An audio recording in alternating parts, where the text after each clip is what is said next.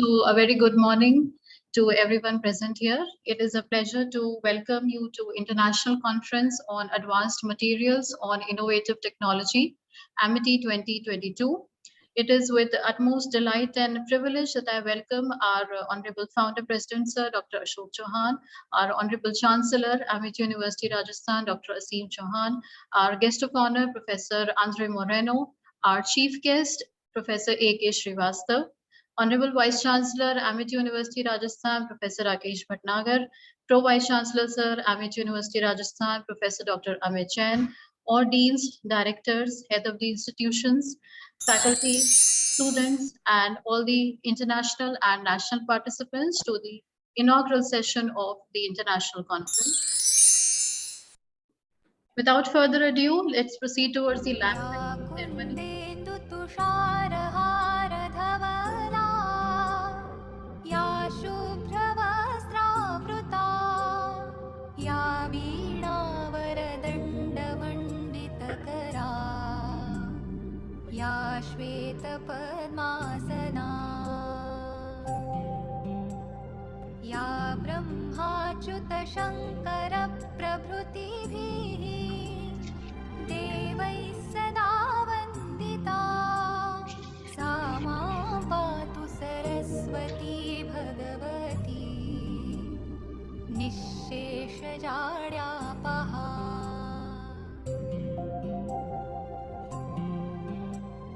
शुक्लां ब्रह्मविचारसारपरमा आद्यां जगद्व्यापिनीं Veena पुस्तकधारिणीम् अभयदां जाड्यान्धकारापहा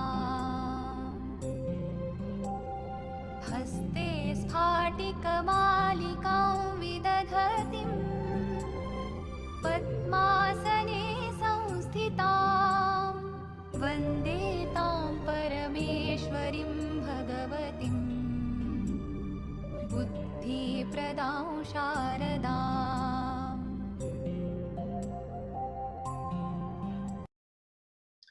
The lamp lighting symbolizes the journey from darkness to light and from ignorance to knowledge. With this, I take the privilege to introduce Professor Jagdish Prasad, General Chair, Amity 2022.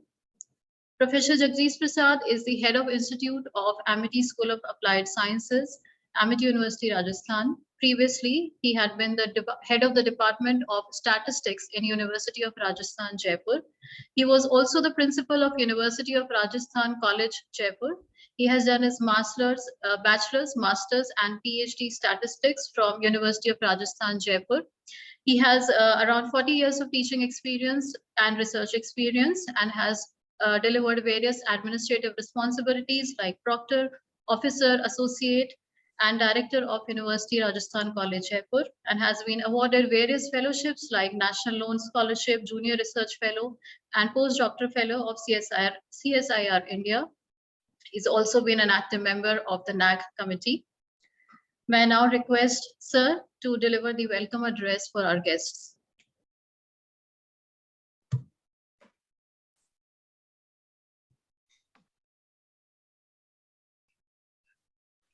I request Professor Jagdish Prasad to kindly deliver his welcome address.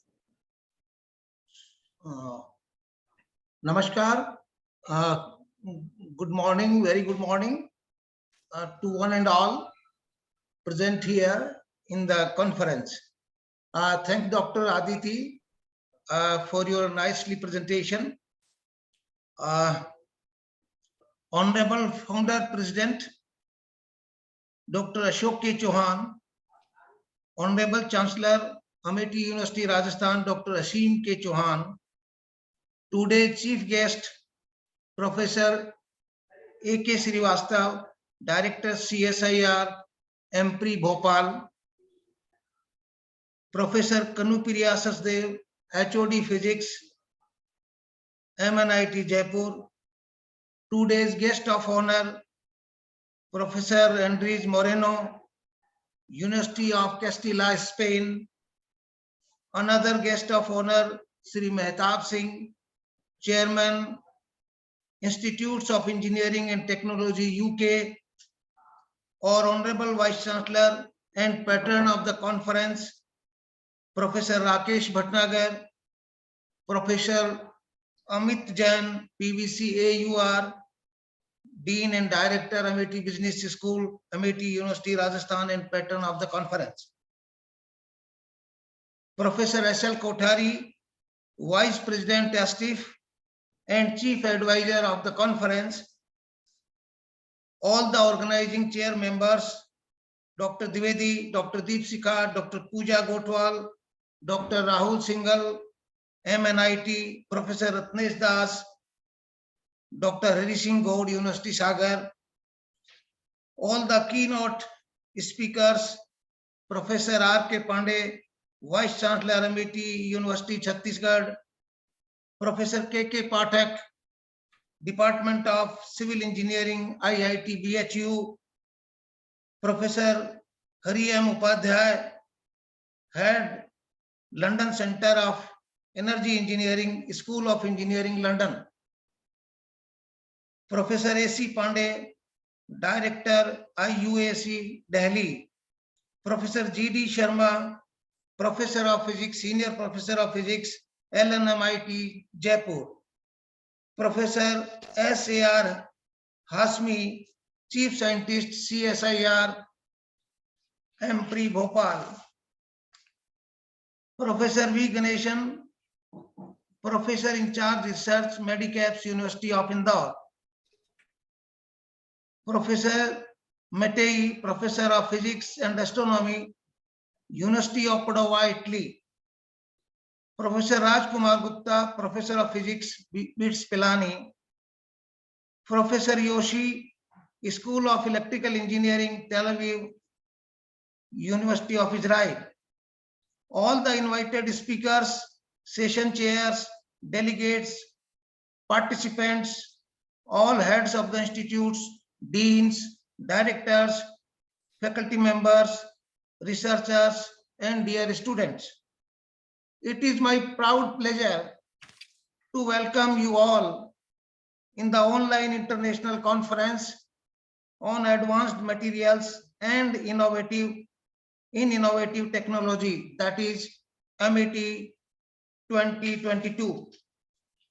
Warm welcome and gratitude to our respectable founder president, Sir Dr. Ashok K. Chauhan, who always motivate, encourage, and support all the faculty members, researchers, and students to contribute your best through research in the interest of the nation. His vision to make India a superpower in all aspects is unique.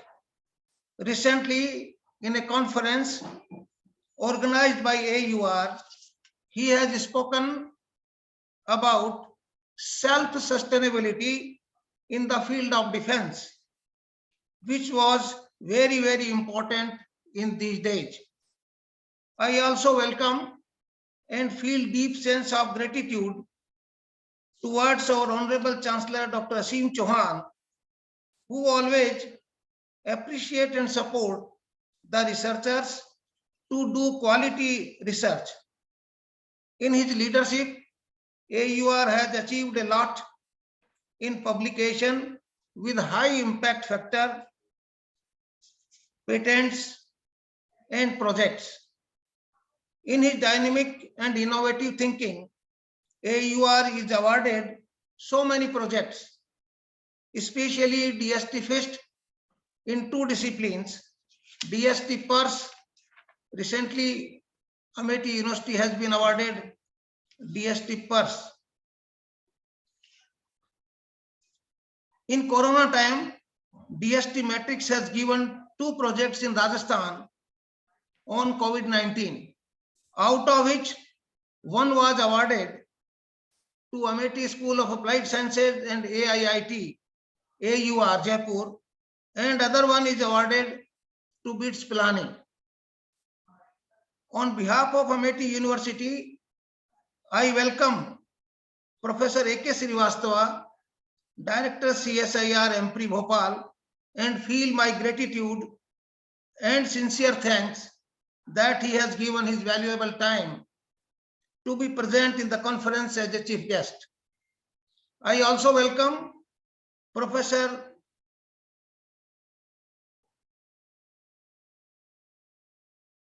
Rakesh Bhatnagar, Vice Chancellor, Amity University, Rajasthan.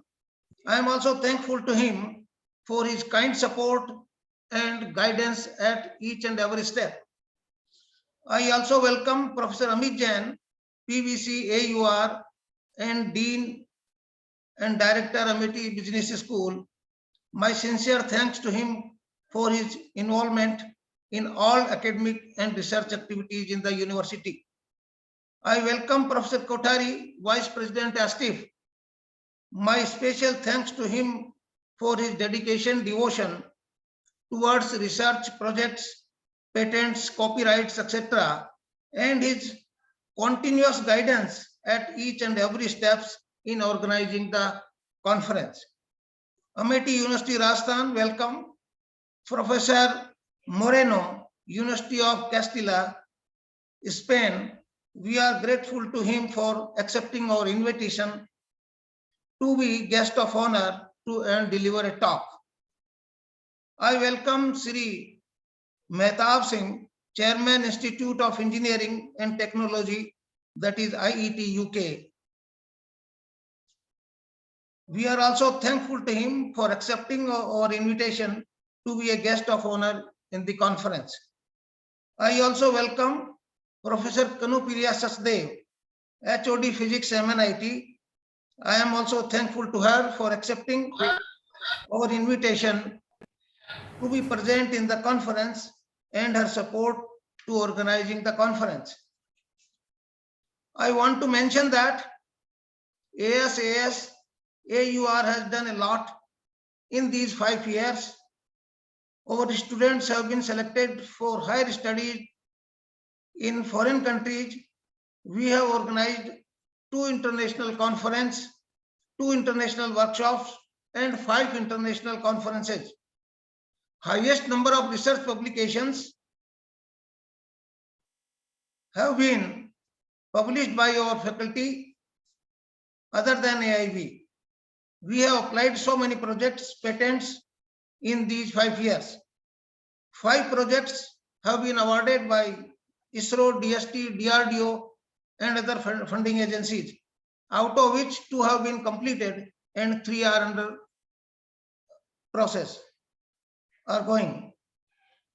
Ladies and gentlemen, we have received 127 research papers of various participants of different countries and states of India. In the last, again, I am pleased to welcome all the scientists, technocrats, academicians, researchers, entrepreneurs to participate in the conference. I hope you will enjoy the conference and bringing out new ideas to work upon. Thanks and regards to all of you. Jai Hind, Jai Bharat. Namaskar.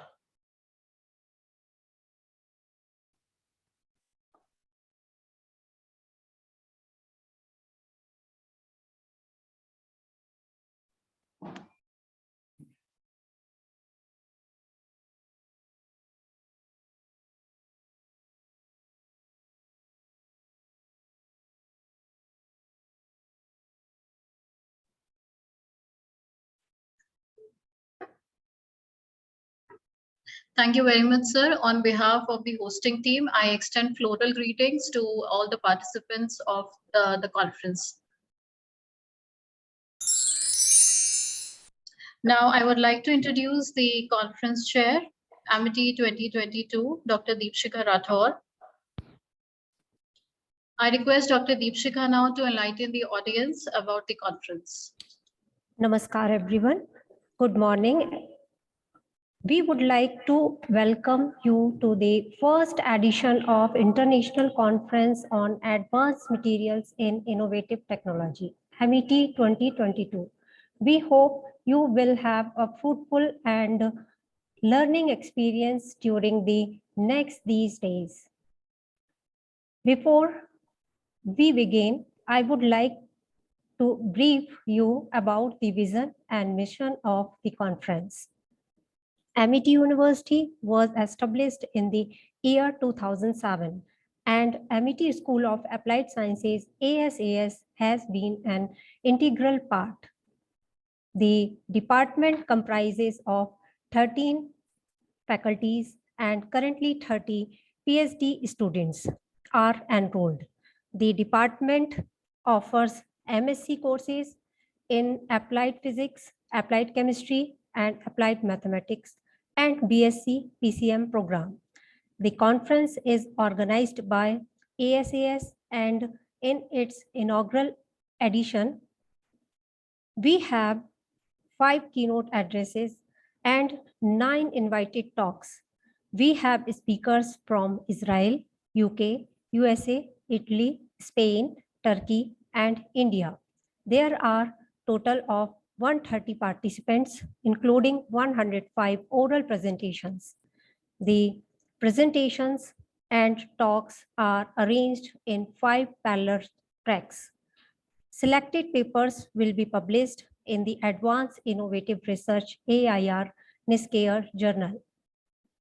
This international conference aims to bring together leading academic scientists, researchers, industrialists, and research scholars to exchange and share their experiences and research results about all aspects of advanced materials with a vision to build a global alliance in research and development directed towards innovation. It also provides the premier interdisciplinary forum for researchers, practitioners, and educators to present and discuss the most recent innovations, trends, and concerns, practical challenges encountered, and the solutions adopted in the fields of materials technology. The role of materials has been prominent in the present age, and the scientific understanding of such materials is of utmost importance. Such materials can be utilized in the field of physics, chemistry, biology, mathematics, and engineering. This has motivated to us divided the conference into 5 tracks based on these themes. These fields ultimately have an impact on technological innovation. Hence, the name of international conference is kept as Advanced Materials in Innovative Technology, Amity 2022. We are looking forward for your active participation and wish you happy learning. Thank you. I am now handing it over to Dr. Aditi Deol. Thank you so much, ma'am, for enlightening our audience about the conference. Ladies and gentlemen, I now take the privilege to introduce Professor S.L. Kothari, Chief Advisor, Amity 2022. Professor S.L. Kothari is currently working as Distinguished Professor of Biotechnology at Amity University, Rajasthan, and Vice President, Amity Science Technology and Innovation Foundation. He has been associated with Amity University, Jaipur for the last 8 years in various capacities as Dean Director and Pro-President. Prior to joining Amity University, Professor Kothari was in Rajasthan University, where he held the positions as Dean, Faculty of Science, Head, Department of Botany and Biotechnology, and Director, Center for Converging Technology. He has completed his master's degree in botany from Udaipur and has worked on cell fusion and recombination in mitochondrial genomes, which has been regarded as pioneering in the field of protoplast fusion. In his long academic and research career, Professor Kothari was awarded Commonwealth Academic Staff Fellowship and Rockefeller Biotechnology Career Award. His work on GM rice and other cereal crops is cited internationally. He has also been elected as Fellow of National Academy of Sciences, India in 1997. He has held various professorial positions at University of Tsukuba, Japan, and Lebanese Institute of Plant Genetics and Crop Plant Research, Germany, RIMT University, Melbourne, Australia. He was the founder director of the Center for Convergent Technologies at University of Rajasthan. He has won various awards and lectures awards, including Professor Hiralal Chakrabarti Award of the Indian Science Congress Association. His scientific contribution in the field of transgenics, plant tissue culture, nanobiotechnology, and molecular plant biodiversity have high international impact in terms of about 5,600 citations and 39 H index. He has completed and coordinated 20 major research projects and guided 55 doctoral and postdoctoral students. May I now request her to kindly address the audience. Thank you, Dr. Aditi, for very kind introduction. Good morning, everybody. Chief guest of today's function, Professor A.K. Srivastav, Director CSIR, Advanced Materials and Processes Research Institute, AMPRI, AMPRI Bhopal. Sir, your contributions in the field of material, characterization, properties and applications of metals and alloys, composites, semiconductors, and nanostructures are too well known in terms of applied value, their high impact publications, and peer recognition worldwide. Your kind presence in today's conference on advanced materials is highly motivating and inspirational. Honorable Founder President, Dr. Ashok K. Chauhan, under whose vision the Amity universe has been created with presently 11 universities, 150 institutions and centers which impart education of highest standards and quality. Amity has published more than 30,000 papers, and the Amity has been ranked as the top Indian academic institutions for patent commercialization by the Ministry of Commerce and Industry. Vision of our founder president to contribute to making India a knowledge superpower is fast heading towards its realization. Atmanirbhar Bharat, in many ways, under the visionary leadership of Dr. Ashok K. Chauhan, our founder president. Dr. Asim Chauhan, Honorable Chancellor, Amity University, Rajasthan, Jaipur. Sir, under your leadership, guidance, and motivation, Amity University, Rajasthan has made new marks in research and innovations. Amity University, Rajasthan is a highly competitive university, having extramural research grants worth rupees 17 crore, having been attracted through competitive grant proposals from the government bodies, including the DST, DBT, CSIR, DST SARB, ICMR, ISRO, DRDO, and others.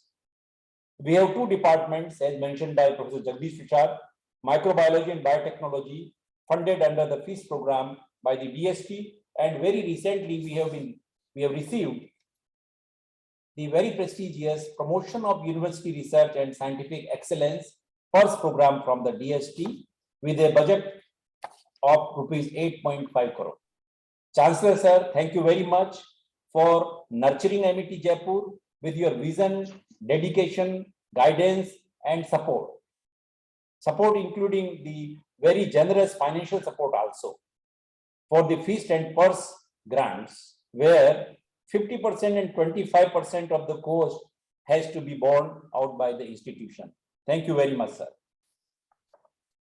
Professor Srivastav will be happy to know that Amity Jaipur in the last 5 to 7 years have received a total citation in the Scopus database of nearly 10,000 and an H index of 37 and I-10 index about 200. We are a small university, but in the last 5 to 7 years, we have made this mark. We wish to collaborate and work with you, sir, with your institution in the field of advanced materials too. As we have an umbrella MOU with all CSR laboratories, we have freedom of working with you and collaborating with you in a very positive manner. Our nanobiotechnology and nanomedicine center and the physics department at Amity Jaipur have done excellent work in the field of advanced materials, and they have published papers in journals with cumulative impact factor of about 200 in the last 4 to 5 years. Honorable Vice Chancellor Professor Rakesh Bhatnagar, Amity University, Rajasthan, Jaipur.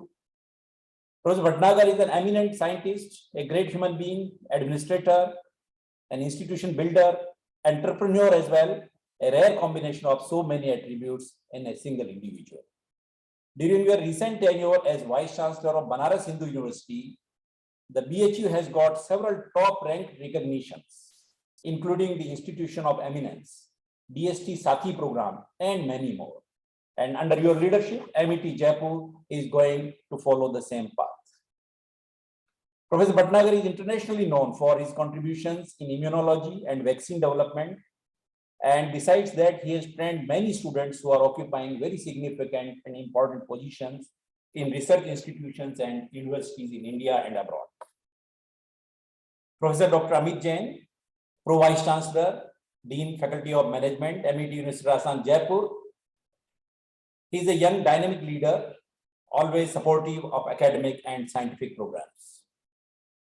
Professor Andres Moreno, guest of honor in today's inaugural function, and the invited speaker from University of Castilla-La Mancha, Spain. Professor Nilima Gupta, Honorable Vice Chancellor from Hari Singh Gaur University, Sagar. Professor Kanupriya Sachdev, Head Department of Physics, Malviya National Institute of Technology, MNIT, Jaipur. Mr. Mehtab Singh, Chairman, Institute of Engineering and Technology, Delhi. Professor Jagdish Prasad, General Chair of the conference.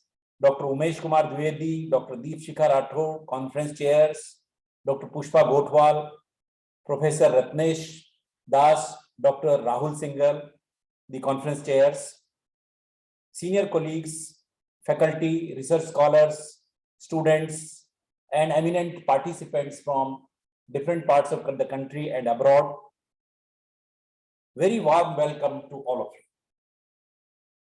you. The 3-day International Conference on Advanced Materials in Innovative Technology, AMITY 2022, has been chosen very carefully, looking to the needs of technology developments, taking the newer and advanced materials.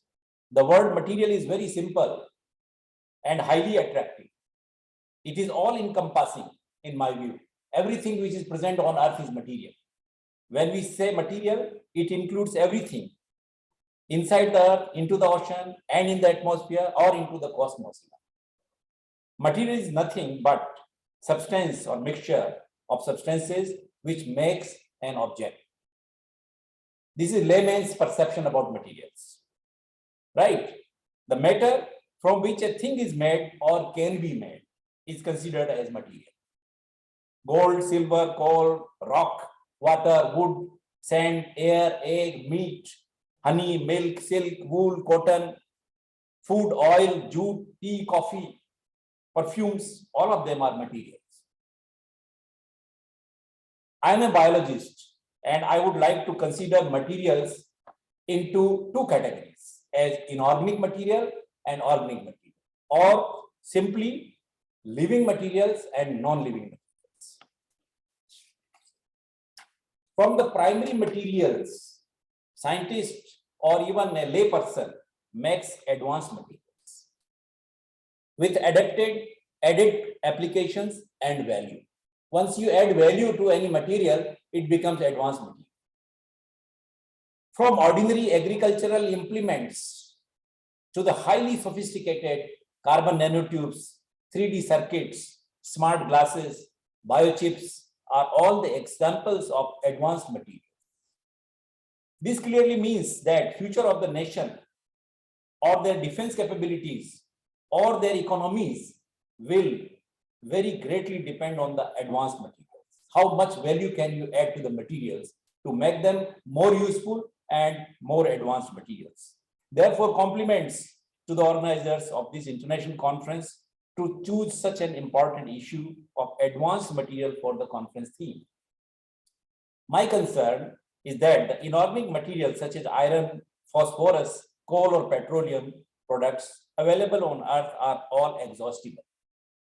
Someday they will vanish. While the organic material produced by plants primarily and the animals and microbes are available in the sustainable manner till sun is shining. Therefore, taking the biological material also as material and combining it with other materials will have infinite future. And in that respect, already a lot of work is going on. I am aware of the work which is being carried out on biological materials. Earth has a total biomass of 550 gigatons. It produces 100 billion tons of carbon every year. Lot of agricultural waste is generated, which can be converted into bioenergy and biomaterials through what is called as biorefining. This biorefining process efficiency requires to be enhanced with multidisciplinary approach. This will require physical and biological and engineering sciences to come together in a converging manner. I'm sure the conference has a session on advanced biological materials too. Thank you very much for giving me this opportunity to be the part of the conference. Jai Hind. Thank you.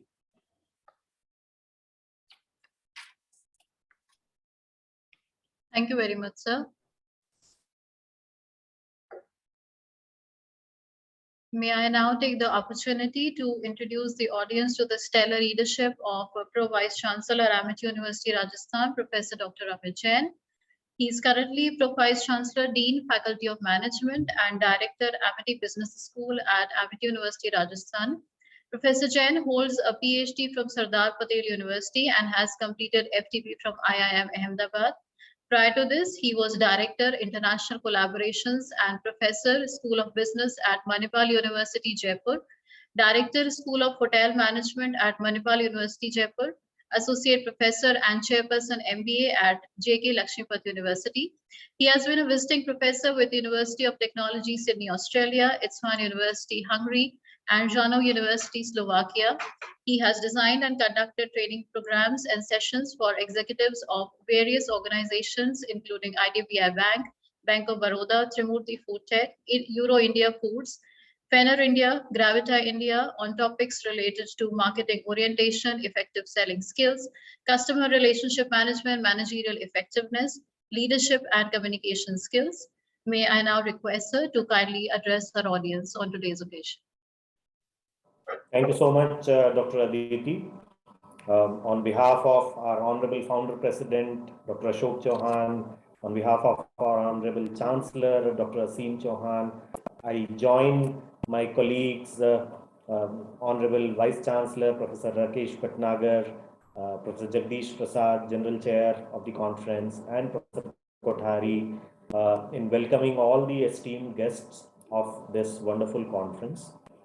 It is, in fact, a matter of great pride and privilege for us that almost for last 3 months, every month, we are getting an opportunity to host a mega international conference that we are organizing at a global scale. The first one was organized by our Innovation and Incubation Center in collaboration with various departments, AIIT, ABS, and all. The second one was with Amity Institute of Biotechnology, where again there was a participation of more than 300 paper presenters. And this is the third one which we are doing almost in a span of last 2.5 months. So I'm really happy and delighted for this particular endeavor. A lot has already been said about the preface of the conference, setting a tone and setting a stage for very fruitful deliberations to follow. But for benefit of our esteemed guests, and especially our chief guest for the occasion, Professor A.K. Srivastav, our guest of honors, Professor Kanupriya Sachdev, Professor Andres Moreno, Mr. Mehtab Singh, Professor Nilima Gupta, Professor Narayan Prasad Paddy, right, Professor Yoshi Sacham, who is likely to join. Especially for their benefit, I would like to talk about a few things that are unique as part of Amity system. We all understand that eminence of an institution is established through its contribution to research primarily. But in addition to research, innovation, entrepreneurship, employability of the student also plays a very important role. And Amity University Rajasthan is a demand-based learner-centric university with a lot of emphasis on research, innovation, and productivity. So we have a very industry-oriented approach, and this approach has ensured 100% placement of our students over the years. Universities' quest for excellence, desire to bring global trends and curricula, and extensive use of IT-enabled teaching and learning practices has resulted in preparing competent professionals and entrepreneurs for global market. I believe as with almost 17 campuses globally, Amity is no doubt one of the most global Indian institution, to say so. And we have been able to not only learn and imbibe best practices from across the globe, but able to make our mark in the education all over the world. In fact, our alumni are placed all over the world with leading corporations, and when I'm saying 100% placement, it includes not only the leading corporations, but it also includes some of the best higher education institutions of the world where our students have been able to take admissions as PG, PhD, or postdoc scholars. So that is something which is commendable and can be credited to the hard work of all the faculty members and staff and the leadership team of Amity as a group. And Amity University Rajasthan is not behind in any of these aspects. In terms of our research, we always try to relate our research with societal needs. And there are several programs that we are running at the university. One program is Anandam program, where every student is required to do some social work, document it, put it in a journal, and it is evaluated every semester, and the faculty members mentor and guide these students. Almost any, we are part of a Bharat Abhiyan program where we have adopted 5 villages, and we are working very closely to help these villagers improve their employability with whatever little training and effort that we can do as an educational institution. We are well connected with the alumni through our alumni meets. We have a system of industry advisory board where there are members of corporate part of our industry advisory board, and every 6 months we take feedback on our curriculum, and that's the reason I say that we are a demand-based learner-centric institution. Our basically universities need to help students discover new perspective, see things differently and develop an entrepreneurial mindset. And the faculty members, I'm so happy and proud. Many of them are part of the organizing team of this conference. Many of them are part of this panel also, right? They interact with the students very constructively, not only with students, with each other also. A lot of brainstorming is done, how to improve pedagogy, how to improve, incorporate new teaching learning systems, right? How better opportunities can be created for students, maybe through live projects, industrial visits, internships, many ways. The students of Amity develop team building, leadership, communication, and not only through the education which is confined to the walls, of the classroom, but as part of a military training camp, which is a very unique feature of Amity, where every student is required to live life of a military person for 7 days. The camp starts 5 a.m. in the morning and ends with the campfire. They adorn the uniform and they live life. And in the process, there are great learnings in terms of leadership, communication, critical thinking, problem solving skills, all of which are suitable for a variety of fields of employment. So with these few words about Amity, I once again extend a very warm welcome to all the esteemed guests and express my heartfelt gratitude for accepting our invitation and being with us. My good wishes to all the paper presenters and participants. Have a very happy learning in next 2 days of the conference. Thank you so much, Dr. Over to you. Thank you very much, sir.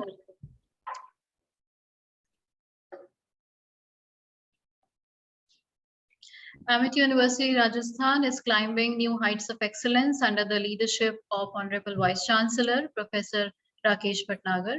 He is currently President of Amity University, Rajasthan, and Senior Vice President of Ritanand Balved Education Foundation, New Delhi. Before this, Professor Bhattagar was a Vice Chancellor of Banaras Hindu University, Vice Chancellor of Kumaon University, Nainital, and Professor in the School of Biotechnology, Jawaharlal Nehru University, New Delhi. After completion of his PhD from the Department of Biotechnology, National Sugar Institute, Kanpur, he moved to Freiburg University, Germany as scientist, followed by Medical Hospital University of Cannes, France as visiting assistant professor, National Institute of Health USA as visiting associate, and the United States Army Medical Research Institute of Infectious Diseases USA. After returning to India, Professor Bhattagar joined School of Biotechnology, Jawaharlal Nehru University as associate professor and subsequently became professor. He is well known for developing recombinant vaccine against anthrax,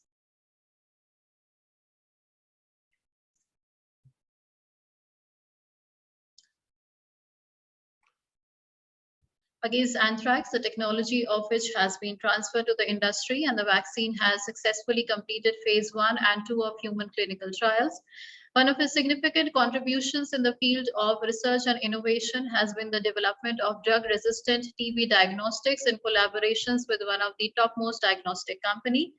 Professor Bhattagar's research has been ranked 7th in the anthrax research globally. He has received several prestigious awards and recognitions, few of them being President's Award for Best Innovation by President of India, ICMR Award for Outstanding Research Work in the Field of Immunology by Honorable Health Minister, Government of India, and All India Biotech Association Award. He has also been credited with creating a world-class laboratory in Jawaharlal Nehru University, which is first of its kind in the university system. I now request Honorable Vice Chancellor to share his thoughts on the occasion. Thank you. Good morning. Honorable Founder, Dr.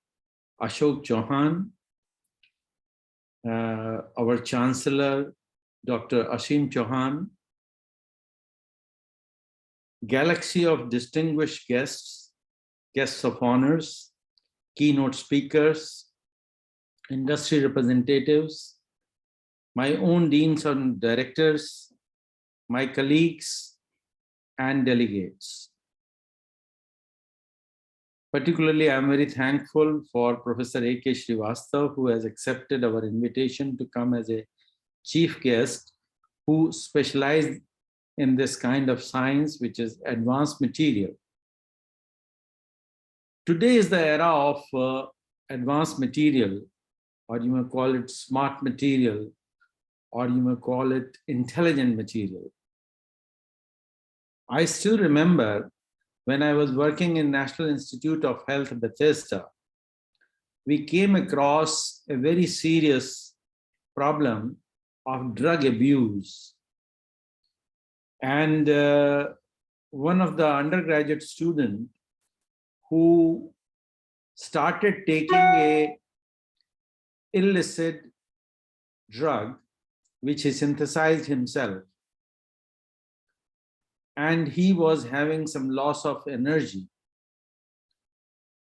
He used to behave like a patient of Alzheimer. He used to behave a patient like Parkinson's. And these diseases usually takes place in the old age. We all scientists were invited in a brainstorming session how to study this disease, which was never there before. Chemists were there, electronic engineers were there, biologists were there. And I tell you, perhaps I did not know that we are trying to work on a smart material. That was my first introduction to the materials which can tell us the information which otherwise is very difficult to obtain. Mitochondria are the powerhouse of biological system. And these patients who were taking these drugs, they were having a lot of energy loss. And we had to find out what is happening, why they are having energy loss. This was the task given to the biologists like me. So we with the help of electronics people, developed a system by which we can find out why this energy is being lost. And the answer came by creating a very smart sensor which will sense the distribution of a particular molecule across the membrane of mitochondria. If the mitochondrial membrane is not damaged, it will be producing a lot of energy. But if the membrane is damaged, the potential difference between outside and inside will be lost, and it will not be able to produce energy. And all the energy which is produced in the form of ATP will be lost. And this we could discover by collaborating with electronics people to create a smart assay system which will tell us in real time how much energy is produced, how much energy is lost. So this was my first exposure to advanced material 30 years back. Another instance which I would like to share with you, when I was constructing a world-class BSL-3 facility in Jawaharlal Nehru University about 15 years back.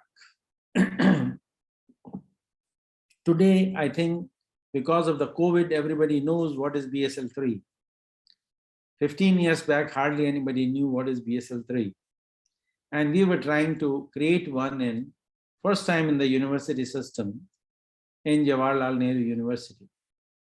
So there are a lot of parameters which have to be controlled in precise manner. So how to do that? And there I was very impressed by seeing plenty of sensors. These sensors are also, advanced materials.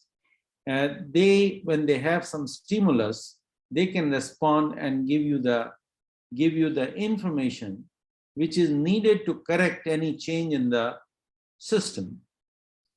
And that's what was the heart of BSL-3 facility, with plenty of sensors which were responsible for maintaining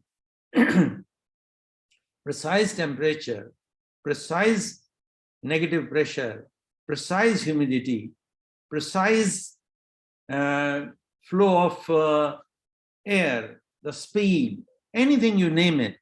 This smart material could help us in maintaining BSL-3 with utmost reliable manner. And that is how we could work in this BSL-3 facility and do a lot of work which was otherwise not possible. So therefore, I wanted to emphasize that this conference is rightly timed. Currently, the country is going through a transformation, what we call it Atmanirbhar Bharat, that we want to be self-reliant. We would like to develop the material which will be used in all kinds of industry, including defense industry, so that we can produce certain things which will help us to have an advantage over our rivals. So I'm very, very pleased to see the topic of this conference, and I look forward for wonderful presentations which will be done by our guest of honors, keynote speakers, industrial representatives, and of course, different delegates and our own colleagues. And I would like that this information should be published, which I was told in the beginning, in a journal which is accessible to all, and all this will lead to the development of the country, which you rightly said, it's the innovative technology, and innovation, as I always say, is the key of development. Unless we innovate, nobody is going to help us to develop. No matter how many slogans we say, that I still remember APJ Abdul Kalam, our president, used to say, we will be developed country by 2020. We are sitting in 2022. It didn't happen. It is only going to happen with innovation. It is only going to happen with innovation. And therefore, I would be very happy if by end of conference, if I am given a summary of the meeting, what are the innovative materials which were presented in this meeting, what are their applications, and how can this help our country to become self-reliant. With these words, I thank each one of you who was responsible for conceiving the topic of this conference, worked hard to make it happen, and we are very fortunate to have galaxy of distinguished guests, guest speakers, and keynote speakers, and all the delegates who are going to share their hard work, which they have been doing in such a short span of time of 2 days, which will make our knowledge base higher. Thank you very much.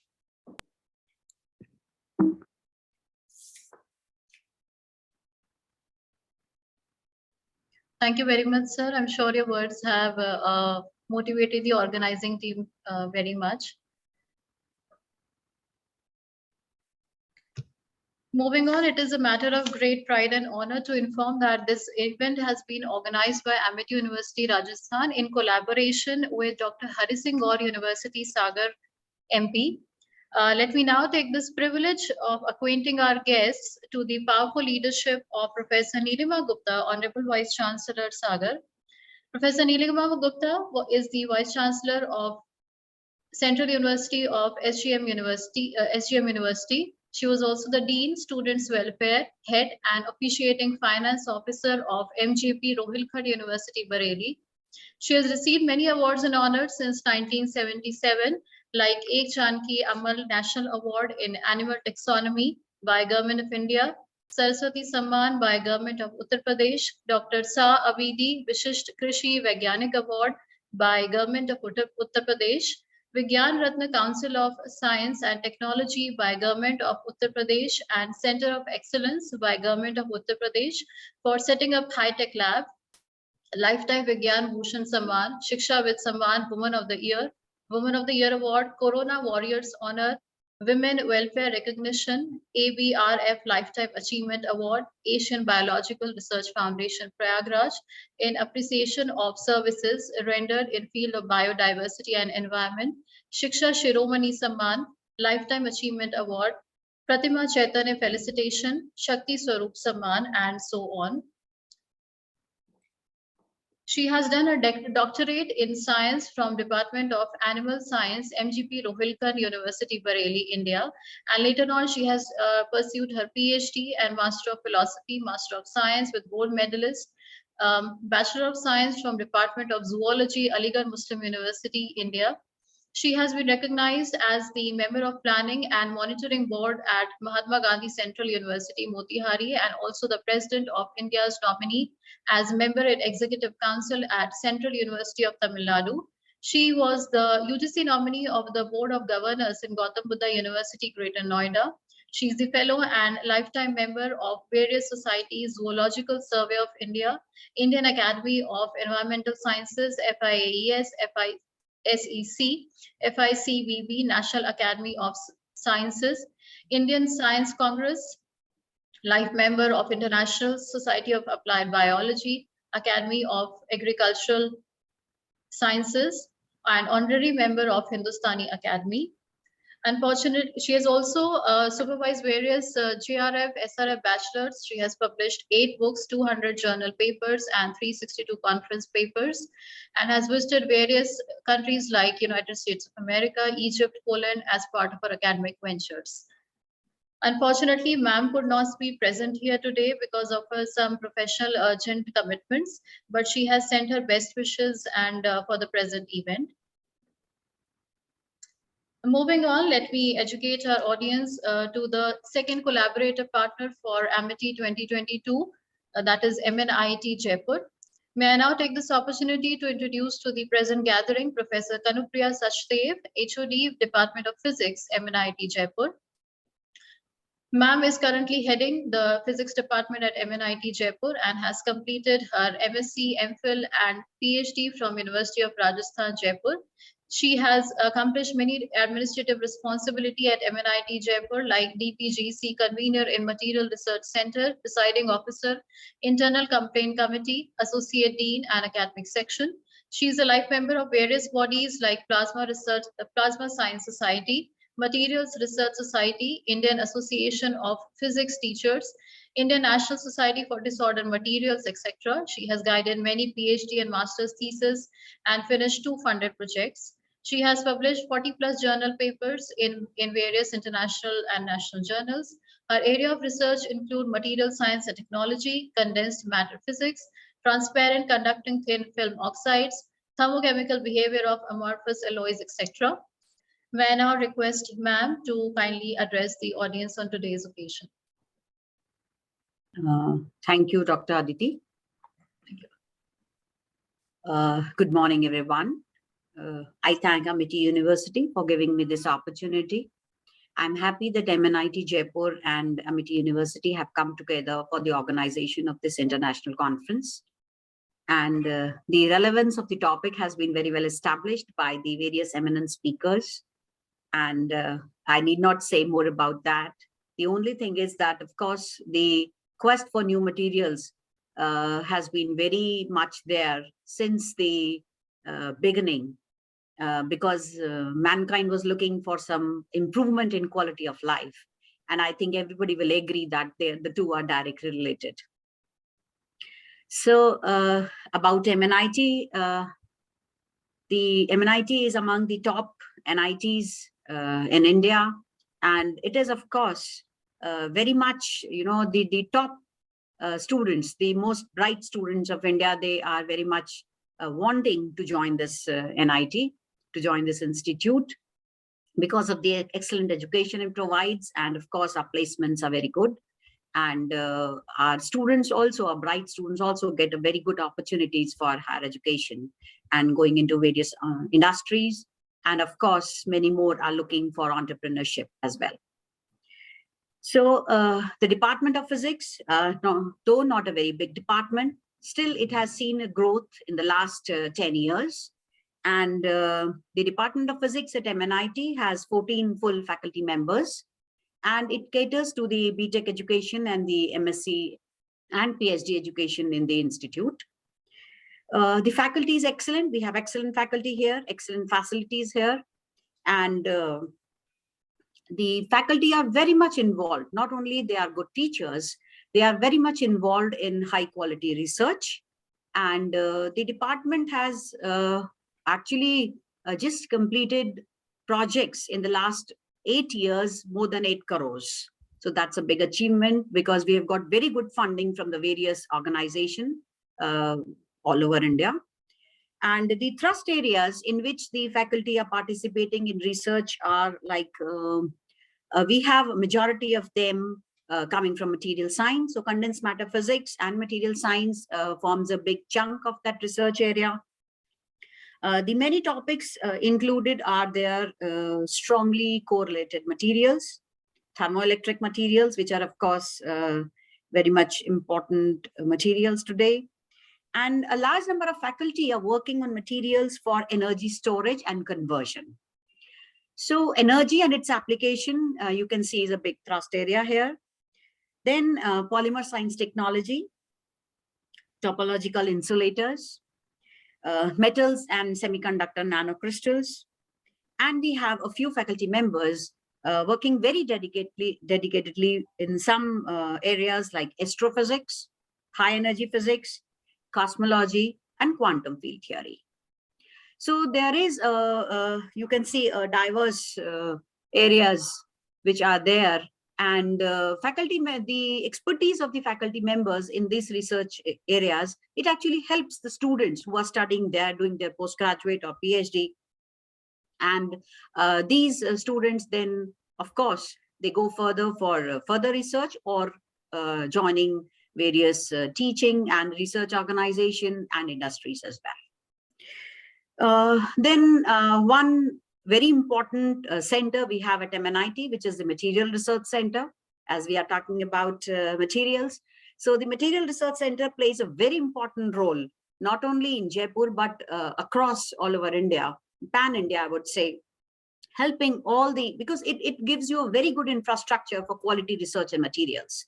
And it helps all the researchers working in any, because it's an interdisciplinary center. Materials, of course, is an interdisciplinary area. So you belong to engineering, you belong to sciences, all people, they make use of these facilities for their research and development. So this is, I think, I wanted to tell about MNIT. Yes, some accomplishments include 2 research patents awarded to one faculty, Dr. Debashish Sarkar, recently. So that's a good achievement of the department.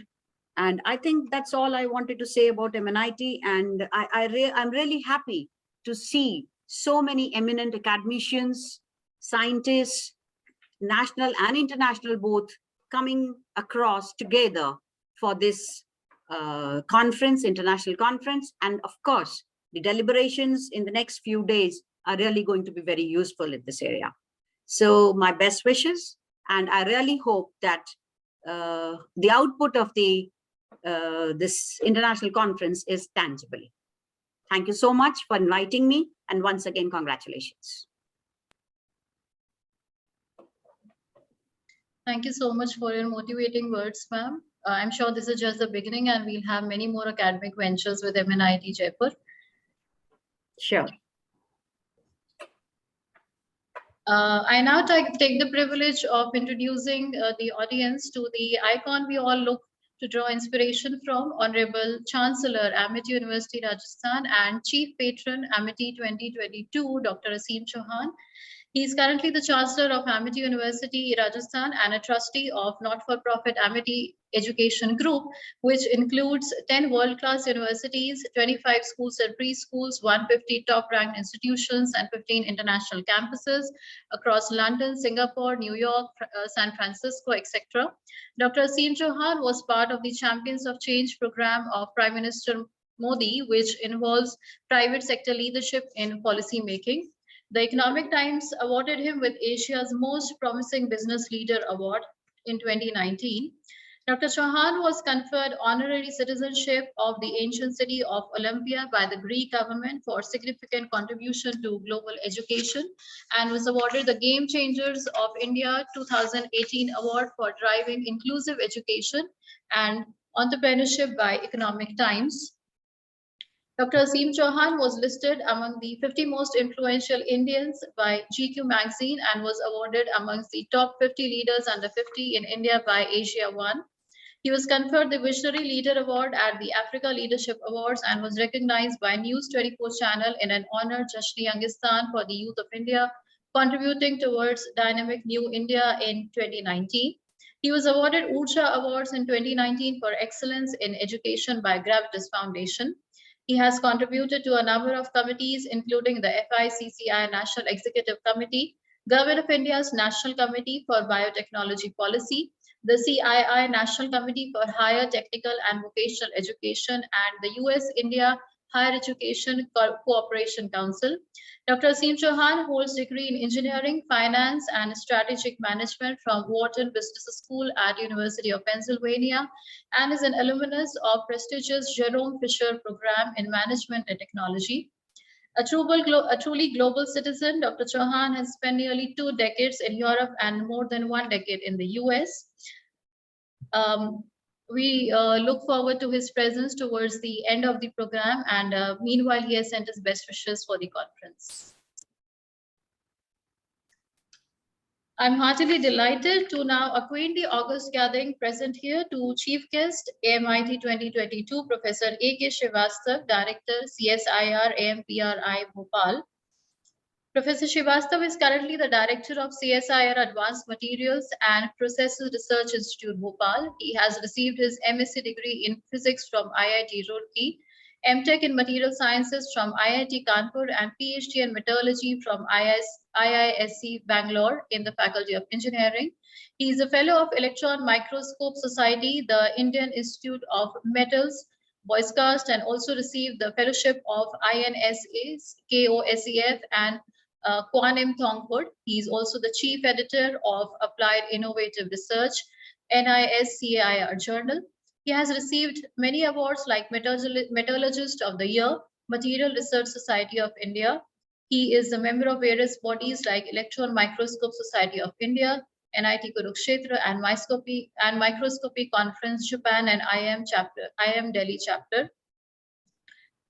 He has published around 250 research articles in reputed international journals, more than 200 papers, and invited talks in different scientific meetings in India and abroad, along with various patents. He has carried out innovative research in collaboration with IISc Bangalore, BHU Varanasi, IIT Delhi, Kanpur, and Hyderabad.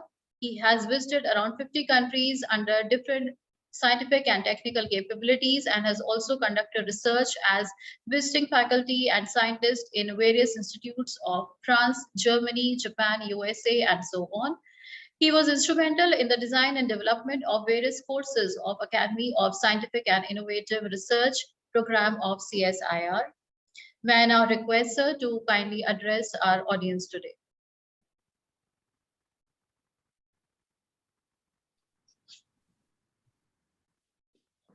So, first of all, thank you very much for involving me in this today's program. I feel honored to be part of this international conference on advanced materials in innovative technologies. So I find two adjectives there, advanced and innovative. These days it's very difficult to organize conferences because we don't know whether we should go in hybrid mode or online mode or physical mode. So, I mean, thanks to organizers.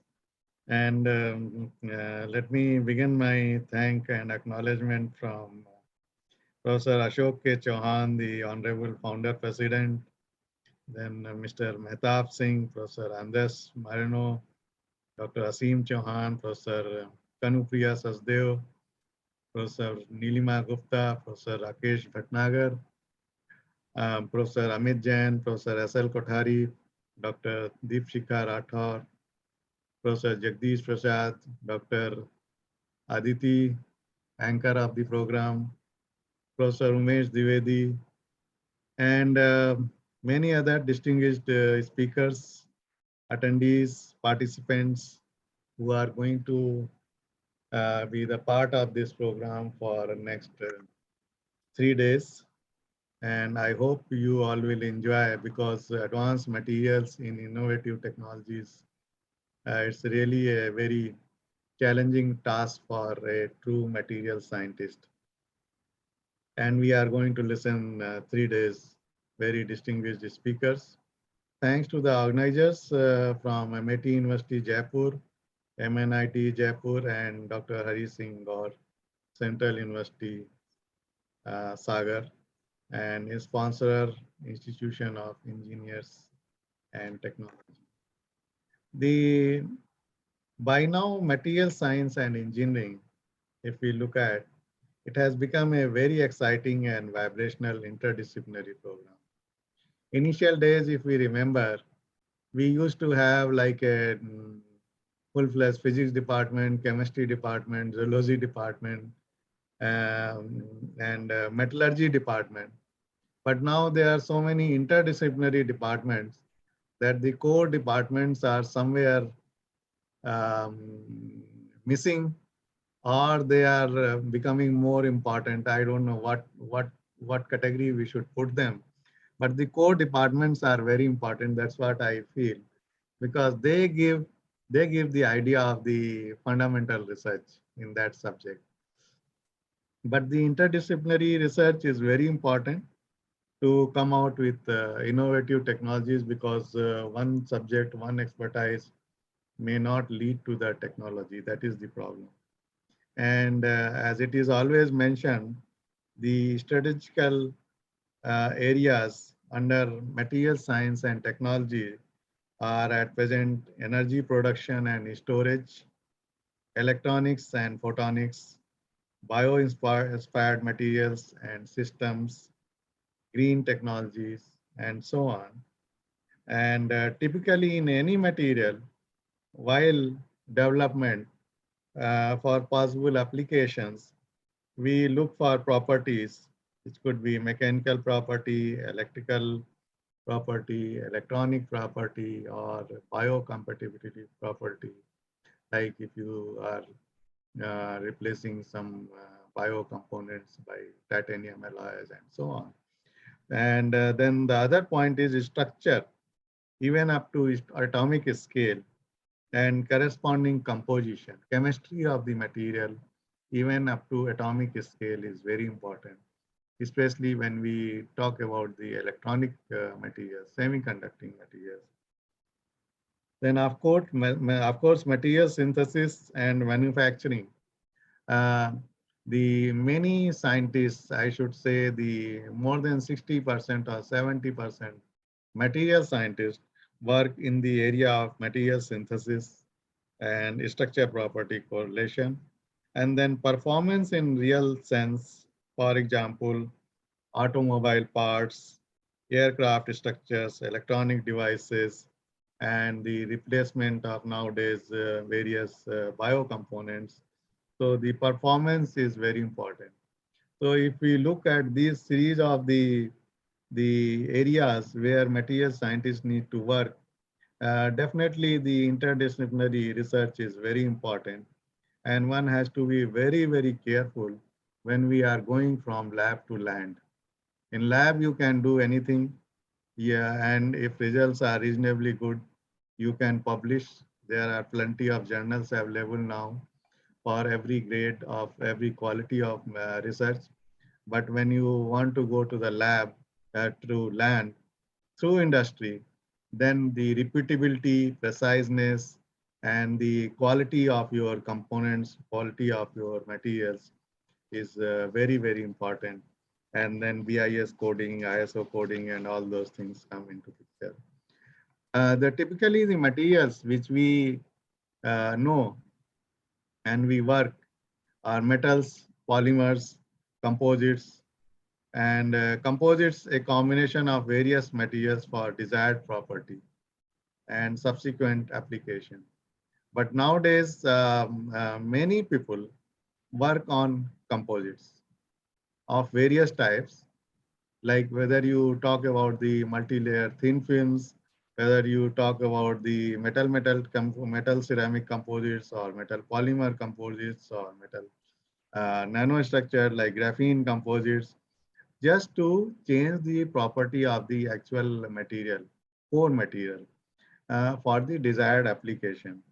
It is also said that to become a good material scientist, one has to have, which we will be seeing in these 3 days conference, that excellent analytical skill is important. When we have the result, we have the data, it's important that how are you going to analyze that. Analytical skill is important.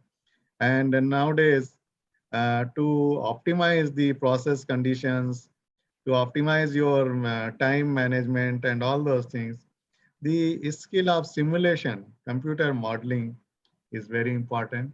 And then how to put it to the scientific community or to the non-scientific community, but the educated community. The writing skill is very important, not only in material science, but in any scientific field. It's very important.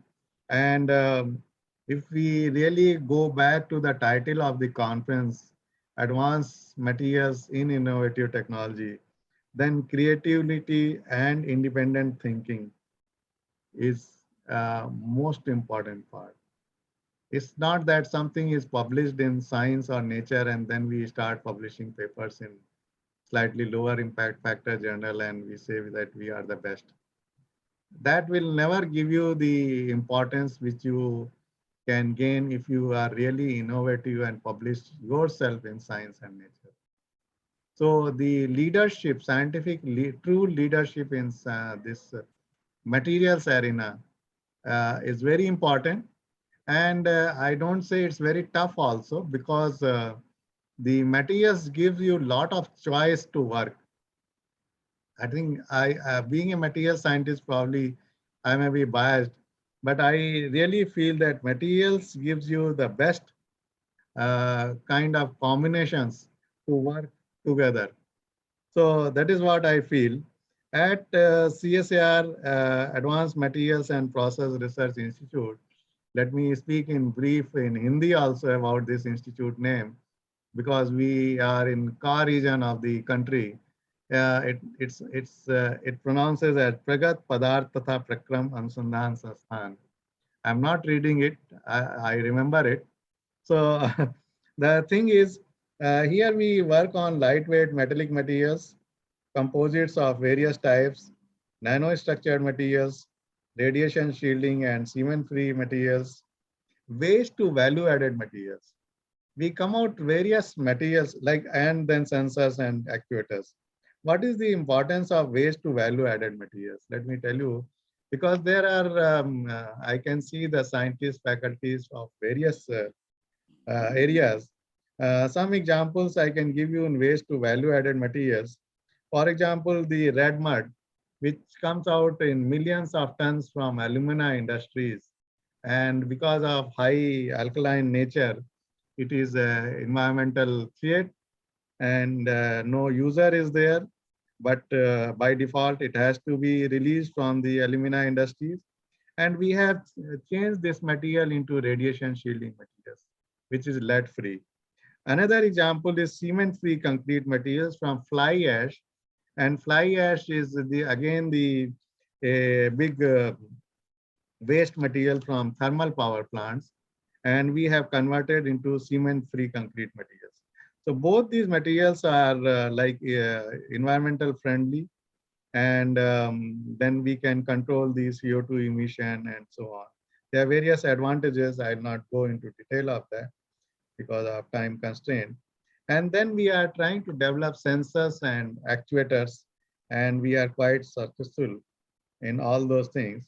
So it is important to discuss about the innovation on advanced materials, and we expect that the kind of deliberations we are going to have, we will come out with some good conclusion at the end. I think that is the purpose of any conference. And thanks to the organizers for putting so much effort in this direction. And as one of the speakers said that Amity University has a good number of publications. I am aware about Amity University because I was in Delhi for about 21 years. And then I am shifted to Bhopal for this institute. So I know Amity University, and any collaboration, joint collaboration, most welcome. We are ready to do that. In waste to value added materials, one more material I will brief here, which is very important and I think very attractive for everybody. Parali, you know, the parali, burning of parali in Delhi, Haryana, Punjab, and some part of UP. From October to January, TV channels say that Delhi has become a gas chamber and so on.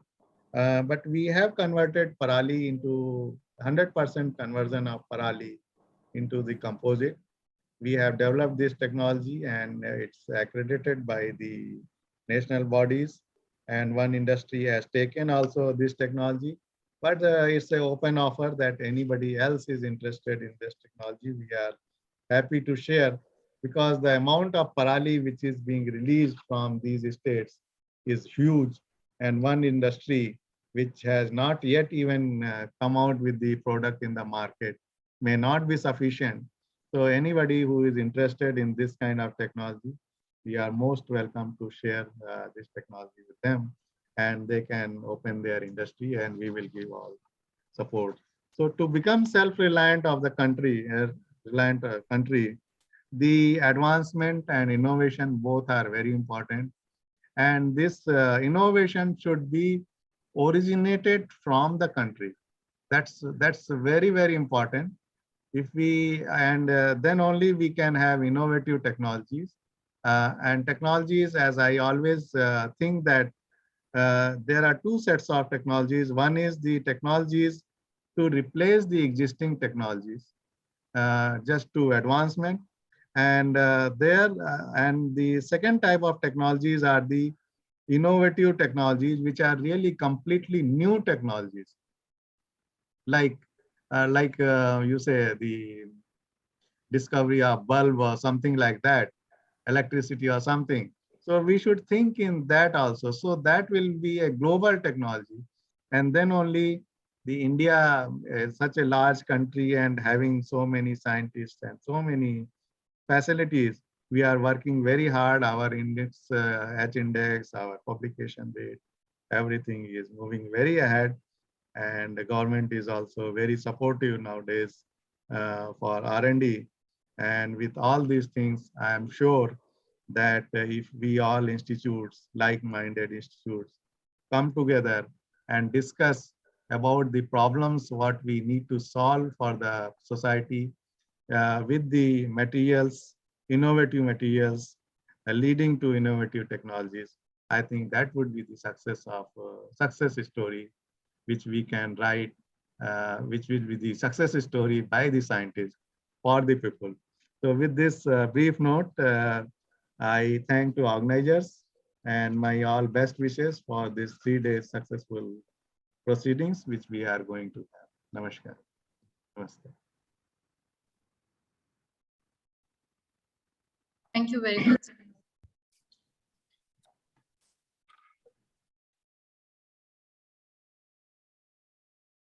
May I now take the opportunity to introduce our guest of honor and invited speaker for today, Professor Andre Moreno from University of Castile, Spain. Professor Moreno began his academic and research career in 1987 in the University of Castilla. He is a full professor of organic chemistry in Spanish educational government and visiting professor at the University of Oxford and University of York since 2014 and University of Rome.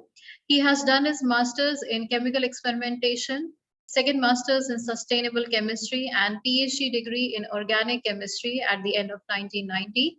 Subsequently, he carried out postdoctoral placements at the University of Oxford and University Paris-Sud. He has been an active member in his research group, working in 27 research projects and in 9 projects of scientific infrastructure.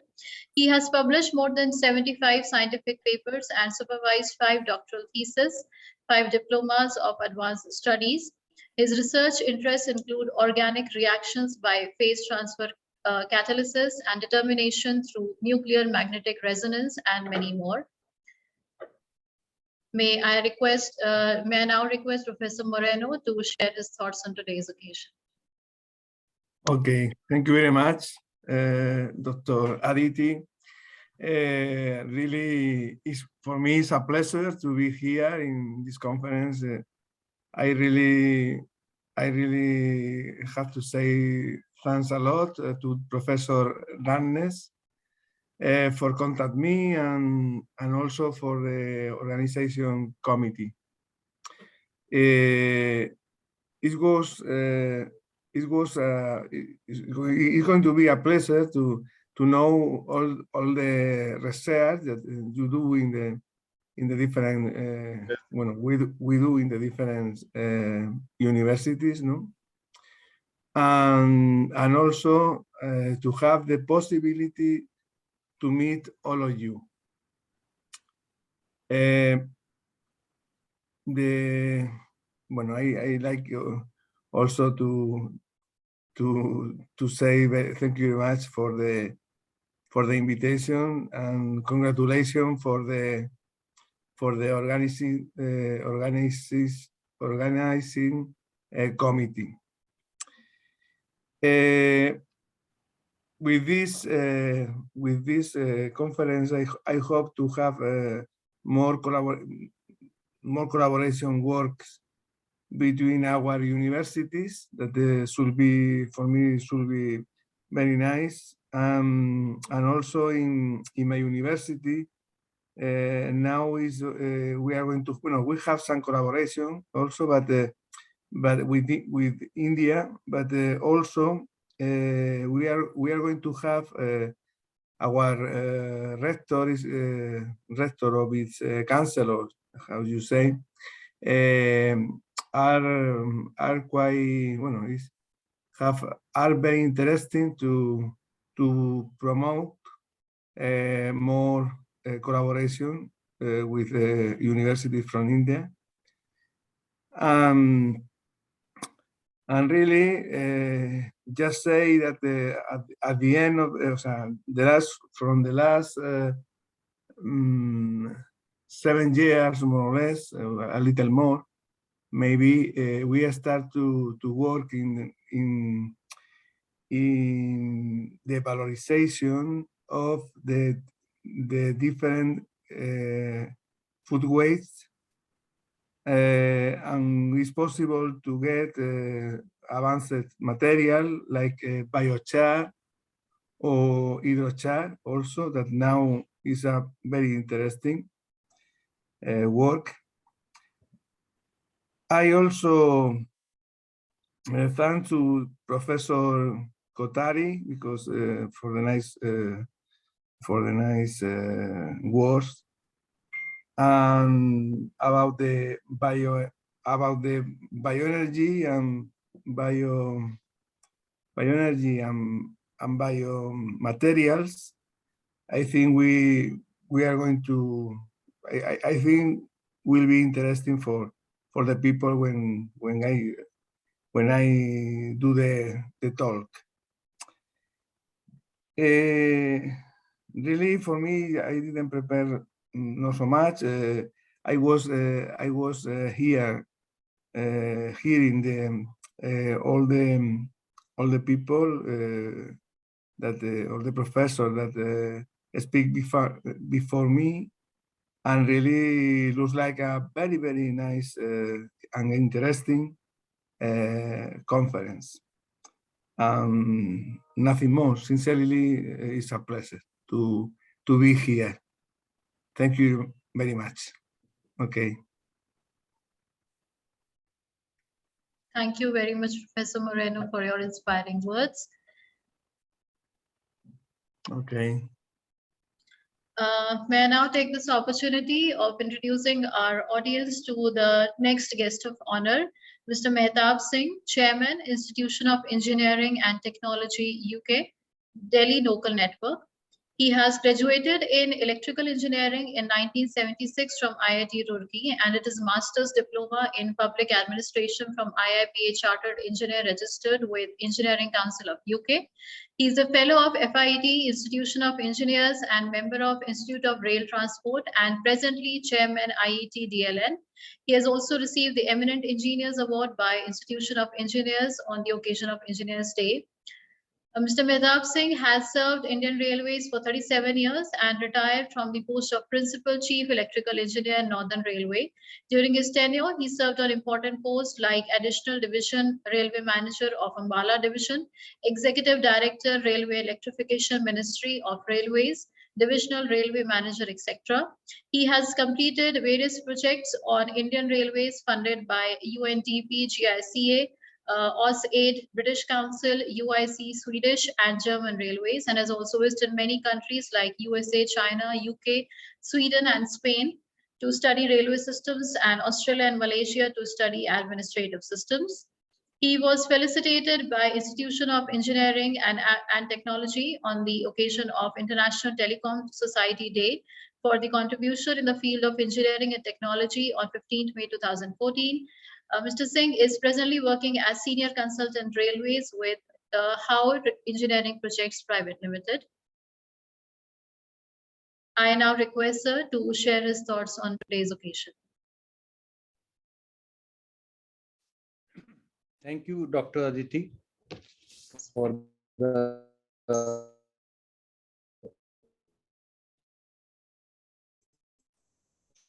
so nice and humble introduction. Delegates, ladies and gentlemen.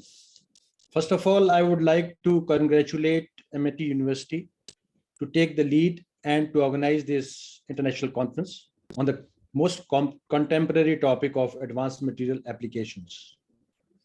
It is indeed the need of the hour to have interdisciplinary forum for researchers, practitioners, and educators to discuss the most recent innovations, trends in the field of material technology, which helps the environment and, of course, improve the quality of life, as Dr. Rathore mentioned.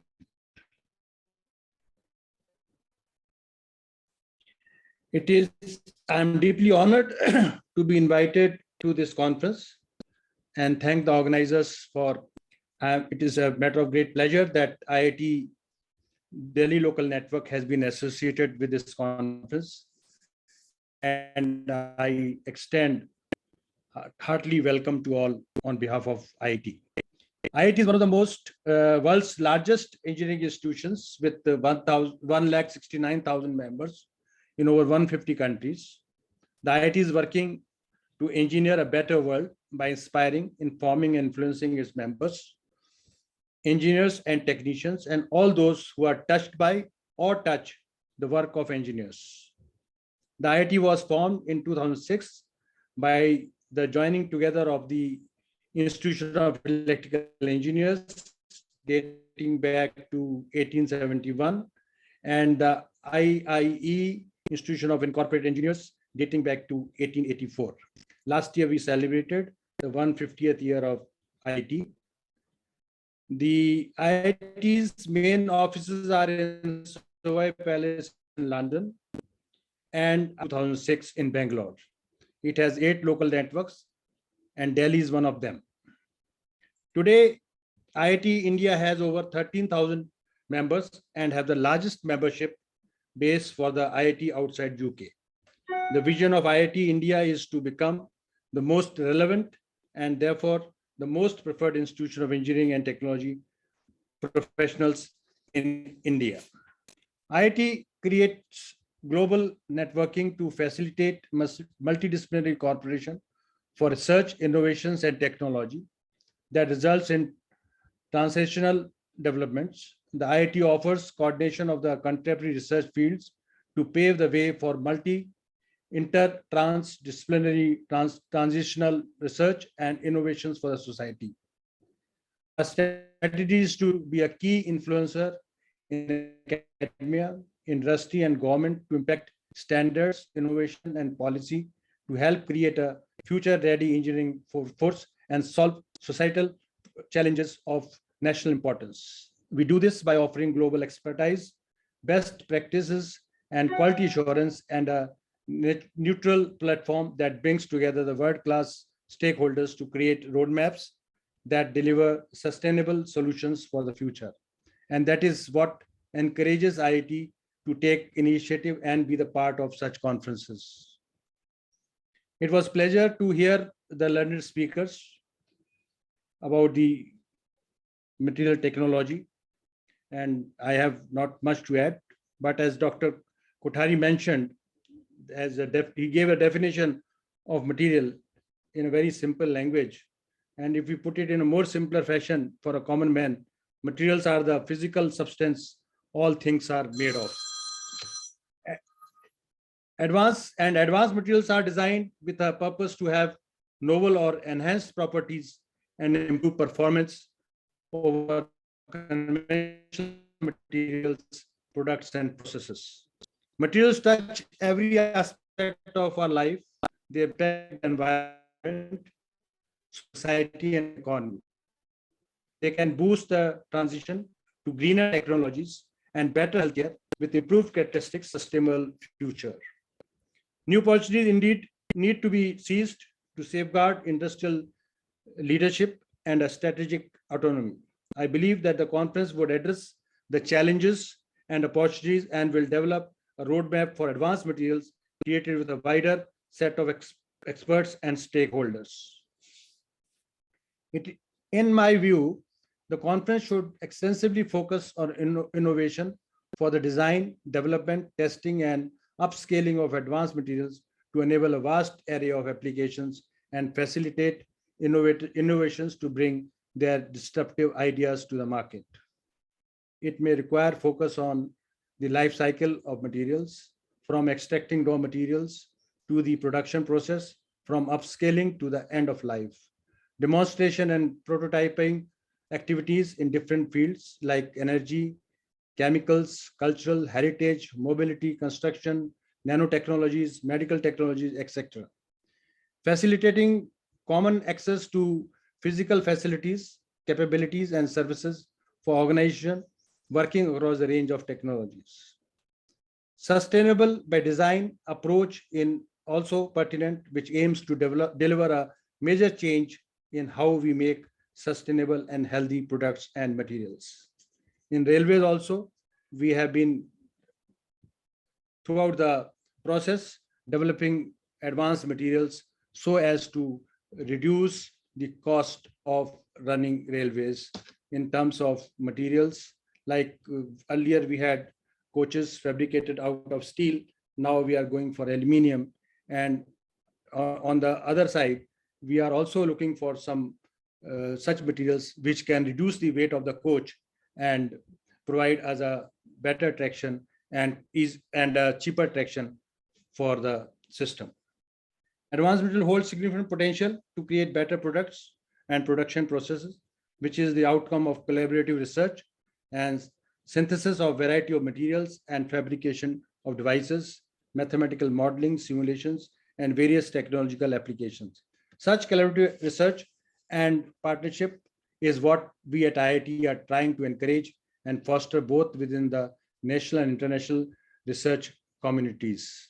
I hope that this conference will generate greater awareness of material sciences, research conducted at Amity University, Rajasthan, and encourage closer interactions among researchers all over the world.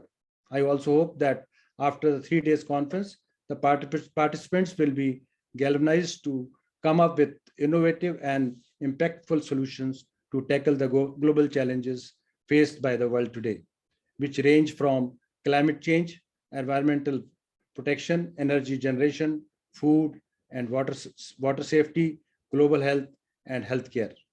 On this note, I would like to congratulate the organizing committee of the conference for putting this event together.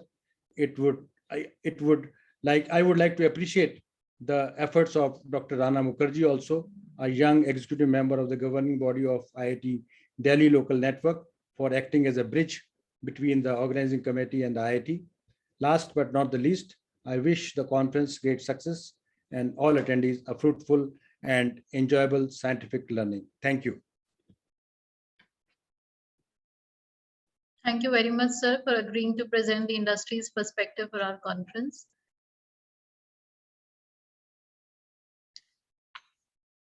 A stellar support system makes achieving goals much easier. I take the privilege to express our heartfelt gratitude to Honorable Founder President, RBEF and Chairman, AKC Group of Companies, Dr. Ashok K. Chauhan, for his benign blessings for today's event. Dr. Ashok K. Chauhan is a larger than life icon. He is continuously creating history and setting new and higher benchmarks by conceptualizing, modernizing, and developing initiatives to promote amity with the belief that one should not follow where the path may lead, but actually where no path exists and leave a trail behind. We are grateful to have received Founder President Sir's blessings and best wishes for the present conference.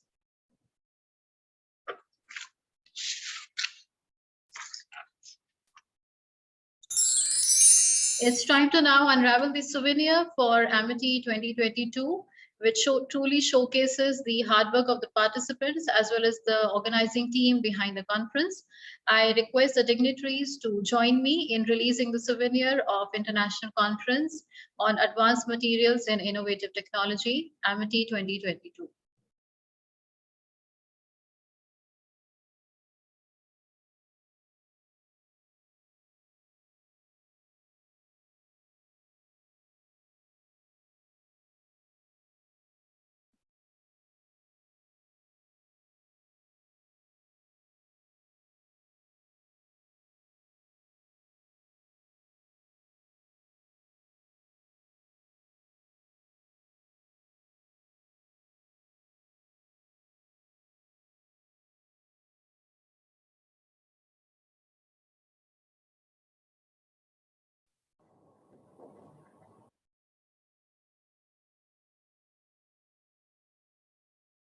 Great, congratulations. Thank you, sir, and congratulations to the organizing team and the guest and everyone associated with the releasing of the souvenir and the hard work behind the souvenir. I would now request Dr. Umesh Kumar Dwivedi, Conference Chair, Amity 2022, to propose a vote of thanks.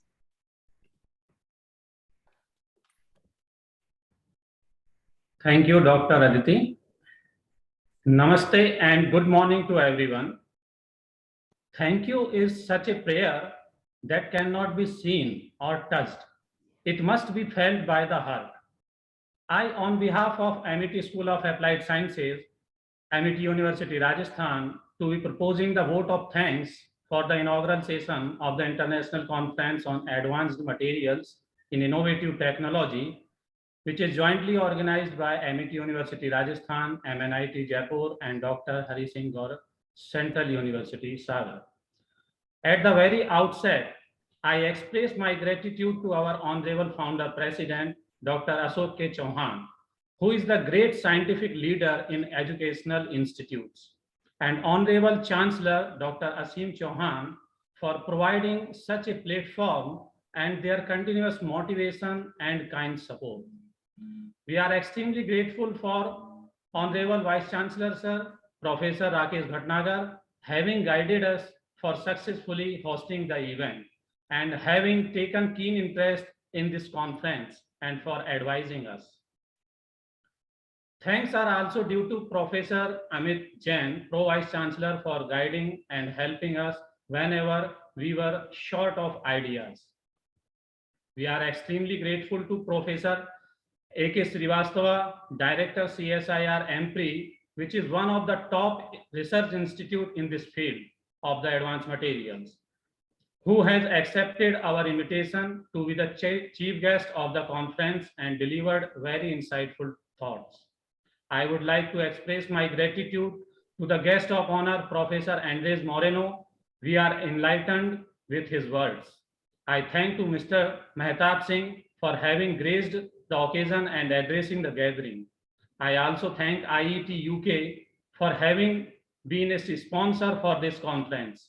I must mention a deep sense of appreciation for Professor S.L. Kothari, Vice President STIF, and Professor R.K. Pandey, Vice Chancellor Amity University, Jaipur, for being the driving force behind this event.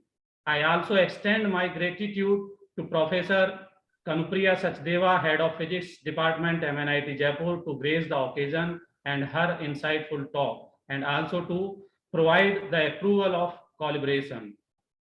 I extend my gratitude to authorities of Dr. Hari Singh Gaur, Central University, Sagar, and MNIT Jaipur to provide the approval of collaboration.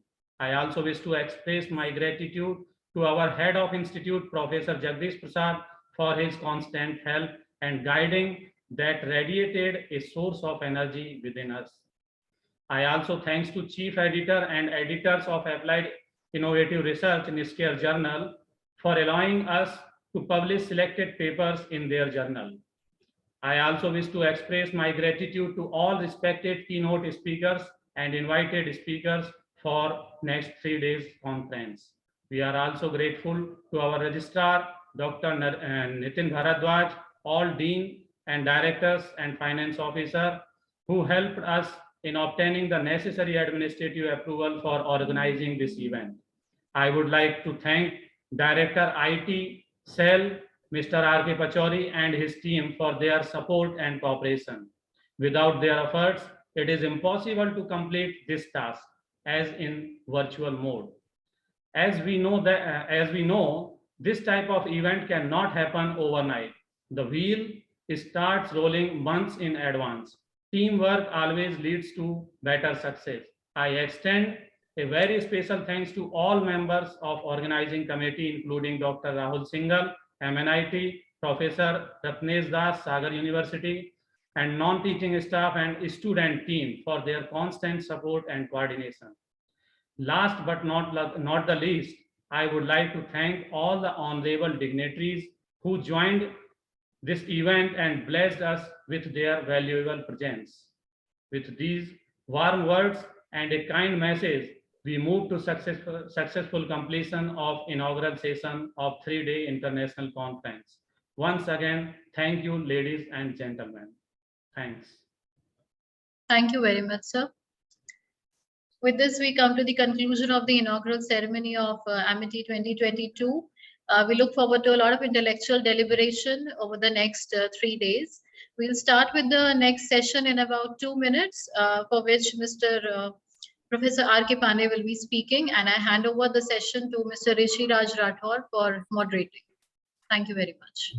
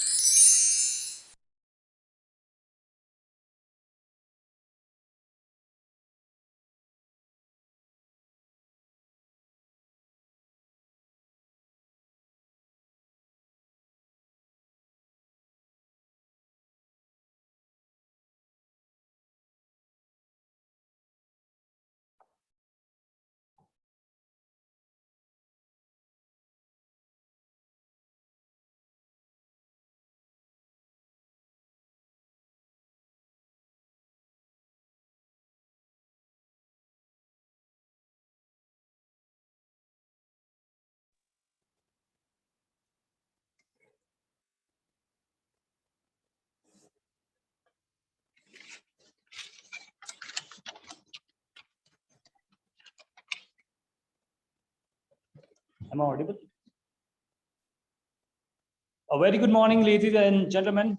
I am delighted to welcome you all to the plenary of keynote sessions of the International Conference on Advanced Materials in Innovative Technology, Amity 2022, organized by Amity School of Applied Sciences in collaboration with Malviya National Institute of Technology, Jaipur, and Dr. Hari Singh God University, Sagar. I am Rishi Raj Singh Rathore from Amity University, Rajasthan, and I asked for the permission from our eminent guest to brief the plenary about this space. In the upcoming plenary sessions, we would be listening from esteemed intellectual keynote speakers coming from reputed institutes across India and abroad, who have been introduced in the inaugural ceremony, and we have all had a glimpse of them. It is my pleasure to be mastering the ceremony and inviting the session chairs who are themselves very esteemed and accomplished personalities from different domains.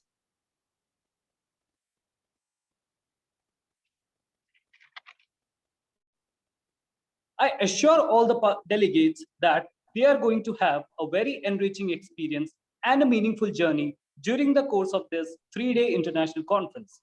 Well, to begin with, may I have the pleasure to introduce our first session chair of Amity 2022, Dr. Rajneesh Kurchania from MANIT Bhopal. Sir, I take immense pleasure to be briefing the plenary about the achievements and accomplishments made by our reputed session chair. Dr. Rajneesh Kurchania is a fellow of the Institute. Dr. Rajneesh Kurchania is a fellow of the Institute of Materials, Minerals and Mining, chartered engineer and a chartered scientist. He is currently working as professor in the Department of Physics at Maulana Azad National Institute of Technology, Bhopal, India. He has held various administrative responsibilities such as Associate Dean, Head of Department, and Chairman Library Committee. His early appointments include Reader, Associate Professor in the department at RGPV Bhopal, Senior Project Leader with the Welding Institute, Port Talbot, UK, Postdoctoral Research Fellow at the University of Leeds, UK, and the University of Bath, UK. He established a university teaching department in the area of nanotechnology at the Rajiv Gandhi Pradhyogiki Vishwavidyalaya Bhopal and served as the founder head of the School of Nanotechnology, RGPV. He received his PhD in Material Science and Engineering from the University of Leeds, UK in 1998 and was awarded his MSc in Physics from Barkatullah University, Bhopal in 1991. He is a recipient of the Overseas Research Student Award from the Committee of Vice Chancellors and Principals of the Universities of the UK and Tetley Lupton Scholarship from the University of Leeds to support his doctoral studies in the University of Leeds. He has appointed as Senior Visiting Research Fellow by the Faculty of Engineering and am I audible? Okay. And Design at the University of Bath, UK since 2013. He has authored over 100 peer-reviewed research papers in international journals and conferences of repute. He has guided 12 PhD and 56 MTech students so far. Sir's research interests include advanced functional materials, ferroelectric thin films, photocatalytic materials, solar photovoltaics, non-destructive testing, and computational material science. He is a lifetime member of the Materials Research Society of India, the Indian Society of Technical Education, and Vigyan Bharati. Sir has established valuable working relationship with various academic institutions and industries in UK, USA, India, and Russia. Sir has received funding and successfully completed numerous projects of externally funded research projects from prestigious funding agencies such as Going Global Partnership Collaborative grants funded by the British Council, Project Partners University of Bath, UK, MANIT Bhopal, IIT Madras, SPAs IIT Roorkee, India, DST SERB, Delhi, India, MP Council of Science and Research, Bhopal, India, the Royal Academy of Engineering, London, UK, the British Council, UK, India Education Research Initiative for collaborative research with the University of Bath and IIT Delhi, the Russian Foundation of Basic Research and the Department of Science and Technology in collaboration with JEC Jaipur and the Russia Academy of Science, Moscow. Sir, we are extremely delighted to have you with us today. We invite you to chair our following session. Over to you, Professor Rajneesh Kurchania.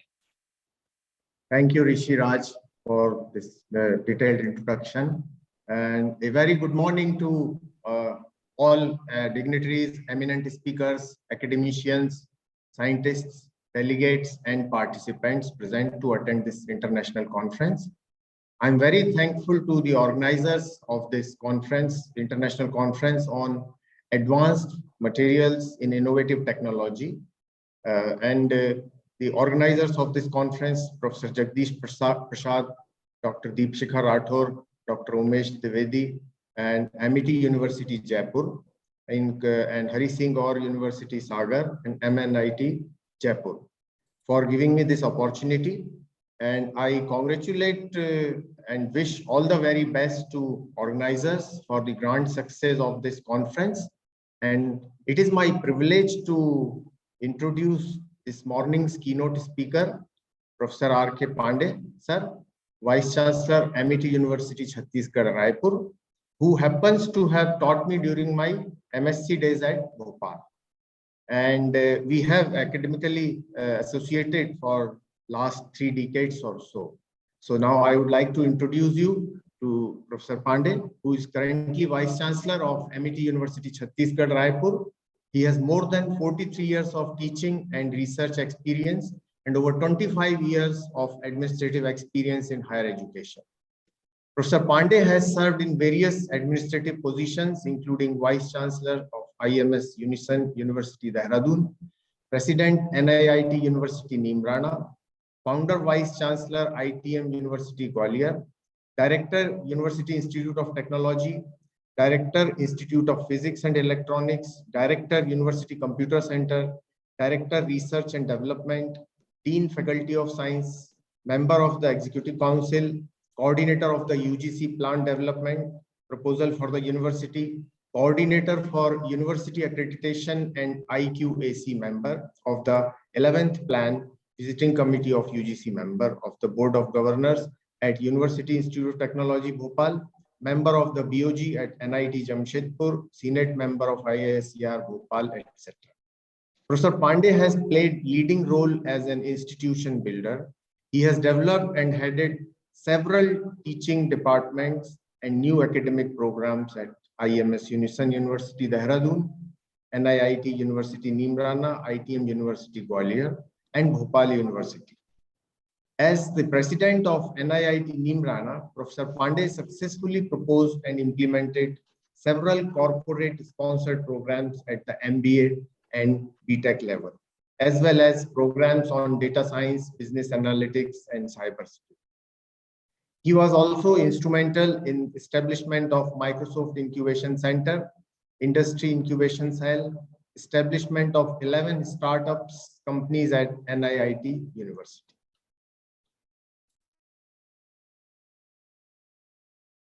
Next page, please. Yeah, thank you. Professor Pandey has authored one book for Marshall Decker USA, edited and proceedings for Elsevier USA, published one review over 110 original research paper in international journals of repute, and presented more than 150 papers in national and international conferences as invited and keynote speaker. His research interests are in the field of nanoscience and technology, thin film technology, semiconductor devices, solar cells, sensors, and material science. He is a leading researcher in electrochemical and chemical deposition of materials and developed several novel strategies for fabricating IR detectors, solar cells, multi-layer nanostructures, self-organized quantum dots, thermoelectric coolers, multifunctional nanostructures, etc. He has also developed from a research laboratory for growth and characterization of materials with state-of-art facilities. Professor Pandey's research has received international recognition. He has been invited as visiting professor, senior JSPS fellow, UNESCO ICTP visiting scientist, course director, and invited speaker to several universities and organizations in Japan, USA, Italy, Singapore, Malaysia, etc. He also established research collaboration with universities in UK, Japan, and Israel. Professor Pandey is the recipient of the prestigious Platinum Jubilee Lecture Award during the 94th session of the Indian Science Congress at Annamalai Nagar in 2007. He was elected as the president of the Material Science Section, Indian Science Congress in 2005 and 6. Professor Pandey is a fellow of the Institution of Electronics and Telecommunication Engineers, India, and he is also in the panel of reviewers of a number of international research journals. He was also actively involved in the development of physics curriculum and teaching program at the school level in Madhya Pradesh and edited science textbook for 9th high school students that was published by the MP Textbook Corporation, Bhopal.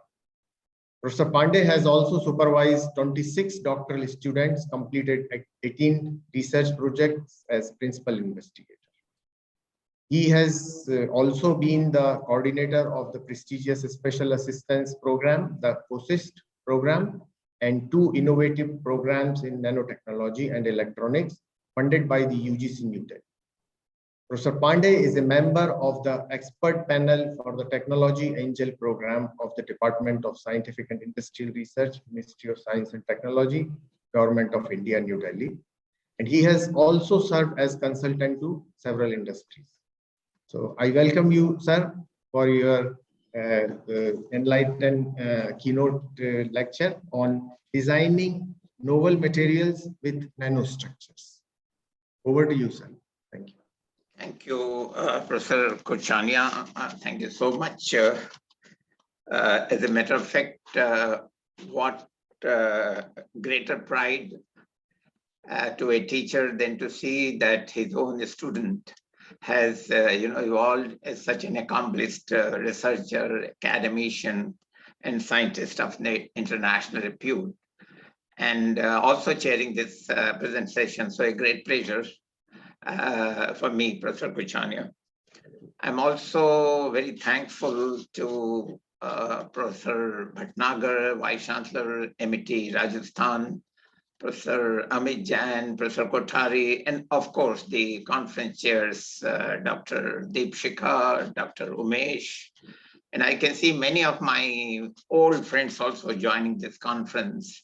So it's a great pleasure, and so very good morning to all the participants.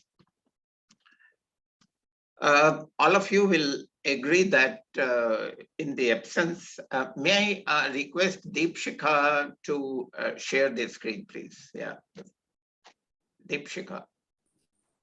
Yes, sir. Yes, sir.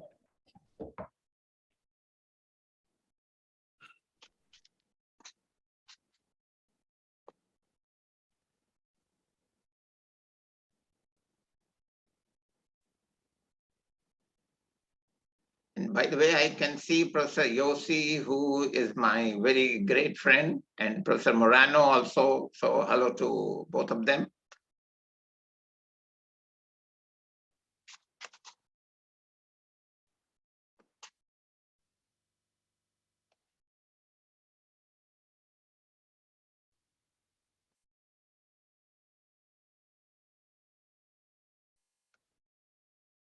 Deepshika, if you have a problem, then I can try. No. Yes, sir. Just wait, it is loading.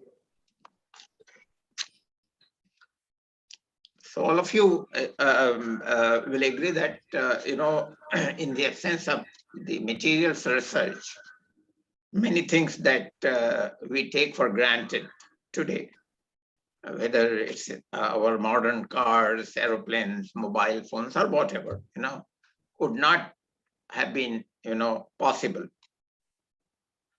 The study of materials properties today actually focuses on a range of length scales, beginning from electronic to atomic, through microscopic to macroscopic materials.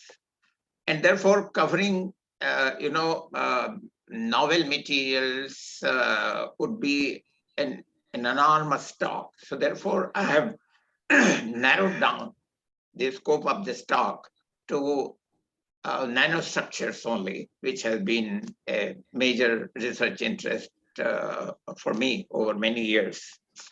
And I would be sharing with all of you how you can design novel materials, you can evolve novel properties using such nanostructures.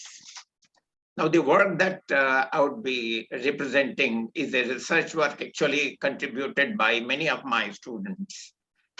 Especially, I would like to mention Dr. Madhulika, Dr. Joseph Joshi, Dr. Nishad, Dr. Deepshika, who is present here, Dr. Nayan, Dr. Neha Tiwari, Dr. Diksha, and Dr. Ragini Singh.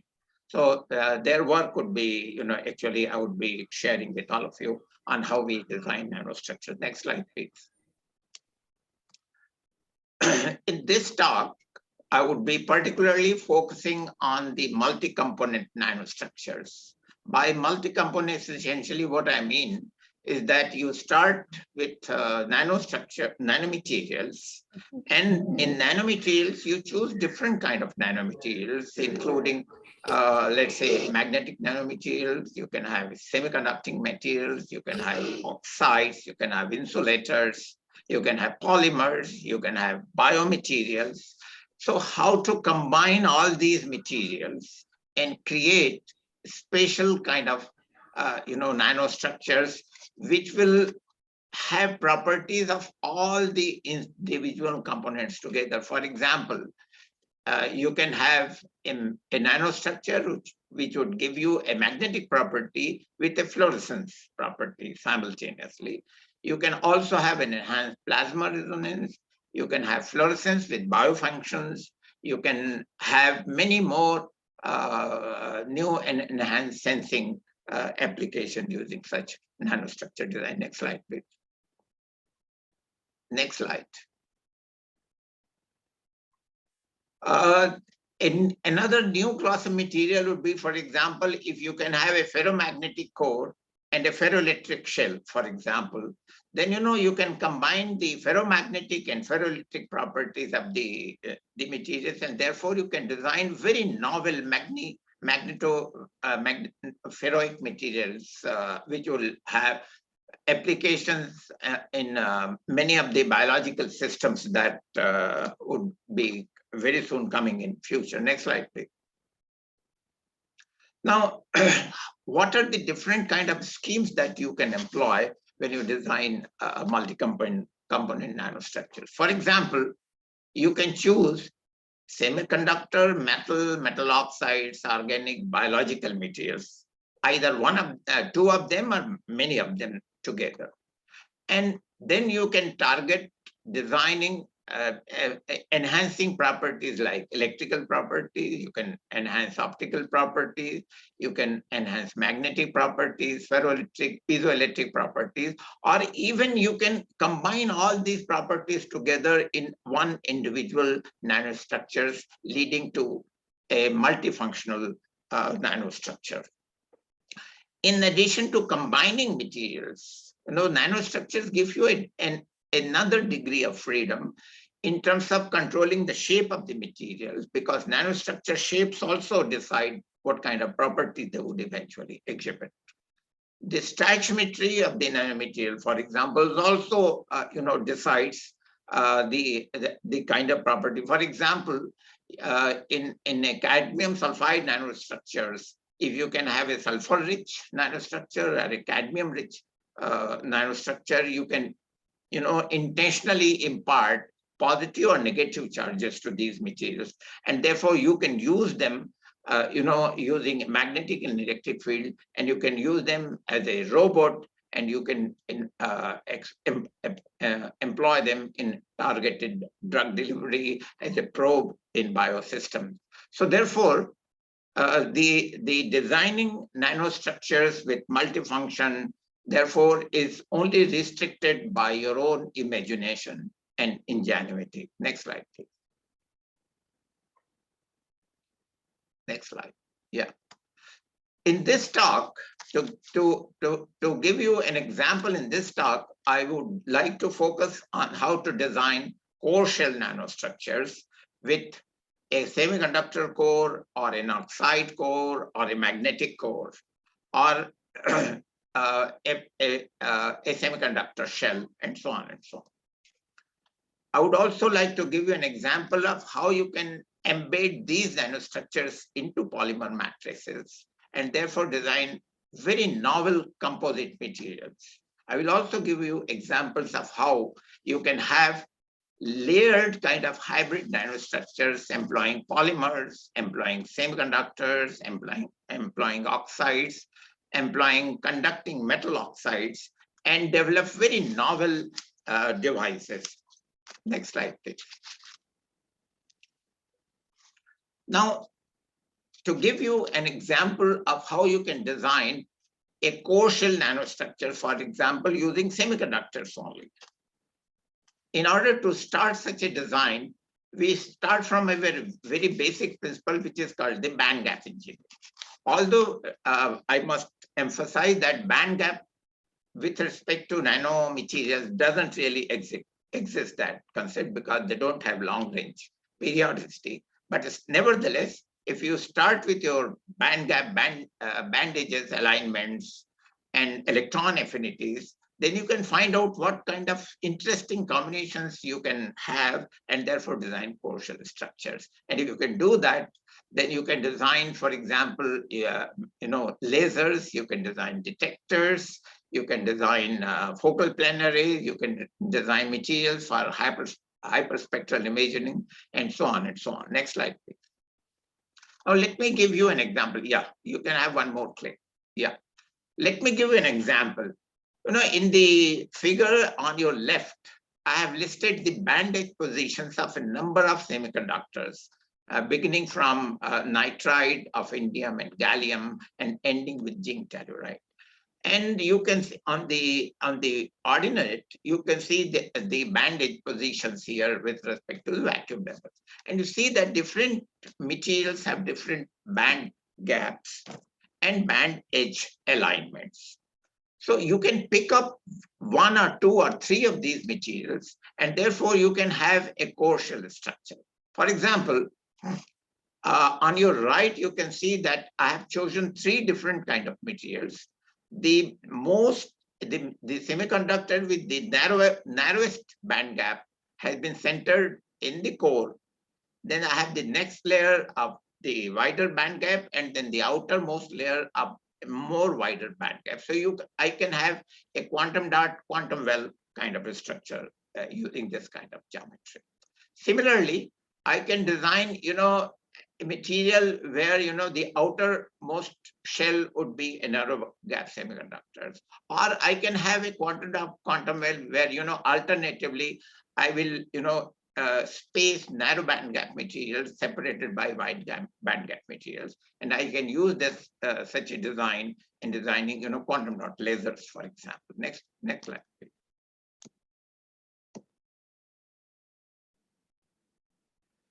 To give you an example of what will happen actually, in what way the properties will be affected by such a design. In one of the figures on your left, you see I have a type 1 core shell structure where a narrow gap semiconductor has been, covered with a wide band gap material. And an example could be, cadmium selenide, for example, as a core, and zinc sulfide as a shell in the lower figure. And if you have such a material, you see that the electron, if you can somehow generate electron hole pairs within the core, then you can see that because of the band edge alignment with this kind of combination, both the electron wave function and the hole wave function is always confined in the core. It cannot escape to the shell. So therefore, I have a highly confined electron hole pair in this kind of core shell structure. And therefore, eventually, if they recombine, they will lead to, generation of photon. And if I can enhance such a, radiative recombination, I can design quantum dot lasers in this way. The second example could be, for example, I can have, in the third case, for example, I can have a narrow band gap material again, but in this case, you can, in the middle finger, for example, in the middle figure, you see that the whole wave function is confined within the core, but the electron wave function is not confined. It is confined both in the core as well as in the shell. So the electron has a greater degree of freedom moving either to the core or to the cell, while the hole is confined. So therefore, you can prevent recombination of such materials, therefore. In the third case, you see that while the hole is confined in the core, but the electron is always in the shell, is not in the core. So therefore, you can decide what you really want, whether you want to confine electron within the core or within the shell, and so on and so on. And so you can decide and you can design new material. Yeah, next slide, please. Next slide.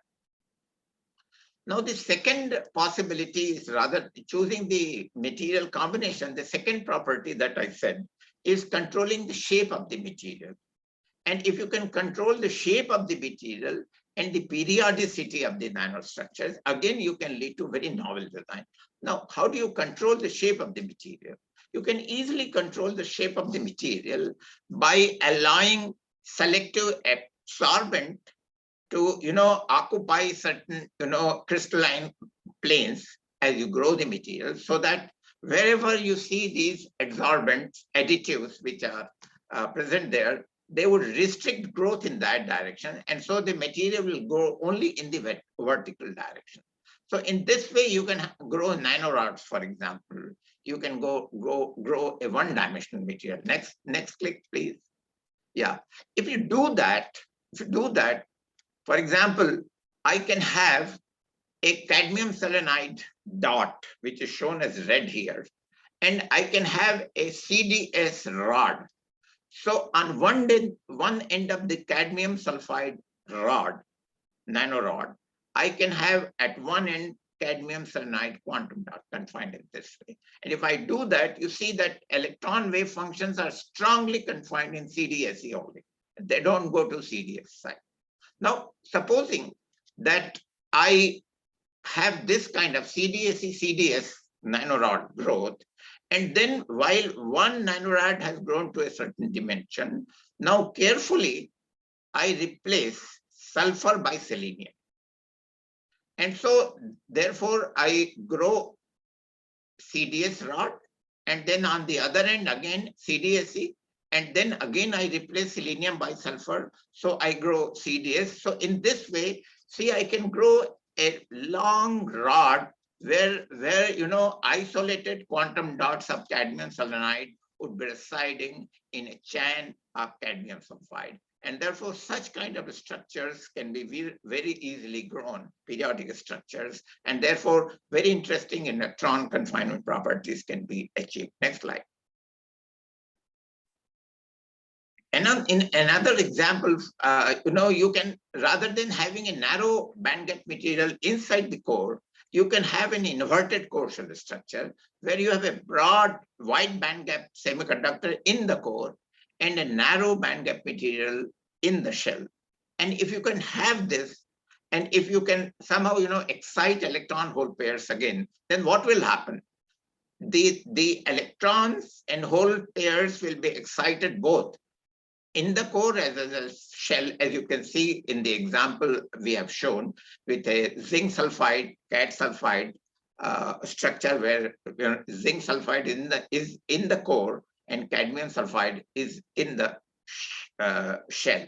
So the electron hole pairs are generated within the core, which is zinc sulfide, but because of the band edge alignments, eventually the electrons and both, tunnel and go to the outermost shell of CAD sulfide. Similarly, within the CAD sulfide also there are electron hole pairs generated. So if you do that, you can have a very enhanced luminescence, which would be characteristic of cadmium sulfide shell only and not zinc sulfide core only. And in this way, if you can control the size of the shell and the size of the core, you can tune the spectral emission to a desired wavelength. That is number one. Also, you can control recombinations, and therefore you can control the half width of the luminescence, and therefore you can generate highly monochromatic, very intense fluorescence out of such structures. Next slide, please. This is an example of how you grow these materials. Remember that zinc sulfide and CAD sulfide have a perfect lattice match, but you cannot grow the shell material to any extent, because as the shell grows, there is a lot of pressure being exerted on the core, and therefore if the shell thickness becomes too large, the entire structure will collapse. And therefore, you have to continuously monitor. For example, if fluorescence is your ultimate objective, while growing, you in situ continuously monitor the fluorescence, and therefore you can easily see that what would be the point when exactly I can stop the growth, and therefore and stop the core shell growth in this way, and determine what kind of emission wavelength I want. Next slide, please. This is an example of how you can tune wavelength in this way. In the lower figure, for example, simply by tuning the shell size, in one case, a thicker shell of larger particle size, and in the second case, a thinner shell of smaller particle size, I can shift the emission wavelength to shorter wavelength size easily. And you can also see the narrow bandwidth of emission, which is very, very small, approximately about 15 nanometer is the bandwidth of this emission, which is a very, very good monochromatic light emission that you can get out of this core shell nanostructure. Next slide. Now, in another very, very interesting application, of semiconductor core shell structures, for example, you can take lead selenide core, which is an infrared material, a very narrow gap semiconductor, and then you can have a cadmium selenide shell, which is a relatively wide band gap material having absorption width in the red region. So if you can have this, you can design a material which is a broadband absorber material and a narrow band emitter material. And again, you can have, while you absorb almost in the entire spectral range, visible and infrared spectral range, but you only emit in a selective, range, which is the infrared range again. This, the electron macroscopic images, the high resolution images here represent how such a core shell structure would look like. You can see circular shaped core shell structures in the top figure. Now, it is difficult if you take lead selenide and cadmium selenide core shell structure. It is difficult to identify shell from the core because of the very small lattice mismatch between lead selenide and cad selenide. It's roughly about 1% lattice mismatch. So it's a very good core shell structure to design. However, if you see some of the figures, you see that the inner region is darker and the outer region is slightly, lighter in contrast, which is because lead selenide, in lead selenide, lead has a different electron density compared to cadmium, and because of the difference in the electron density of lead selenide and cad selenide, you see that contrast. The lead selenide is seen as a darker inner core, while cad selenide is seen as a lighter shell. Now, in the lower figure, the lower leftmost figure, you can see both the core shell structures and the diffraction pattern obtained from the core shell structures, which clearly shows that this is selective area lava diffraction patterns of, on the left, you have the lead selenide diffraction pattern, and on the right, you have the core shell lead selenide, cad selenide diffraction pattern. And you can see from the comparison of these two figures that indeed you have, a highly textured single crystalline core shell nanostructure that is being formed. Also, because these, you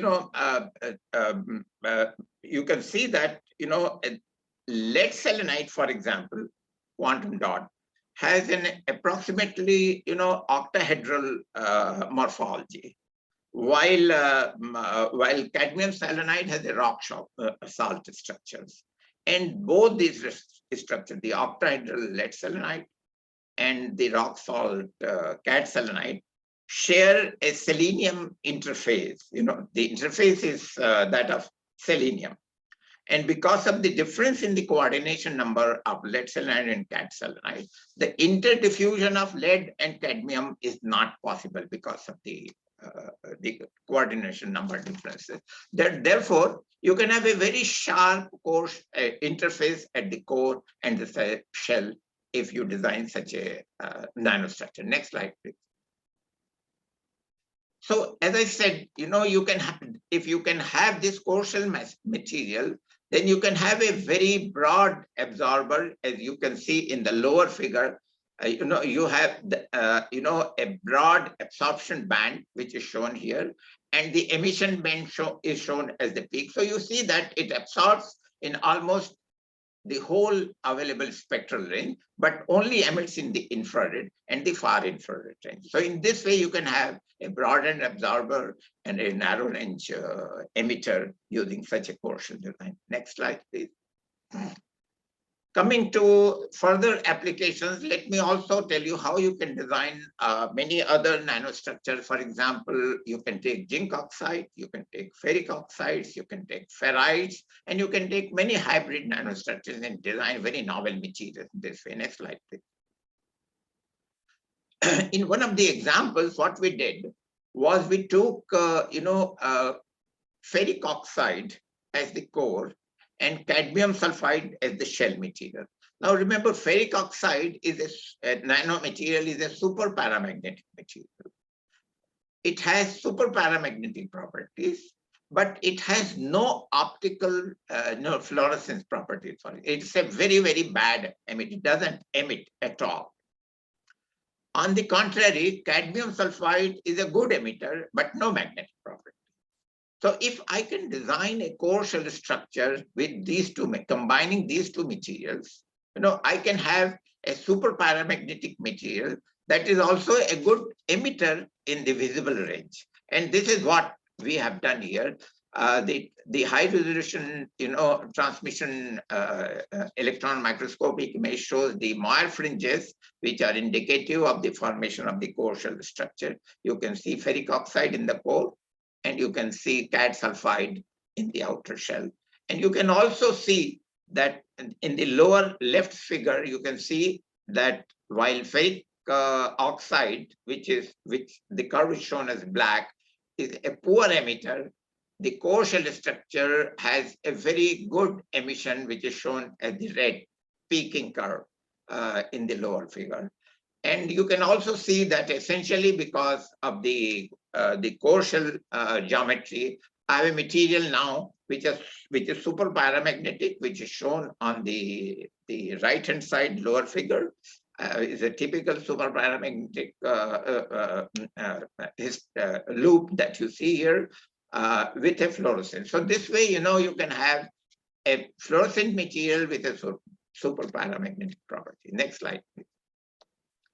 Now, many of you may be wondering as to how you can design a core shell structure with a ferric oxide CAD sulfide, because they have a very large lattice mismatch. And if you can have a heteroepitaxial growth of CAD sulfide over ferric oxide, normally it is expected that the whole structure will collapse. But we have shown that as you grow these materials, as CAD sulfide grows, the entire core lattice also, rotates. So there is a lattice rotation, and because of the rotation of this lattice, the whole structure therefore can tolerate this kind of lattice mismatch strain, and therefore can lead to a heteroepitaxial growth of a very sharp core shell nanostructure. This way. Next slide, please.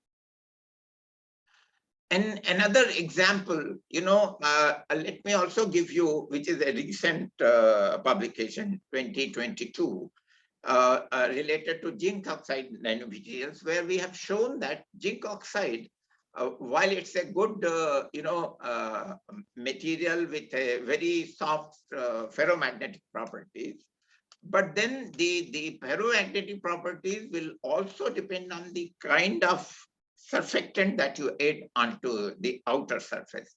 We have shown that, for example, if you use TOPO as a cap-end, then the ferromagnetic property is not very much enhanced. But if you add, for example, triethanol TEA as or a DDA as a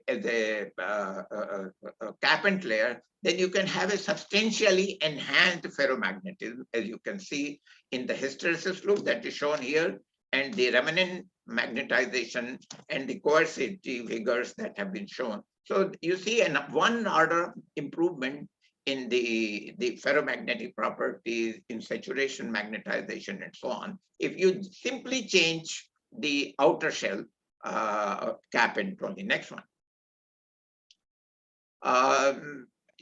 You can also have, just as you design zinc sulfide and CAD sulfide and ferric oxide, you can similarly design ferric oxide, zinc oxide core shell nanostructures. And you can see that you can have indeed a ferromagnetic material, because in the inset of the upper figure, you see that there is a very distinct hysteresis loop that you can observe, and you can get these ferromagnetic properties at room temperature also, which is a very, very interesting application, because then you can have a material which is ferromagnetic at room temperature, a material which is fluorescent simultaneously. Next slide, please. A very interesting application of such a material would be, as a material which can, where magnetism is triggered simply by illumination. You can give one more click, Dr. Deepshikha, please, one more click. I'll quickly finish this lecture because I know I'm aware that I'm almost consuming my time. Yeah, quickly, Deepshikha, next slide, next click.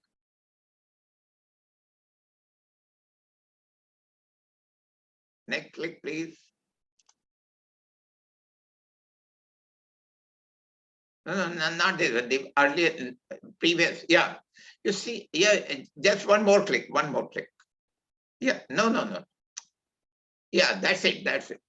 You see that, if in the dark, if you take the magnetic force image, which is shown here, it's done with the scanning probe microscope in our lab. If you shine light on such a material, you see very dark contrast magnetic domains seen here. So this is one example of how you can induce magnetism simply by shining light. And let me remind you that magnetism is nothing but an unpaired electron spin. So if you can by shining light, if you can generate extra electrons which do not have a paired spin, then you can have a net magnetism. So therefore, if you can have such a materials, you can have a lot of application, for example, in spintronics. Next slide. We will skip this slide. This is also related to how you design multiferroic materials by combining electric, magnetic, and piezoelastic ordering. We'll skip this slide. Next slide, please. Next slide. Next slide. Next slide. By the way, Dr. Deep Shikha and her group is working on all these multiferric materials, so I'm skipping this one.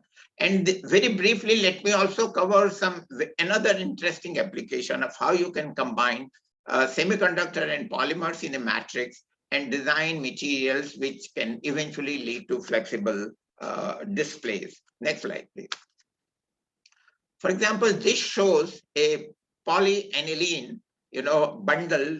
This is an atomic force microscopy image of a polyaniline bundle, and the bundle width is typically 39.59 nanometers.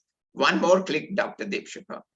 Now, within each bundle, subsequently, we examined individual bundles, and we could see that each of these bundles comprises of polyanilyl fibers of 1.7 nanometer width, and which are highly ordered. As you can see, they are all highly ordered polyaniline fibers. And what we did was we tried to insert semiconductor quantum dots within these fibers. And if you can do that, you can lead to very, very interesting luminescent properties. Next one, next one.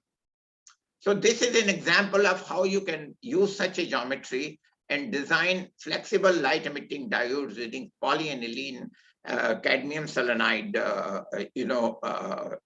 systems. And you can see that very good light emission occurs with such a design. So this is an example of designing light emitting diodes using such a structures. Next one. Next one. Next one. Next one. Yeah. Another application, rather than inserting materials, you can also create a stack of such nanostructures. For example, you can have a transparent conducting oxide coated glass. Over this, you coat with a polymer, which is PE.PSS, which is a whole conducting polymer. And then over this, another layer of PVK, which is an electron blocking layer. It doesn't allow electron to pass through.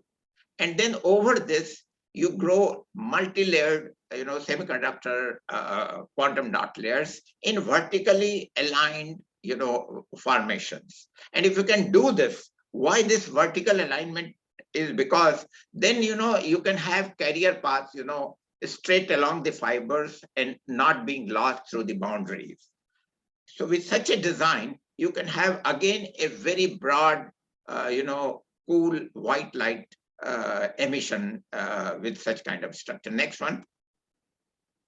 You see, this is an example of how you grow such a vertically aligned zinc sulfide and zinc oxide quantum dot films, one over the other. These are the three-dimensional atomic force microscopic images of such vertically aligned nanostructures. Next one.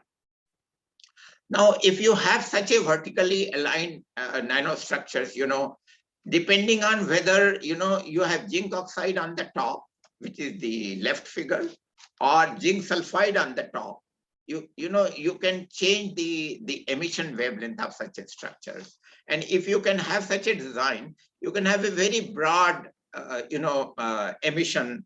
If you can use this, and you can apply an electric field across such a structure, then the moment the electric field is applied, the electrons and holes are injected, and eventually they recombine and generate electroluminescence. Next slide. So this is the kind, we have, analyzed the color spread in such an emission, and you can see that the emission is predominantly green and blue, we show that this is a cool light that you obtain with such a multi-layered design. Next one. This is the mechanism that we have proposed. This is a paper that was published recently in IEEE, where we have proposed that because of the this the ITO electrode is actually a hole injecting electrode, while gold is an electron injecting electrode. So as you apply electric field, holes are injected from ITO, electrons are injected from gold.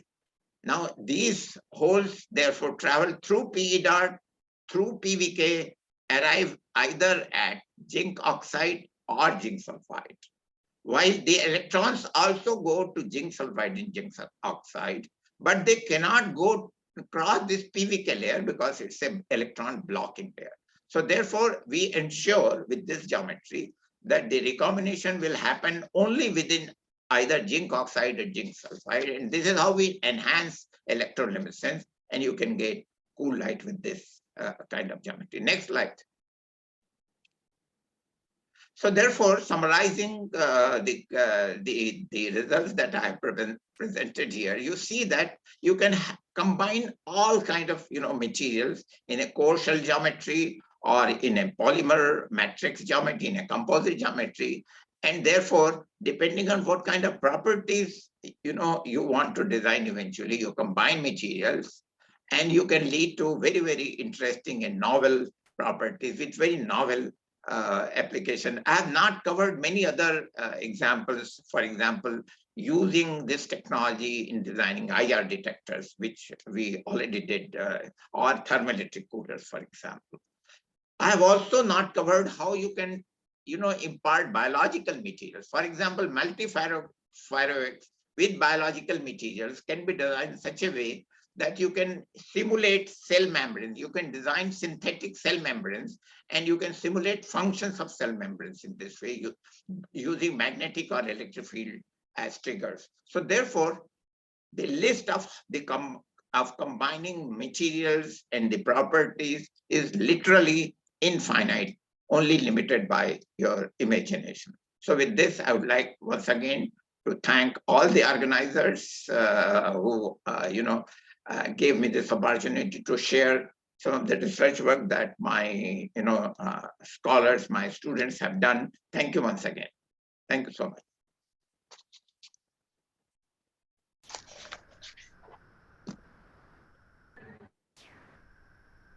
Thank you so much, sir, for your kind talk. Kuchania, sir, is available.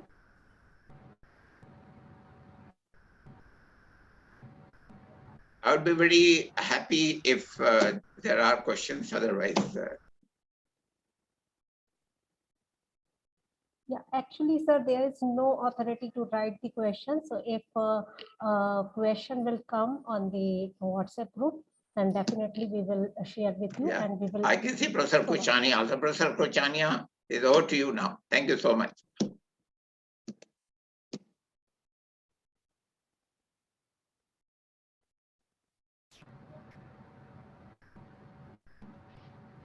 Professor Kuchania, please unmute your microphone. You are muted. Yeah. Oh, sorry, sir. I couldn't unmute. Yeah. Yes. Sir, it was a very enlightening lecture on this very apt topic of this multiferroic materials and devices and core shell structure. And I'm sure all the audience must have got benefited by the knowledge which you have shared with us today. And as Deepshikha said, sir, that if there is any question, then we will share with you. And many, many thanks, sir. Thank you very much. Thank you so much. Thank you so much. Thank you. Thank you. Thank you so much, sir. Thank you so much, Dr. Rajneesh Kuchania, for chairing this session. Well, with that, moving forward, may I have the pleasure to invite and request Professor Dr. Upendra Mishra to chair our next session. I would like to take the pleasure to introduce Dr. Upendra Mishra. Dr. Upendra Mishra earned his MSc in Mathematics and PhD in Fluid Dynamics from University of Rajasthan. He has been Professor of Mathematics and is presently working as head of the Department of Mathematics, Amity School of Applied Sciences, Amity University, Rajasthan. His research interest includes fluid flow in porous media, heat and mass transfer, and numerical methods. Sir has authored and co-authored more than 35 research papers in international and national journals. Sir has Sir has served as reviewer for many international journals as well. Sir, it is our pleasure to have you with us today. Over to you, Dr. Upendra Mishra, to chair our next session. Thank you, Rishi.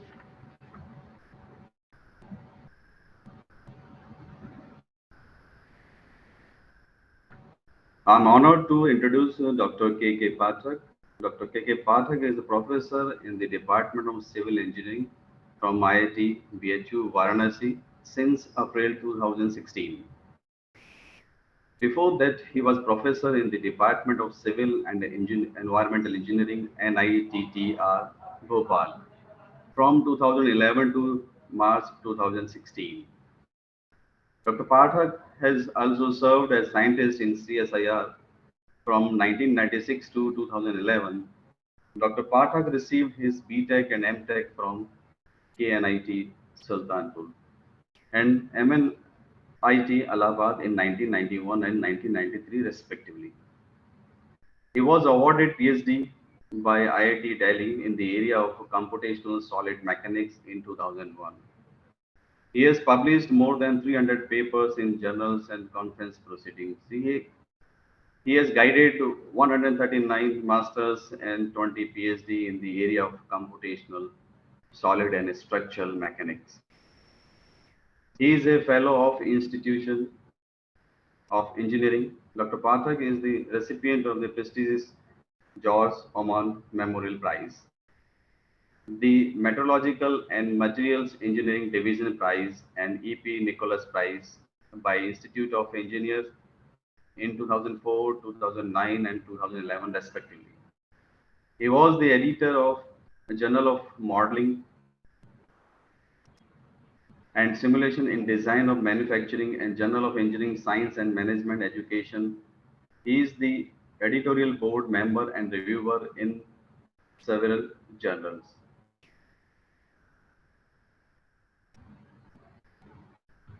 He has been member of organizing committee of various national conferences. Dr. Pathak has delivered many invited talks in conferences and STTP program.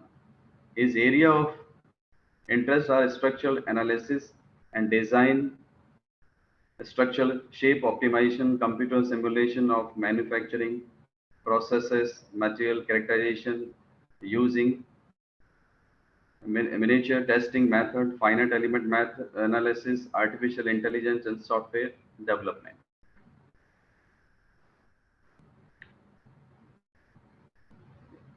Now,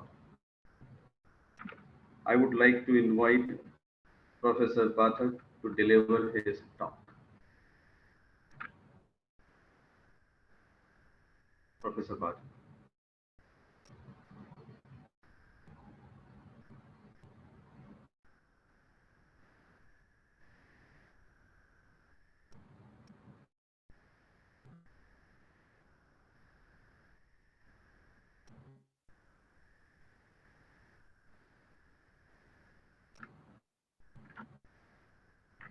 Professor Pathak, are you able to hear from us? I hope your mic is muted, because of which we are not able to listen from you.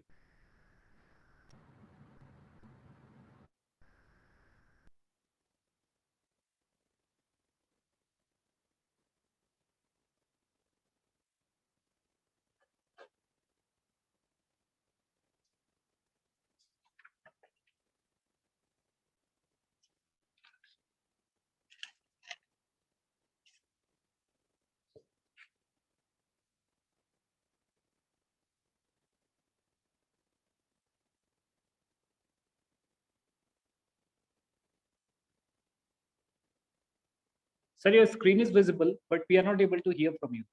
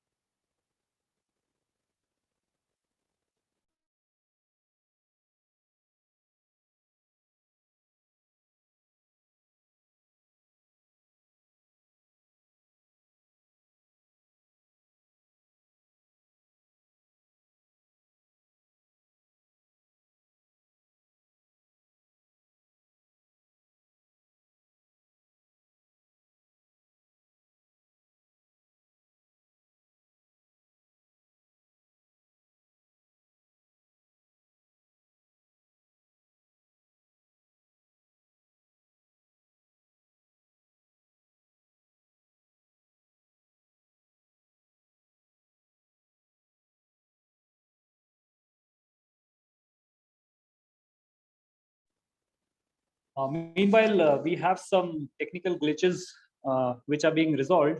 I hope that the delegates are having a great time attending the Amity 2022 conference. And I'll just like to brief you all about the session plan. After this talk, we are going to move to a quick lunch break. And the lunch break will continue till 2 p.m. And we are going to get back to the plenary at 2 p.m. sharp. And after that, the following sessions and the following keynote speakers will be presenting their talks. Thank you.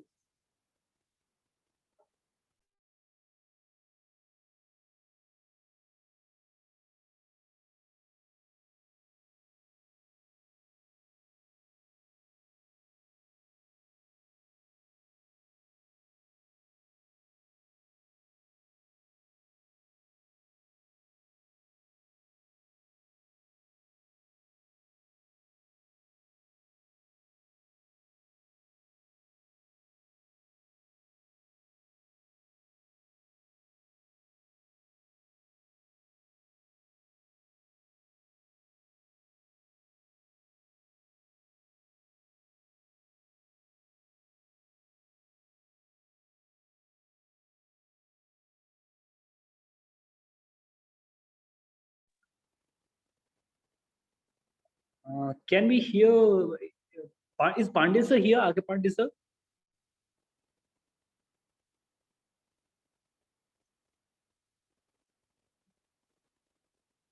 R.K. Pandey sir, can you hear from us?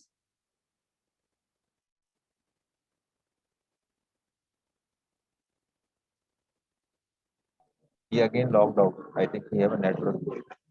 Okay. Okay, no issues. We'll be getting back to the keynote speaker very soon. Our next keynote speaker, Dr. K.K. Pathak. Just wait for a while. We'll be getting to our next keynote session. Hello. Yes, Dr. Pandey, we have a question a student has put up. If you could please answer the question.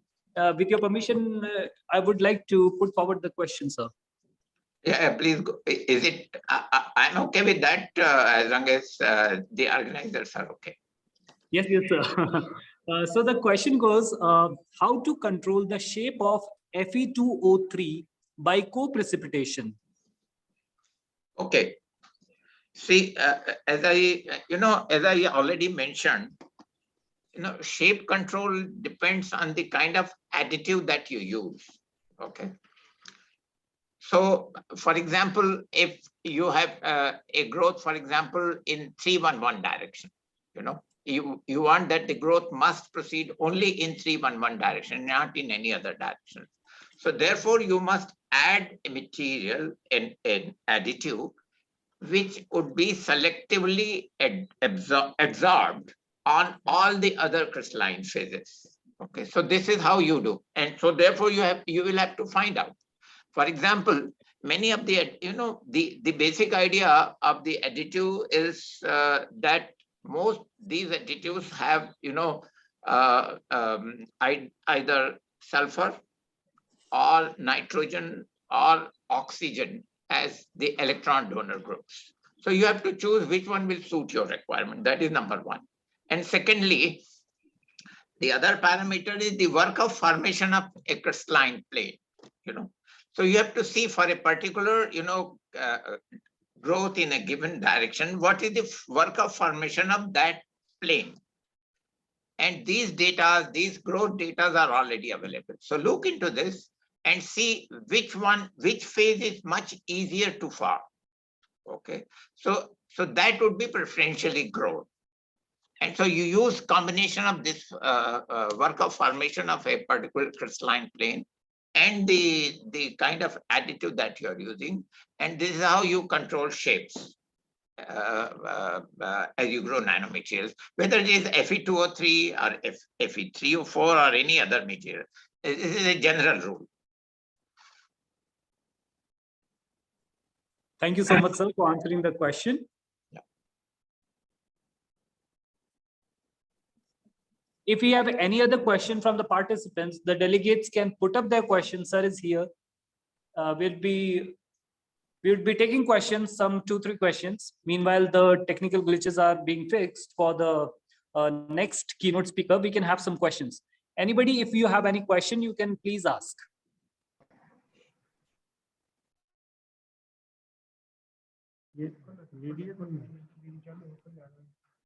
Hello, are you getting my voice? Yes, sir. Yes, sir. So you Are you getting my voice? Yeah. Yes. Yes, sir. Yes, sir. You're audible.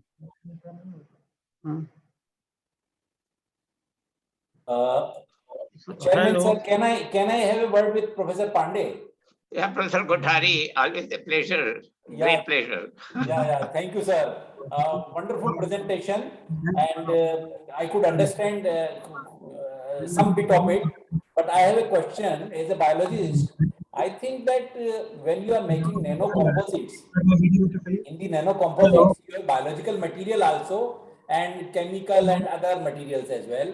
So how are they together? In a composite, what is the binding force between the two components? That's my straight question. Professor Kothari, normally, you take, for example, an inorganic nanomaterial, let's say, okay, which could be a semiconductor. Now you want to put some biological material on it. Yeah. This is what you want, Yeah. So before, many of the cases, you cannot directly put a biological material on a semiconductor material. You have to, so-called functionalize that material. And functionalization generally is done by putting a layer which is, let us say, OH, has an hydroxyl group. And you know that OH group can easily bind with a biological material, So that is the trick. So you put one layer and then you put the biological material. Yeah, very nice. What about the nano composites consisting of only inorganic materials? I see a lot of echo, Professor Kothari. I can't hear you properly, actually. Yeah, Deepshika, eco problem है तो क्या कर रहे हैं उसमें? Yeah. Deepshika, please mute others. Yeah, Professor Kothari, please go ahead. Sir, when we are having composites, that means more than one materials are there. Two or three or more materials are there. Yes. In the inorganic materials also, what is the binding force? This functionalization is required there also? Yes. See what happens if you take an inorganic material or organic material or whatever material, normally, when you make these materials in an extremely small size, yes, there is only surface, there is nothing inside. Every atom is all sitting on the surface. That is problem number one. Okay. And therefore, if you have such a material, the bonds of these atomic bonds, many of these bonds are not saturated, they're unsaturated, they're unbonded. They are not binding with anything. So there are a lot of, electronic bonds which are, roaming around here and there, So the first thing, so therefore they are not stable. They're not stable because immediately they would like to combine with anything that they get, So the first thing that you have to do is to ensure that these unsaturated bonds, which are all on the surface, are first, saturated with some kind of a layer, a protective layer. Okay. And that protective layer, you decide which one you want, And the thumb rule is that the protective layer must have an electron donor. Yes. Head group. The head group must have an electron donor. Yes. And Professor Kothari, you know that nitrogen is one such group. Sulfur can be another such group. Oxygen can be another. So you look for, let's say, an amine group of capped, or a group which has sulfide, for example, a mercaptol kind of, capped layer.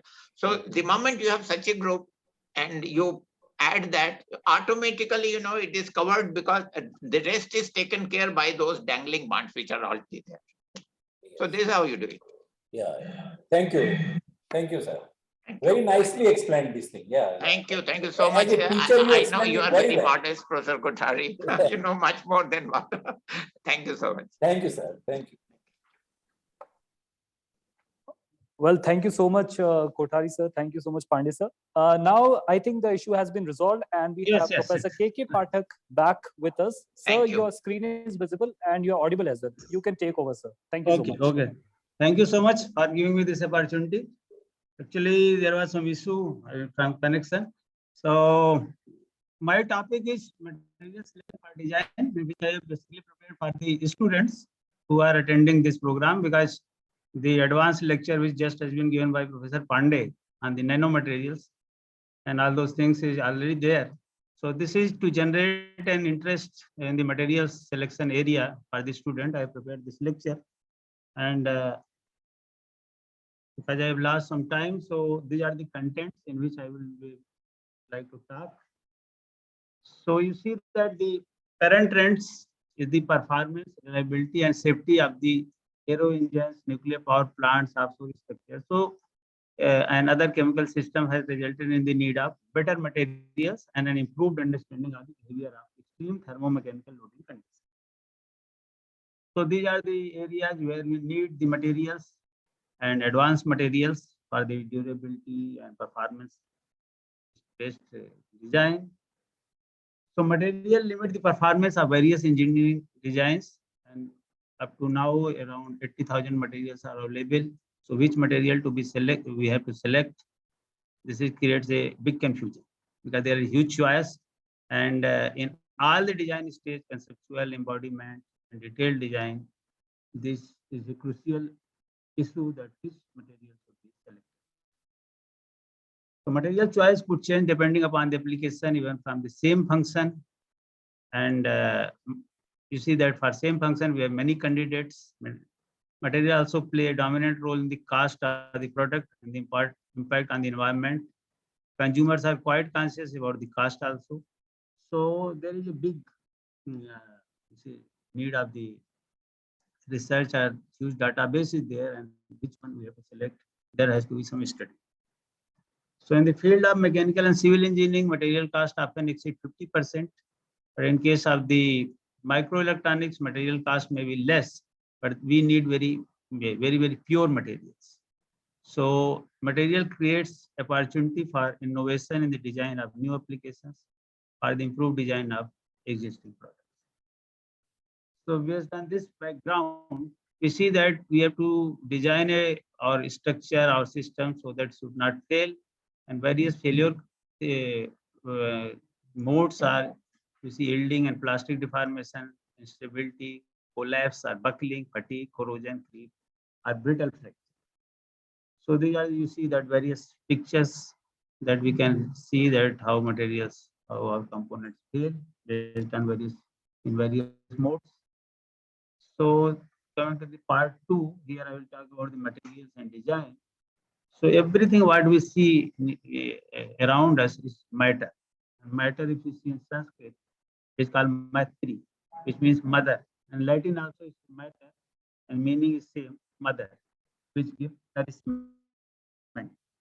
So of all the matter surrounding us, a portion comprise material. A matter that human being use or process, that is called material, and all matters used to produce, manufacture, or consumer good. So matter and material, when matter is being used for the application, it becomes material. For example, rock is a material. However, if it is used as aggregate in concrete, then it becomes your material. So if you see the periodic table, we have so many elements, and most of them are 70% or so are the metals, and that human being has been using. And if you see through microscope, you see the arrangement, that how they are arranged, hexagonal, closely packed, or BCC, FCC. So how atomic arrangements are there, that is by the nature. So based on this, every material have different property, different mechanical, physical property, and for which application which to be selected. If you see TM, radium photograph of the molybdenum, you see that how beautifully the atoms are arranged, and this gives the beauty of the nature. So if you see the theoretical strength, we see, read in the book that the theoretical strength of the material is very high, cleavage strength and theoretical strength, you see that is very high, but when we test it, it becomes very less. And because of the defects that are there, cracks, small minute cracks are there, impurities are there, and dislocation and plastic flow, because of which we get the less strength. So to eliminate all the defects, there are two ways. Either you remove all the defects and get whiskers, and which will have the iron whiskers may have 20 gigapascal strength, but if we test it, we only get 500, 600 megapascal. So you see that this is the loss because of the defects, or you create so many defects in that so that they interact and render the strength. So this also a strength mechanism by which we can achieve up to 4.2 gigapascal. So there are 6 materials that are available to us, and wood is also there a candidate. So 7 material we can think of for our engineering application. And if you see the comparison of weight and considering iron as 100%, so you can see that how the variation. And right now in many applications we need lightweight materials. So magnesium, aluminum, titanium, they are coming as a being used in some specialized applications. So you see that if you go to the alloy, polymer, ceramic, composite, so these are the various candidates available for us to use. And if you see the history from 10,000 BC to 2020, so you see that how trend has changed. Now polymers, composites, and nanomaterials, all those things, you see now they are picking up, and initially the metals and other things were given the priority. So the mostly used metal ferrous and its alloys, we all know that this has been used for ages, and in passenger car typically 50 to 60%, and structural members, mechanical component. I am a civil engineer, so I know that how much ferrous metal steel we use in our construction. So iron was the most important material for many centuries. And very few people can say that they have held a piece of pure iron. Pure iron, getting a piece of pure iron will be costlier than the gold, and it will be weaker and unfit for the mechanical applications as well. So we add something in that is vitamins of the iron and vitamin for the steel. So we add different elements to make it, to strengthen it, chromium and magnesium, molybdenum, aluminum, something, so that we can tailor it for the requirement. So these are the various vitamins that are added: nickel, silicon, titanium, and then we get the steel. So steel has been used widely in many monuments, many structures which are still existing. And negotiate so these are the, you see that and all these things that steel has been widely used. Now coming to the non-ferrous metal and alloy. So because of certain requirements, lightweight and other requirements, aluminum, copper, magnesium, and titanium, although they are expensive, but in some of the applications we require these non-ferrous materials, metals and alloy. And these are the characteristics: that high strength to weight ratio in some applications. We require that light metal, good strength to weight ratio. So in super alloys, titanium. So these are the non-ferrous metals where we use in our engineering applications. So if you see the content on the elemental content on the earth crust, so you'll see that aluminum is, after oxygen and silicon, it is third the aluminum. But the use of aluminum came very late, after many centuries. Means recent, I think 200, 300 years back only we started using aluminum, because the process of extraction of aluminum was not available. It was requiring electricity. So when it was electricity was discovered by Faraday, and then this process, we know that Bayer-Hall-Herald process came, which is still being used. for the conversion of bauxite ore into aluminum. So there are various applications of the aluminum available. Previously, it was used to be the aerospace material in aeroplane because its density is 1/3 of the steel, and you see that this is the production of the aluminum in different countries, and India is here. We may be producing 3,000 metric ton or something more.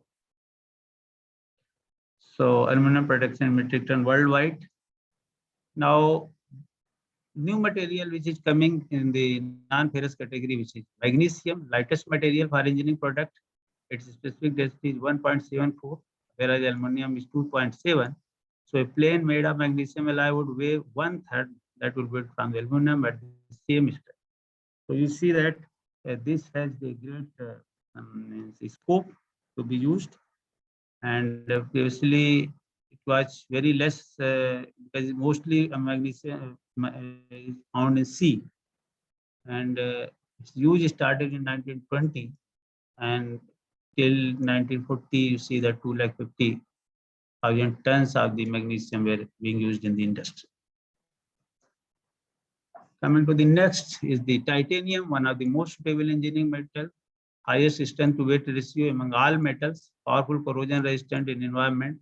And you see that this retain strength up to 537 degrees Celsius, whereas magnesium drops at 350.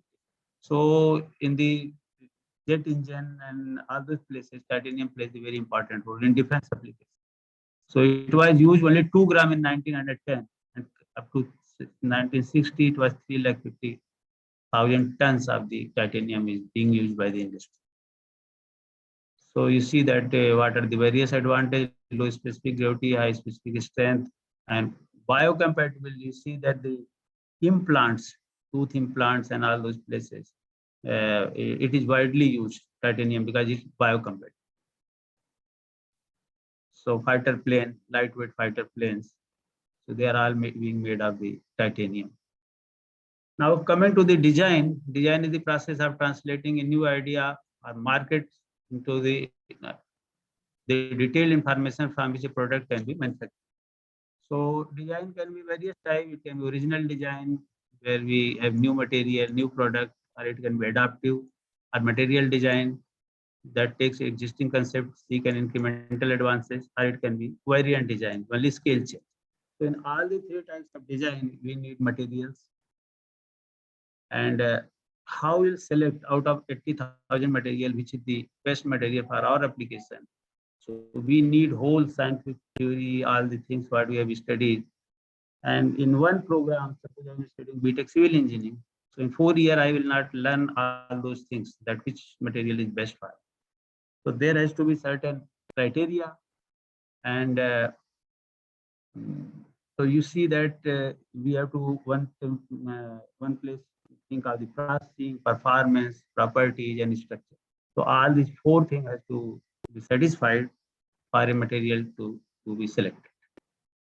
So design limiting material properties, you see that what are the limits, cost and weight, then modulus, mechanical properties, thermal properties, wear, and corrosion. So these are the various limiting factors based on which we have to, if you select a wrong material or civil engineering, if I select a wrong steel for the offshore structure, then corrosion and other thing will dominate and structure may be damaged. So this is the list what scientists made. This I have taken some book by the SB, and where you see that whole list has been made. That part of the fracture toughness range, stiffness to density range, strength to density. So this all the thing has been grouped. And at the beginning stage, design is fluid and options are wide. So you can consider all the materials. As design becomes more focused, selection criteria sharpens and material narrows. So final selection will be based on very, very precise data, where a lot of experience and field knowledge will be required. So metals, ceramic, polymers, and composites. So these are the properties, and we have to think over it. And we have to give good thought that which type of material will be best suited for our product. So cost is also, you see that if we make the steel, carbon steel as one, so you see that this is the cost, how relative cost varies from the different materials. Especially in our civil engineering, we are restricted to the cost of the project. Nobody will give us any extra penny in civil engineering product. Whereas in defense and other thing, aerospace, money is not the problem. So you can get as much in medical, you can get as much money, but in civil engineering, we cannot get money. So every discipline is restricted by different type of the criteria. So screening, first we have all the materials and then we do the screening, apply property limit, eliminate candidates, and then you come to this subset of the material. From the subsets is supporting all the information, handbooks, specialized software, expert system, whatever is there. If you go minutely, then we'll get the prime candidate. And from this, we'll see the local candidate. So local conditions, and then finally we'll come to our final selection of the material. So this much thought has to go into this selection of the material. If we don't select proper material, then what can happen if we stop function, broken shaft, it does not function properly, warp bearings, and become unreliable or unsafe for further use. So these can be the result of improper selection of the material. So there has been chart, SB has created a lot of charts, material selection charts. So you might have, because you are here, all the audience is concerned with material.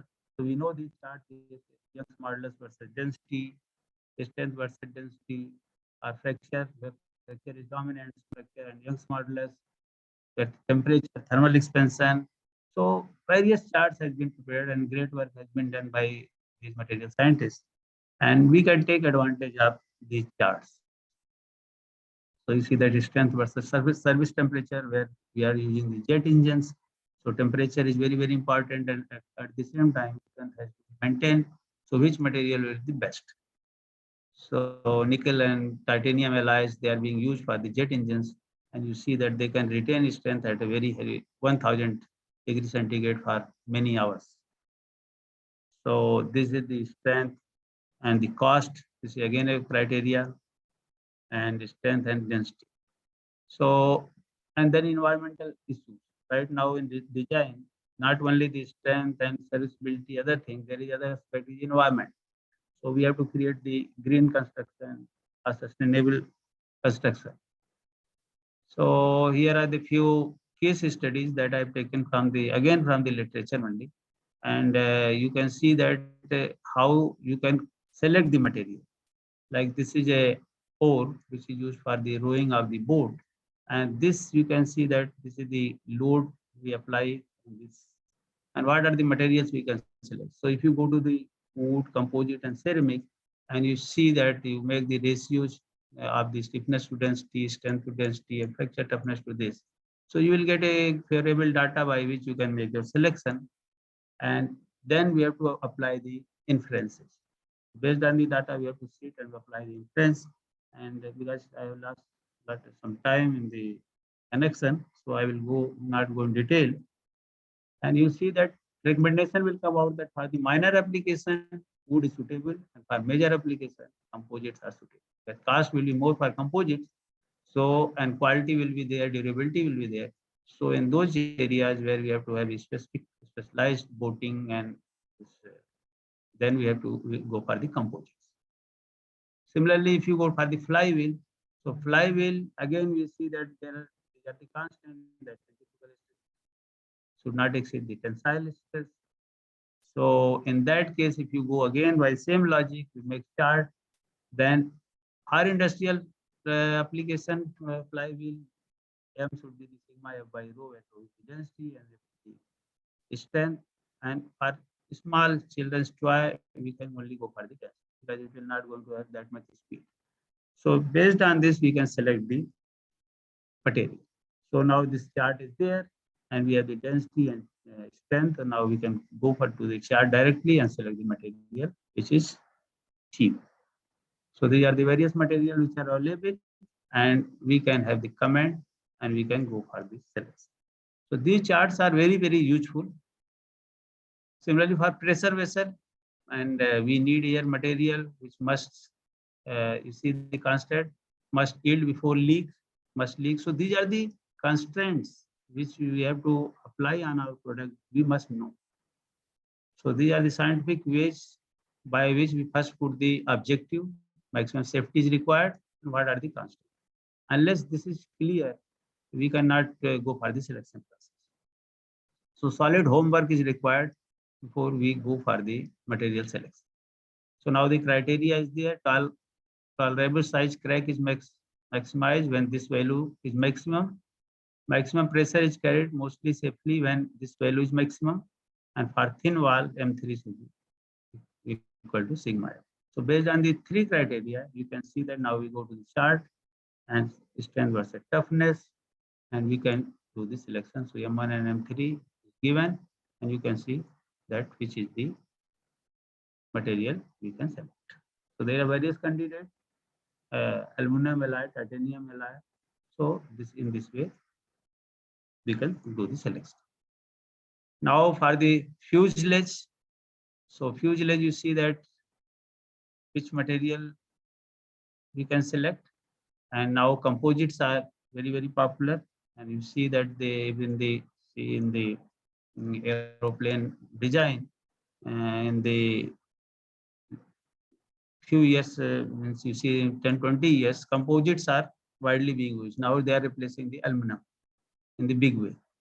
So you see in the 69 design, there were only 1% composite, but you see 94 design, it is old data, it was 11%. Now I think if you recently, it will be very, very high. So even aluminum, which was the lightest material, is being reduced, replaced by the composites. So huge changes, huge research is going on in material front, and we have to keep the pace with that.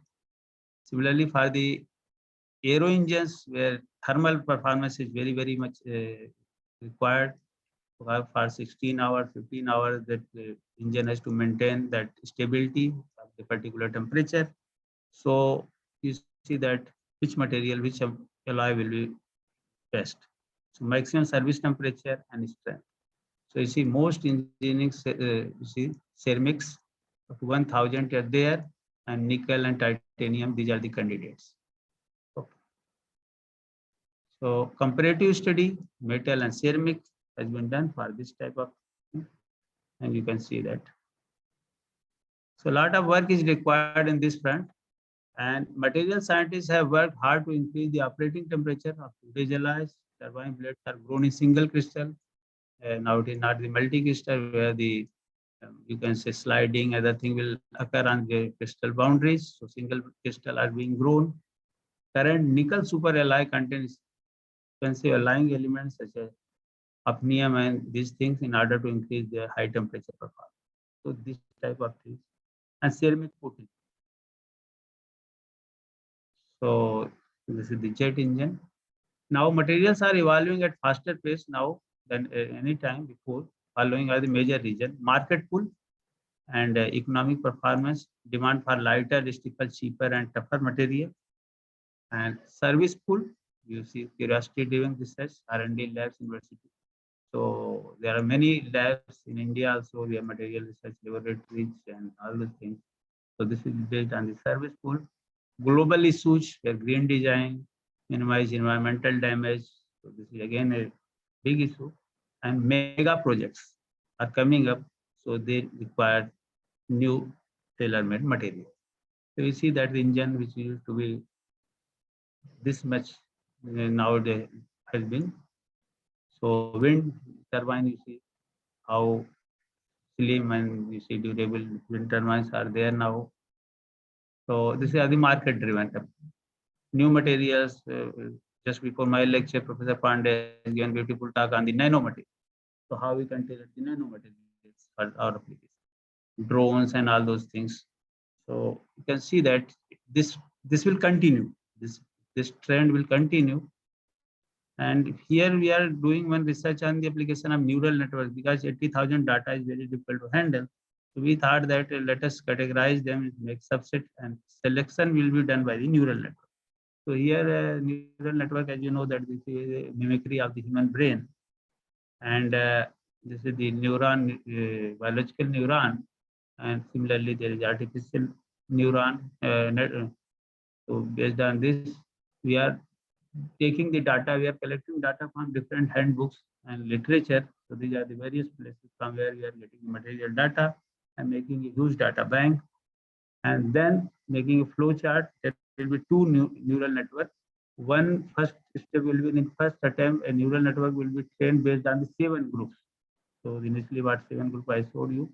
So they will be brought, and then we'll go into that particular group, and from there we'll make subset, and in second step they will try to approach to the particular material.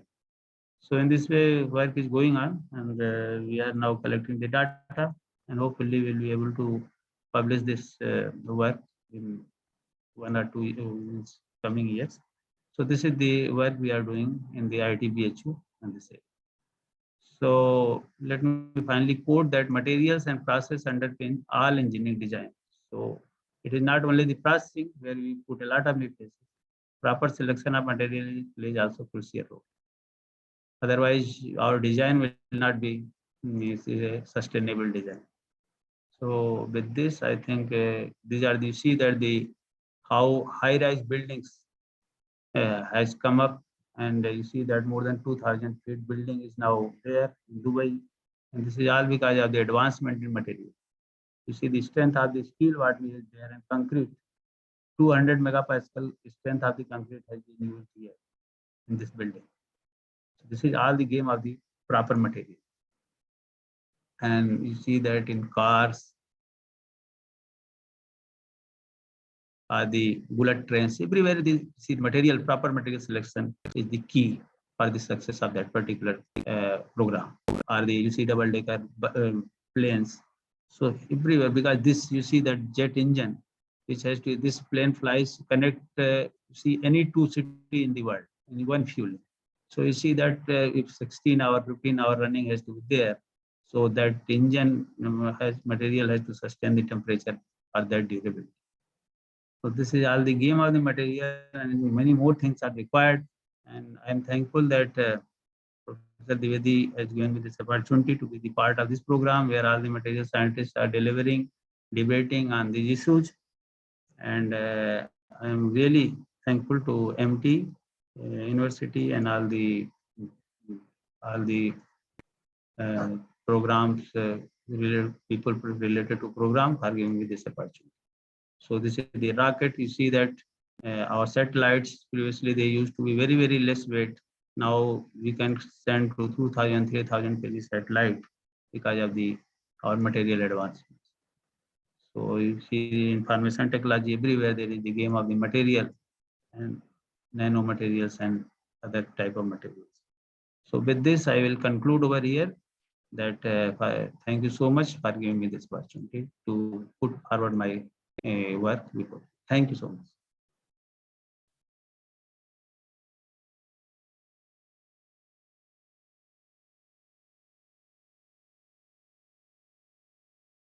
Are you getting my voice?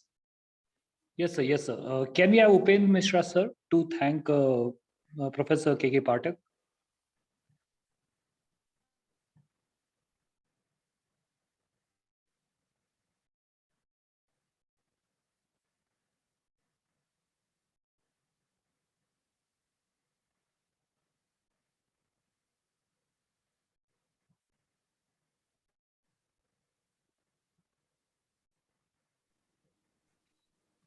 I think Professor Upendra Mishra is not able to join. Sir, can you hear us? Yes, yes, sir. Sir, also we have a question coming from one of the delegates. What about use of sustainable materials uses in concrete in the construction field with reference to their field acceptability? Okay, sustainable material, as you know that if you don't make sustainability means that from creation to the demolition, it should be sustainable. Okay, so if this is not sustainable, then you are going to damage the environment in such a way. So whatever we are going to create, it should have a certain life and it should sustain its own way. So concrete nowadays, suppose you are making, we are trying to reduce the cement application. We are trying so that the carbon emission and other things are reduced. Okay, so that maintenance is less. Its durability should be 50 years, whatever it is designed for. Otherwise, what will happen every year you have to repair. So when we design, we should look into not only the strength and the other criteria, but we should look into the environment also. Okay, and cost also. So in this way, if we maintain all the design criteria, building will be sustainable. At least it should achieve its target design period, whatever it is designed for, created. So this is sustainable construction. Thank you so much, Professor Pathak, for answering the question. Do we have any other questions? Dr. Pathak, Yes, myself. sir. Yes, sir. Dr. Yes, sir. Yes. Yeah. Nice Yes, to yes. see you. Nice to Okay, see you then. and listen to you. Yeah, nice and nice.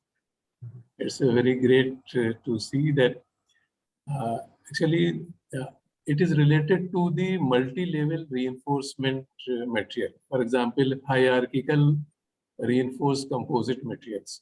So how to really design those things, because there are then multi-level reinforcement are there. For example, take epoxy resin-based composite with the carbon nanotubes, carbon, and then fibers.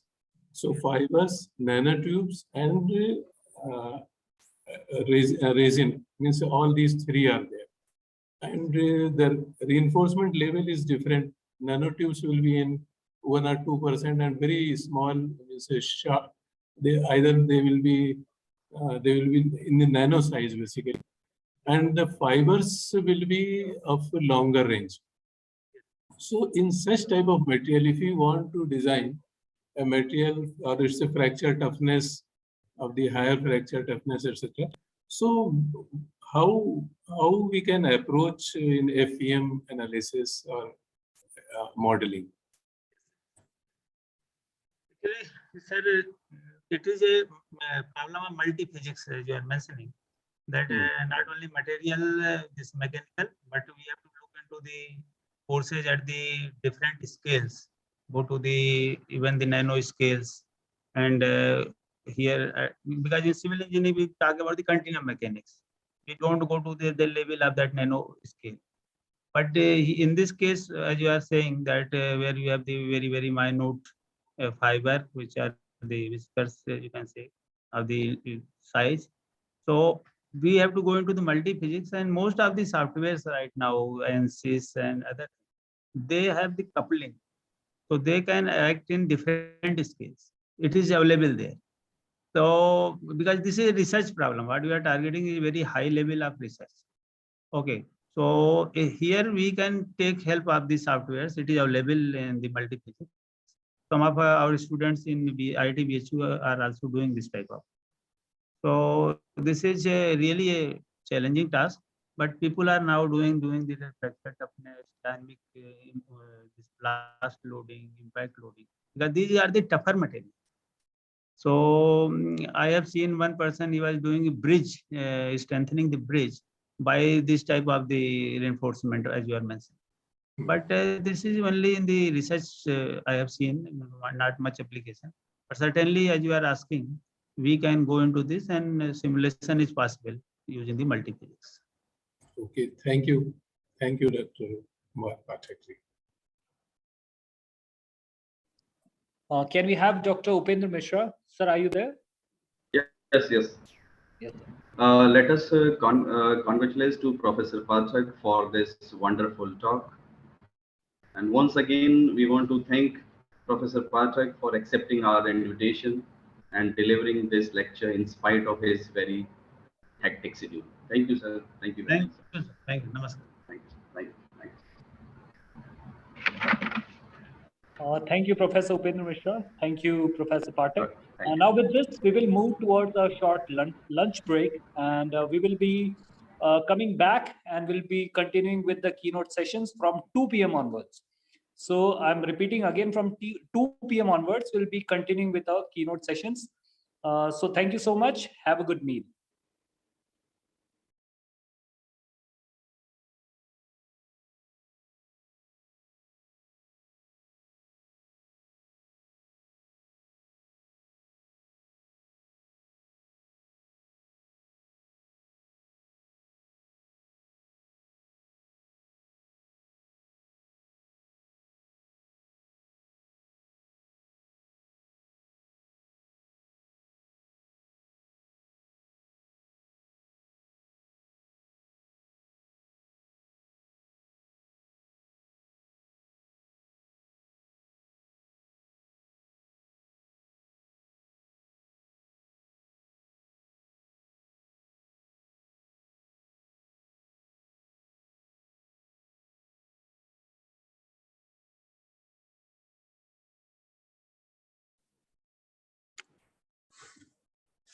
Hello, everyone. We'll be starting with the following sessions in the next 2 minutes. So be ready.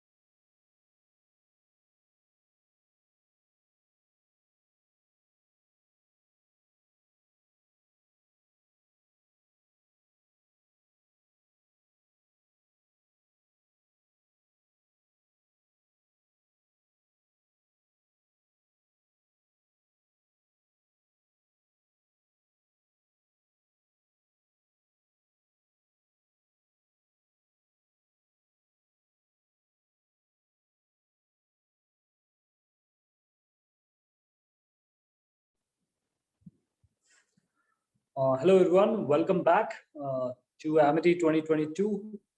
We are back after a lunch break. I hope you had a soothing lunch and a break. I request now Dr. Pathak to now take charge as the session chair for the following session. Over to you, Dr. Pathak.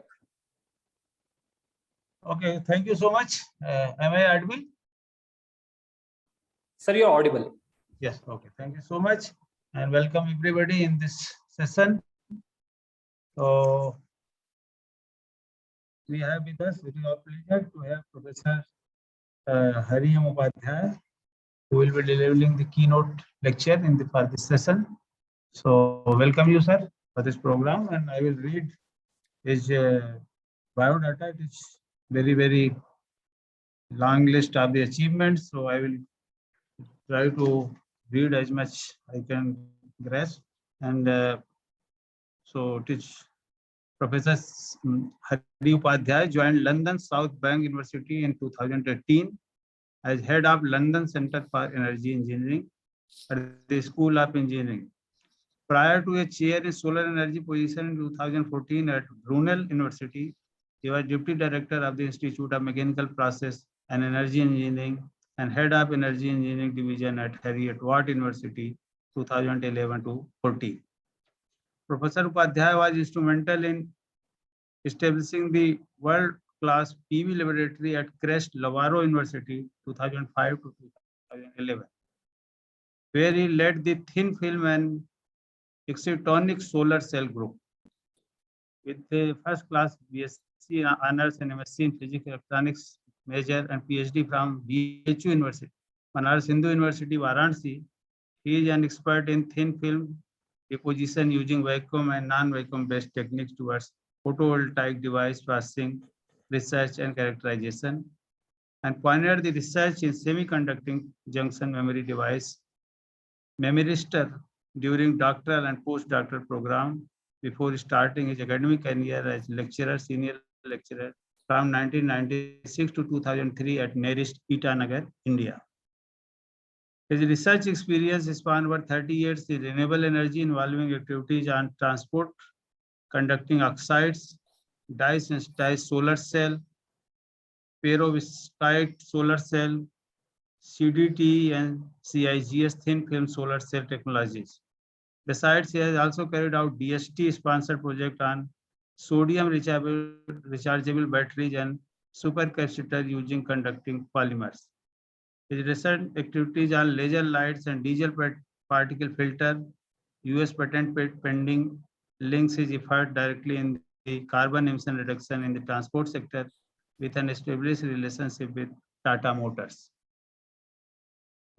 Professor Upadhyay came to the UK as academic visitor from India through a prestigious INSA Royal Society Fellowship to work at Imperial College 2002 to 2005 with Professor James Durant, where he established himself quickly as an expert in flexible dye-sensitized solar cell.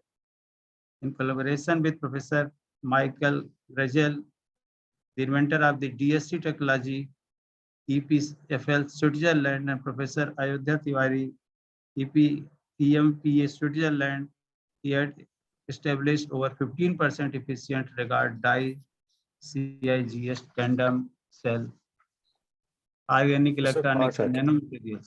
Am I audible, Professor Pathak? Maybe I think it's enough. I can tell it along as I go with my presentation, perhaps. Okay, sir. Okay. That will be so enough. thank you, sir. Okay, sir. So thank you so much, sir. Because it is so, I was also reading, and you are from BHU. I am also from IIT BHU. So it is my special pleasure to welcome you. And, thank you. Thank you so much. Without wasting time, I invite you to present your lecture. So we'll listen. Thank you. Thank you very much, Professor Pathak. And I, at onset, I would like to thank the organizers of this virtual conference. And I think I'm excited also with the fact that I can see a lot of my, seniors around here, perhaps, right now in the session here. I'm not sure though, but yeah, but I think I got my linkages with Professor Rajat Pandey, my senior. And when Deep Shikha, asked me to actually come over, I think I immediately had no option than that to say, yes, I will be there. Yeah. So I'm very, grateful to the opportunity which is given to me to speak here. So without much ado, I would like to share the screen, if I allow me, please.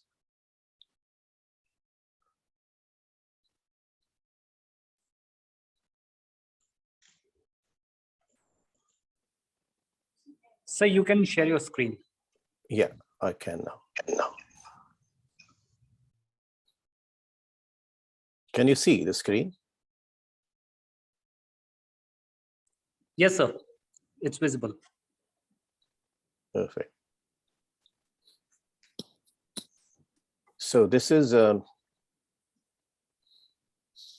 so I thought to choose my topic on renewable energy technologies and innovations towards net zero ambition, as you can see on the screen. So I'm Professor Hari Upadhyay, and I'm leading Clean Energy Sustainable Energy Group at School of Engineering at London South Bank University. You can see here, South Bank is very much kind of urban setup, where you can see skyscrapers and quite congested sort of building structures you can see here, where our mission being as a modern university is to have, to address real world challenges. So we don't do everything, but we do specific things which we think we are expert in and try to solve issues. Okay, coming here, you can see some of my collaborators from industries and maybe funding bodies that you can see here. So I've been involved in several projects related with renewable energy, which leads to kind of carbon emission reduction. In there, first of all, as my topic suggests, the question obviously comes, why net zero? Net zero obviously is a buzzword at the moment, and we all know it's not a question anymore. Reason is very simple, that average global temperature rise from 1950 onwards until 2060, when the records were taken, you could see that there's a rise of average temperature of Earth by 1 degree centigrade. And you all know that 1.5 degrees centigrade is something we want to actually reduce or restrict up to by 2050. That's our kind of emission targets, or net zero target. That's what we call as. And you could see here the polar bear with the ice cap melting. They're struggling to actually even have their livelihood going. It's really a kind of staunch warning to everyone on the planet to actually really come forward and do whatever to reduce their global rise of temperature and restrict to 1.5 degrees centigrade up to 2050, sorry. And then probably then we can actually save the world, as we all know. Otherwise, the dangers are very much known. It was in IPCC recent report was said, like even 12 major cities in India, coastal cities in India, would be drowned by end of the century. Scary situation. Anyway, world energy consumption, I think why this has all been going on and why the rise is very clear, that you can see that this graph is suggesting that until 2009, we had 80.3% fossil fuels based energy usage, which has now, in 10 years' time, when this report was taken in 2019, the fossil fuels burning was still going on to 80.2%. Barely it got changed in a decade time, you could see. While there's been some shift in percentage of modern renewables.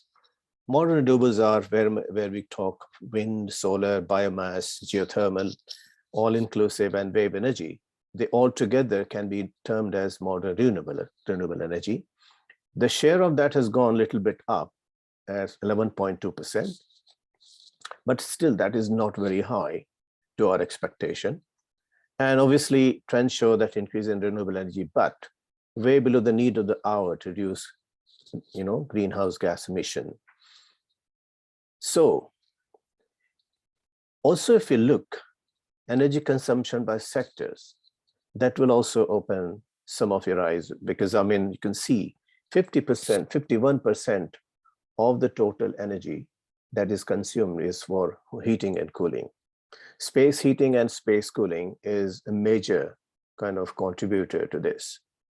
Transport comes next at 32%, and then comes power, obviously, where we use electricity as a power. And you can see there has been some good advancement in terms of how much energy or the power is coming from renewable is almost like 27% now and is due to increase. But its share within the whole setup is not significant. So what we have to do while we are bringing power or electricity by use of renewable energy, obviously we have to think about transport sector and heating and cooling sector as well. We cannot just keep an eye shut on this part. So this is my message here, that although renewable energy has started showing penetration, but requires an aggressive approach, which is very much being talked about in COP26 at Glasgow last November. Question comes also, how to achieve net zero? Net zero targets are, we know it's an uphill task, but it was, I think they've taken this picture during the COVID time, when everyone was scared in 2020 and staying home. And we still have got now tendency to stay home and do virtual meetings like what we're doing now. But you could see that the platforms were empty, the trains were empty, emissions were getting very low down at that point. And this is where the message came that, ministers must seize the opportunity to turn the COVID-19 crisis into a defining moment in the fight against climate change. So this was something which I took note of. But how this all can be achieved, I think we all have to come together. I mean, in terms of efforts coming from communities, involving scientific, industrial, financial, societal, and political groups, all have to come together to solve these issues. This should obviously cover, as I showed in my previous slides, clean energy, transport, nature, innovative technologies. These are the ones which can make difference, but we all have to be going faster in order to achieve these targets. Renewable energy for net zero, I think this is important for everyone to understand, that how can we really achieve the targets that are being given or being talked about at the moment. You could see, I think I'm just going to move around this.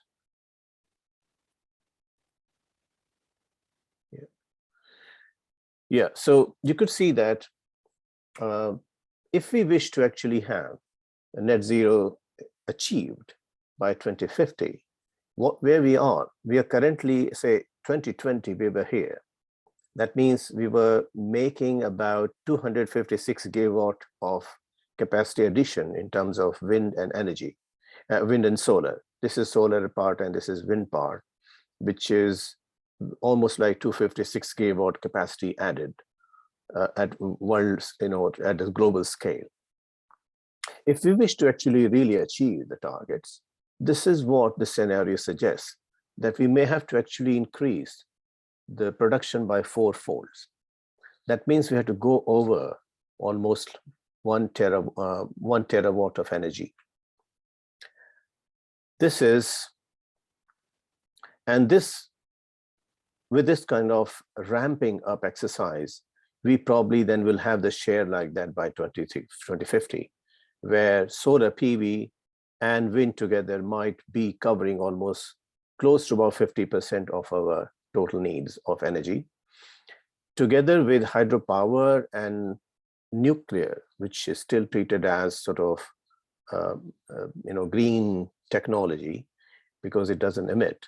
So with hydrogen together and with some unabated natural gas and abated coal, we could actually potentially cover, the emission, the net zero condition.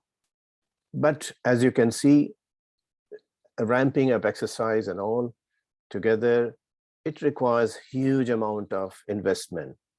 What we can see, the investment for $4 trillion US dollars coming for, say, oil products will have to go down, obviously, if we have to achieve net zero. And our renewable energy targets obviously have to go. So investment in the range of almost 10 trillion would be required in coming 20 years' time, which is again an uphill task. Investors all have to come together along with technologies and also the academics who have the technology in their hand. This would eventually then will be able to reduce the carbon emission going by 2050 to net zero. This is where net zero conditions can be achieved. So it is achievable, but riders are very clear. First, the ramping exercise, then we'll have to think about how the investment will come and where the investments or the money will come from. Renewable energy growth scenario is where we could see, say, if we compare from say 2012 until 2018, where the latest reports were taken before pandemic, it was going up high, suffering the downturn initially around 2010. It was catching up. Again, it is slowing down because the investments have to be, with the same pace. The technology is there, I think, but we'll have to show the will to actually take it further. Looking into the scenarios of various countries, leading countries in the world, where India stands, probably this is where I thought to show that, India ranks amongst the top nations now, with a target of about 100 gigawatt capacity of PV, which has now been raised to 500 gigawatt by 2030.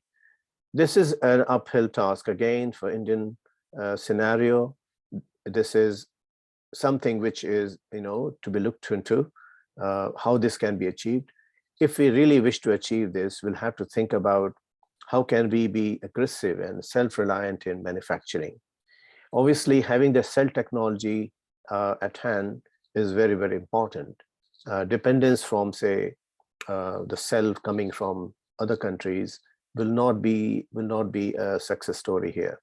So we'll have to think about a strategy where we can have our own cell technology, whether it is crystalline silicon or new technology that I'm going to talk about in my next slides.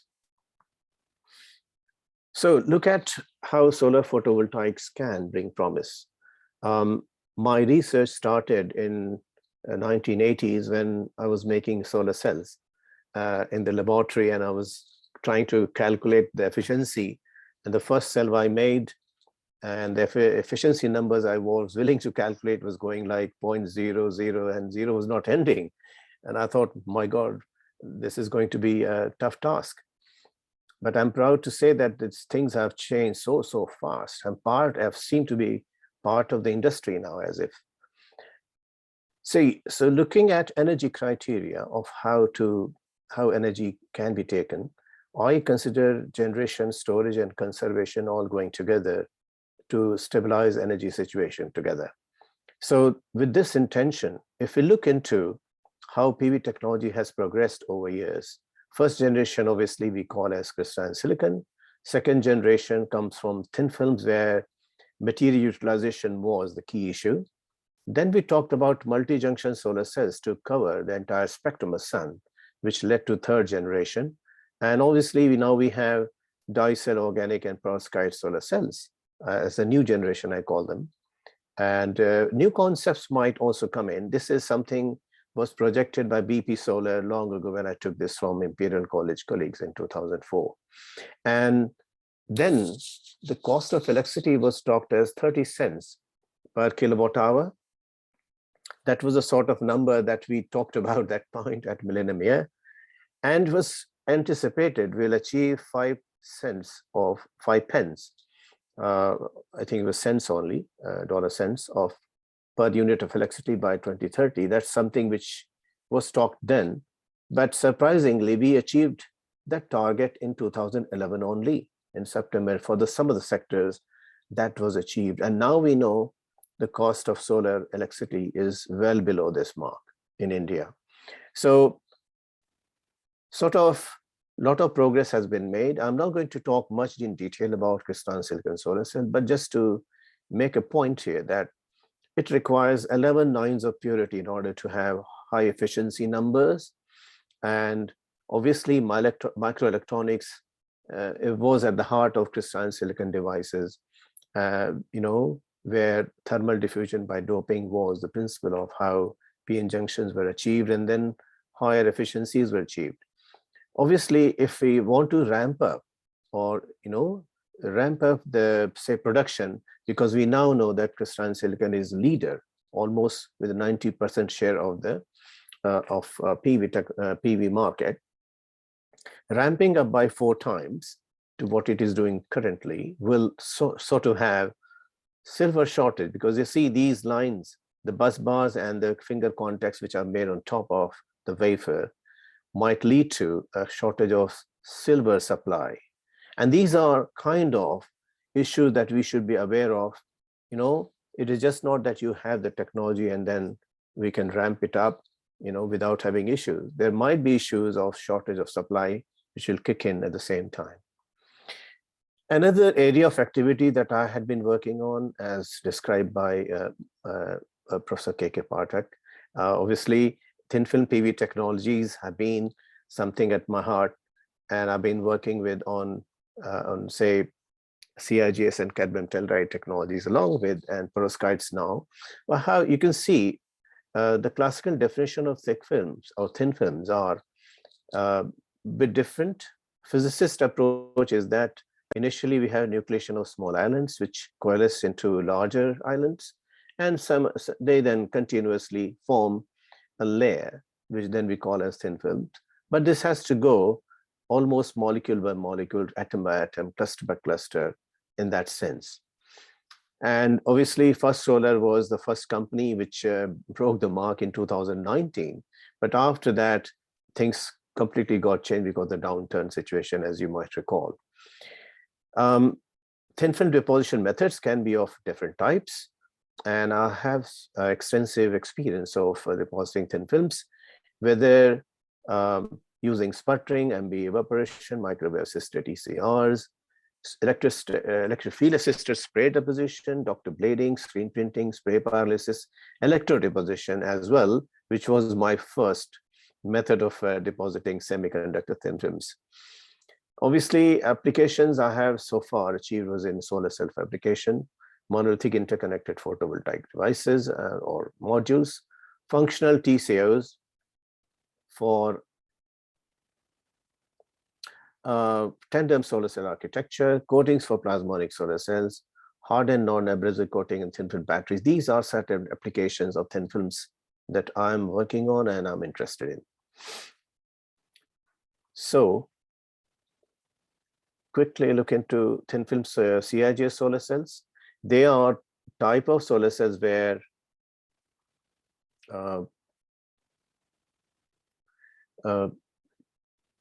the type of cells where they got heterojunctions of CIGS and cat sulfide. This is PN junction formed. And then you got top and bottom contacts as a metal moly, molybdenum, and TCOs on the top. We know that this technology has got advantage that can be made on any kind of substrate. It can be made on polymer, it can be made on metal foils, and can also be made on, say, glass substrates. 23.3% efficiencies had been achieved for Solar Frontier Japanese company, which is leading at the front, almost production of 1 gigawatt and over per year basis.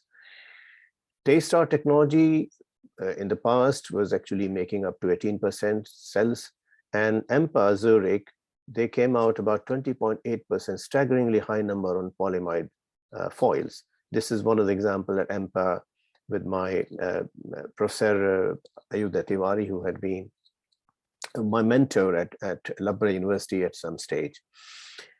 Limitation on turnkey solution due to complexity of the materials, abundance, and processing of device. These are certain things that we should be quite aware of, because CIGS will also have shortage of supply of maybe gallium and indium. This is something which we should be mindful of. Cadmium telluride is again similar structure, PN junction, heterojunctions.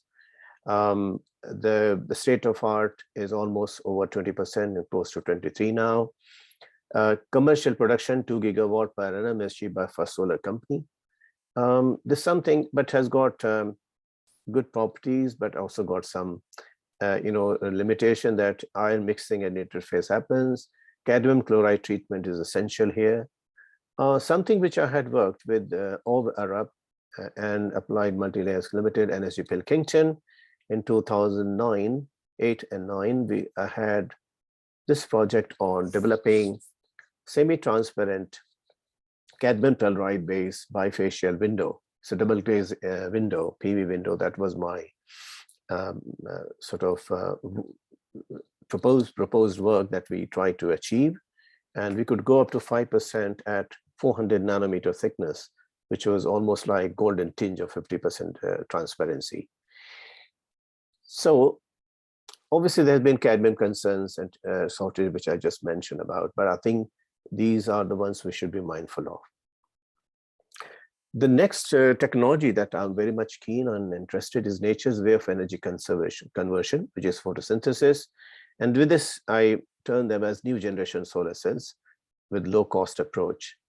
These are ultimate requirements of technologies, and PV technology. If we can have this thin film form, abundance materials, non-toxic, stable, durable, and low processing costs leading to low capex, would be something that we should be looking at.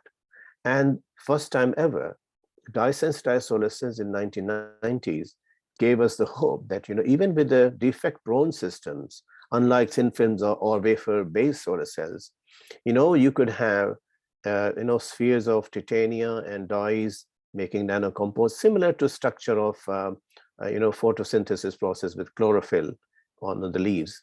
The simile was taken, and this led to quite a substantial increase suddenly from, say, less than 1% to about 10% solar cells in 1990.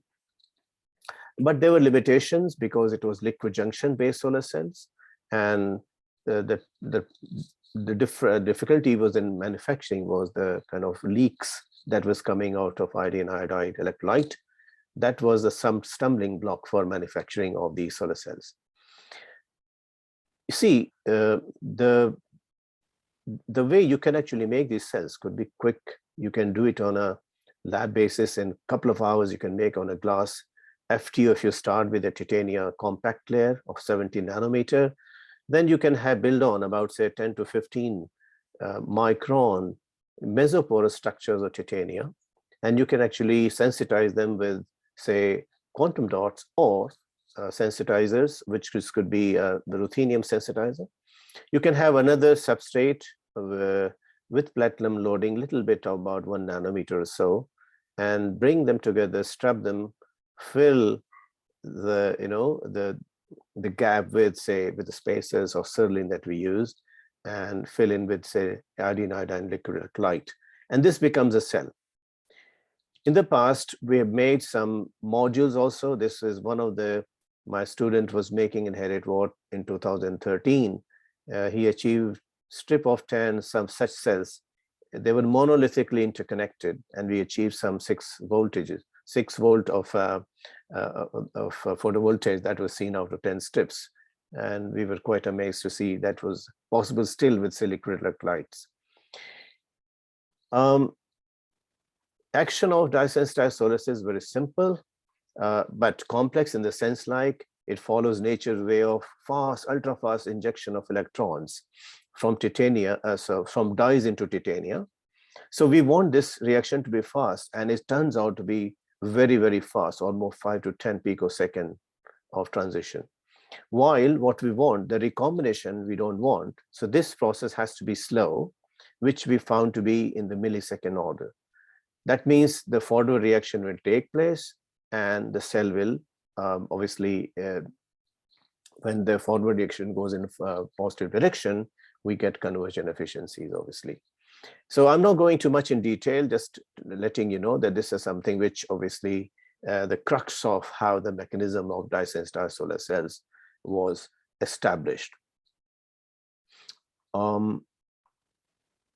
This led me obviously to form a team in 2009-10 for an Indo-UK program called APEX, Advancing the Efficiency and Production Potential of Excitonic Solar Cells, where we had 7 institutions coming from India and 7 from UK coming together. Then I had moved to Brunel University, and so we actually had 2 phases of this program going until 2018. We have Pilkington, Oxford PV, G24i, DuPont Edging Film, Solar Press. Now it doesn't exist anymore, but there were a lot of companies involved during that time. What happened, obviously, in consortium, we achieved what is now called as perovskite solar cells. Obviously, coming from here, and while we were having efficiency less than 5%, we could go suddenly to more than 11% in 2012. And this is simply because of solid state, structure of it, porous, mesoporous titania, sensitized with the, say, perovskites. And perovskite structures are as you all know, that ABOX can be a perovskite. And here methyl ammonium lead halide, lead iodide was seemed to be one such material made by a Japanese team. Obviously, but was utilized by Henry Snaith, Professor Henry Snaith now, who is in Oxford University and is known as inventor of this technology. This led us to win the Newton Prize in 2017. That was the first Newton Prize that we achieved. And this led us to actually take this whole program to the next level. Currently, we are now globally more than 25% efficiencies have been achieved. We are working closely with Cranfield University. We have achieved 24.7% efficient solar cells. So you can see a transition starting from, say, 5% or less than 5% to about 25% has taken place in just one decade. Is astonishing. But there are limitations. Stability against humidity and heat remains as a major challenge for perovskite solar cell production. So obviously, you can see there are potential, but there are also problems. So with this, we have one Sunrise program as a follow-up of Apex, where we had about 7 million, obviously led by Professor Dave Worsley at Swansea University. We had pretty much the same team that we had in Apex, but we had addition of Tata in India, Tata Clean Tech Capital, and Tata Steel came on board with us. And obviously, we had energy positive homes. That was our criteria to take this to villages in India. So with that intention and looking into SDG, which is Strategic Development Goals of United Nations, SDG 7 was our target. And this is something which we try to achieve. I'm glad to say that, we are pretty much on our target. And some of the things I'm going to show you, just like this is our site of energy positive home made by Swansea University as an active classroom. We also have Energy Pilkington technology is a semi-transparent window you can see here. And also Polysolar company we are engaging with, who have also semi-transparent windows, which is PV window basically. And also we have unglazed transparent solar collector from Tata Steel technology for heating and or heating of the space. And this is our demonstrator at Khudet near Mumbai that we are planning to build at the moment. We have yet to unleash the potential of BIPV, although there are some complexities in terms of regulations, etc. But I think in the future we may have to think about how to actually bring BIPV, because the embedded area that is with the buildings, it could be an advantage to us. And then comes our stability of PSC. This is photo, again, perovskite solar cells against humidity, as I mentioned. I had achieved a little bit success here. This was through hydrophobic, porphyrin layers as a whole transporting layer on the top. By doing so with help of ICT Hyderabad team, we were able to achieve efficiency up to 11%. While they were dipped, the whole cell was dipped into water for 2 hours without damaging the cell performance. Obviously, our next idea is basically to actually go further up to 30 by 30 centimeter scale up, achieving almost 15% with active area of 90%. And this is the monolithic integration, an example of CIGS that I have done some time ago, and on CAD Telluride also. And this would be similar kind of structures would be actually made here, which will be monolithic integration of perovskite solar cell. I just would like to check quickly the diesel particle filters, something I thought of bringing here like emission check at source itself. So with that intention, what we have done is we try to look into diesel particle filter. This is a conventional DPF structure. You can see it's a honeycomb structure with platinum loading, but this gets actually filled up, choked very quickly in few months only if you're not running your vehicle at 70 miles an hour every week. And so clogging of the carbon soot particles can happen, and this can lead to the issues. So what we have that we devised a new design of whole thing with making the cone-shaped structure to reduce back pressure and optimize the velocity designed by Katia and this crew. My team, Dr. Ali Salimia, who actually one of the inventors of this technology, and Arjun Amini, unfortunately, he passed away in January earlier on. It is a sad story that he is no more here. But we have come out with some kind of interesting results. Without filter, you could see there was almost like 7 million particles per second was the flow, which was reduced down to almost insignificant numbers, even at a high 3 kilowatt load onto it, which was a great success and was meeting Euro 6 regulation that time. We have investors who are actually looking into investing some money to take it forward. But as I say, ongoing progress of Sunrise, something that we are quite proud of. We have actually more than 20 global partners now, 50 plus research collaboration established. Now, I think the numbers are much more, 130 plus we have published in last 4 years. We have added also 1.5 million additional funding on top of 7 million we had.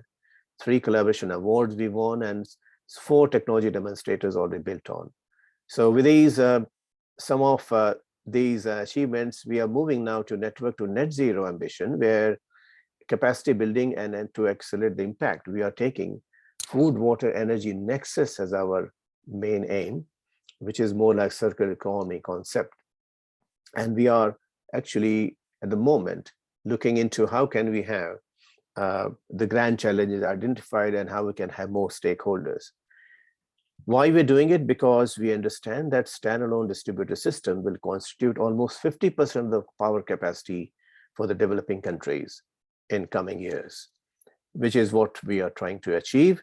Standalone PV demonstrator as energy positive homes to be constructed in India in a village called Khuded near Mumbai is something we are doing at the moment. And as I speak, the build is ongoing. We are trying to complete that structure by end of this April month. Novel green technologies, water and hygiene, food system, these are things that we are trying to actually address now together, and which could be what we call as Sunrise Phase 2. And let's see if we actually achieve all that through the combination of or with the help of funding bodies and also the companies that are involved directly with us. So with this, now I'd like to conclude. I think I'm going a little bit over my time, but just to conclude that net zero emission requirements are real necessity and no more just a statement.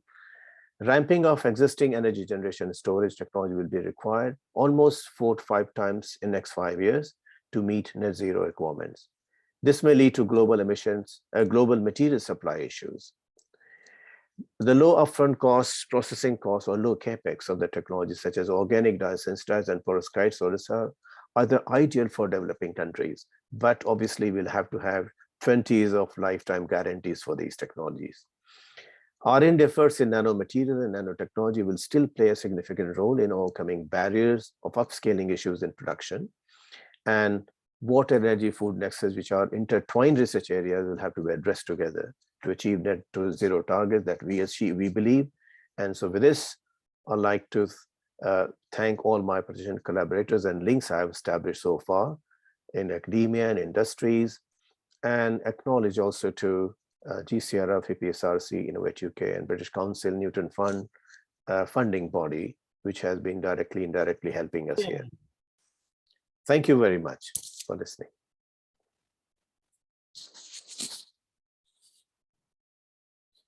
Thank you, sir. Thank you for your very, very interesting lecture, and you are doing great service to save our planet, net zero energy. And I think this real work you are doing for the whole humanity. And I think you have dedicated a good part of your life for this great noble cause. So I congratulate you and I salute you also. So if there is any question from the audience, I think let us pose this question before the Upadhyaya sir and get benefit out of that. Thank you, Professor Patrick. I'm happy to take any questions if there is from Is there anybody. any question, please? Sir, we have one question in the chat box. With your Please permission, read. I'll read the question out. So the question says, is there any possibility to fabricate PZT sensor which will provide optimum voltage and current for storing in battery? This is something which is not my direct area, but obviously a lot of work is going on in this direction in PZT sensors that I know as of. But there may be a potential of handling maybe the voltage, maybe it's just maybe it's difficult to say as to because this is something not my direct area, but I do know that storing battery, battery technology is really going very well at the moment with lithium batteries. But again, there's a problem of having much supply of lithium when we ramp up to say gigawatt scale or to say terawatt scale. Lithium will be in short supply. But PZT sensors, I'm not sure if this question is coming directly to me in the sense like you do not have expertise to say much here. But I do know that there have been a lot of progress made, and also some of perovskite materials are being also utilized here in this case. But I'm not sure as to how it will compare with battery technology. Sorry about that. Thank you so much, sir, for answering the question.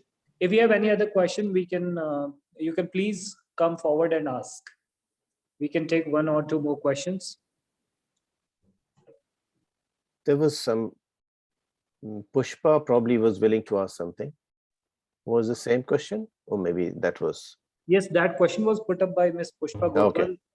Yes, sir. Yeah, sir, I have one question. Yeah. Go ahead, please ask.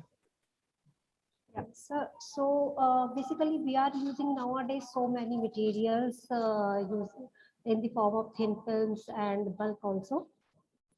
But no one is thinking about the toxicity. So whatever materials we are using for the solar cell and other energy harvesting devices, so the toxicity are the main basically problem. After using the solar cell, can we throw them like in the environment, or we have to do something special treatment for after using the solar cell, or when we are not using them? I think it's a very good question, and again brings about environmental concerns. Most of the solar cell technologies that have talked about, they use a lot of intense energy first, like crystalline silicon will have energy intensive processing, and it leads to a lot of byproducts, and we use a lot of chemicals which are not favoring to the environment. Technologies like CIGS solar cell also has got cadmium in it, but it's not. We're trying to actually go away from cadmium there.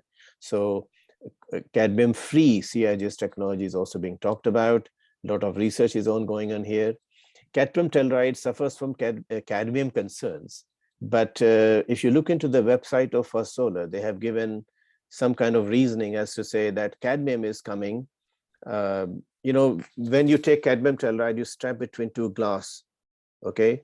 And even at the basement fire, where temperature reaches about 930 degrees centigrade, it will engulf all cadmium, because glass will melt first.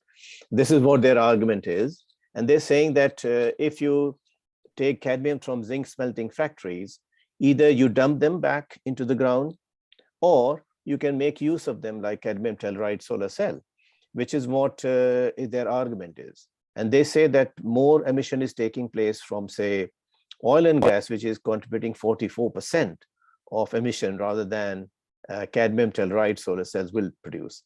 So they're being, and they also have some recycling suggestions in their website. They can take at the end of the life of the solar cells, they can take the module and can recycle them. So you're very right, but we are looking into the technologies which start with the materials which are non-toxic, like titania, right? And this is where dye-sensitized solar cells and perovskite solar cells are way forward, as I understand, but they lack in their stability. Okay, the stability of 25 years is what is guaranteed, is something is needed, which they don't have at the moment, but it's believed if the progresses are made and that breakthrough is achieved, there could be, alternative to crystallized silicon.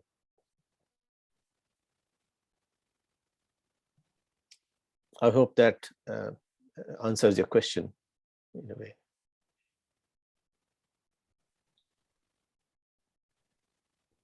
Yeah, definitely, sir. Thank you so much.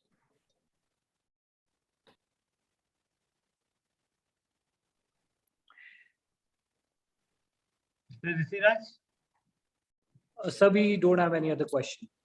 Thank you very much. Okay. It was very nice listening you, sir.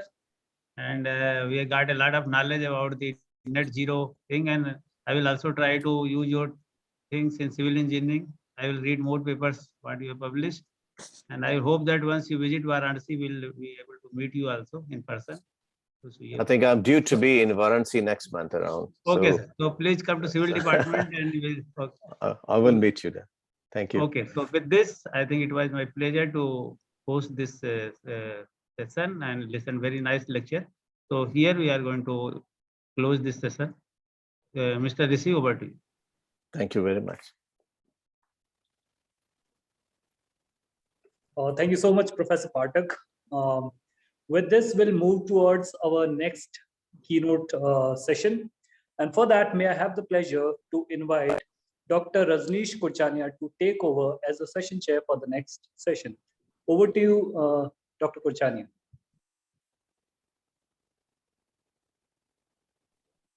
Okay, Rishi, it's my pleasure to chair this afternoon session. And as we have met in the morning as well. And in this particular session, our keynote speaker, it's my pleasure to introduce our keynote speaker, Dr. Richard J. Ball from University of Bath. And we have been interacting for more than over 2 decades, as we have been postdoctoral colleagues at University of Bath. And ever since, our academic interaction is like going on. And we have been working on various externally funded research projects, such as British Council and Royal Academy of Engineering and so on. And recently we have been granted a grant from Global Partnership Research Grant with British Council, which we are currently working on. And can you put his screen, biography's screen? I can't see. Is it? Can I request Dr. Richard Ball sir to unshare his PPT once? Or I can read it from the printout. Yes, sir. I got the access. I'll just share here. Yeah.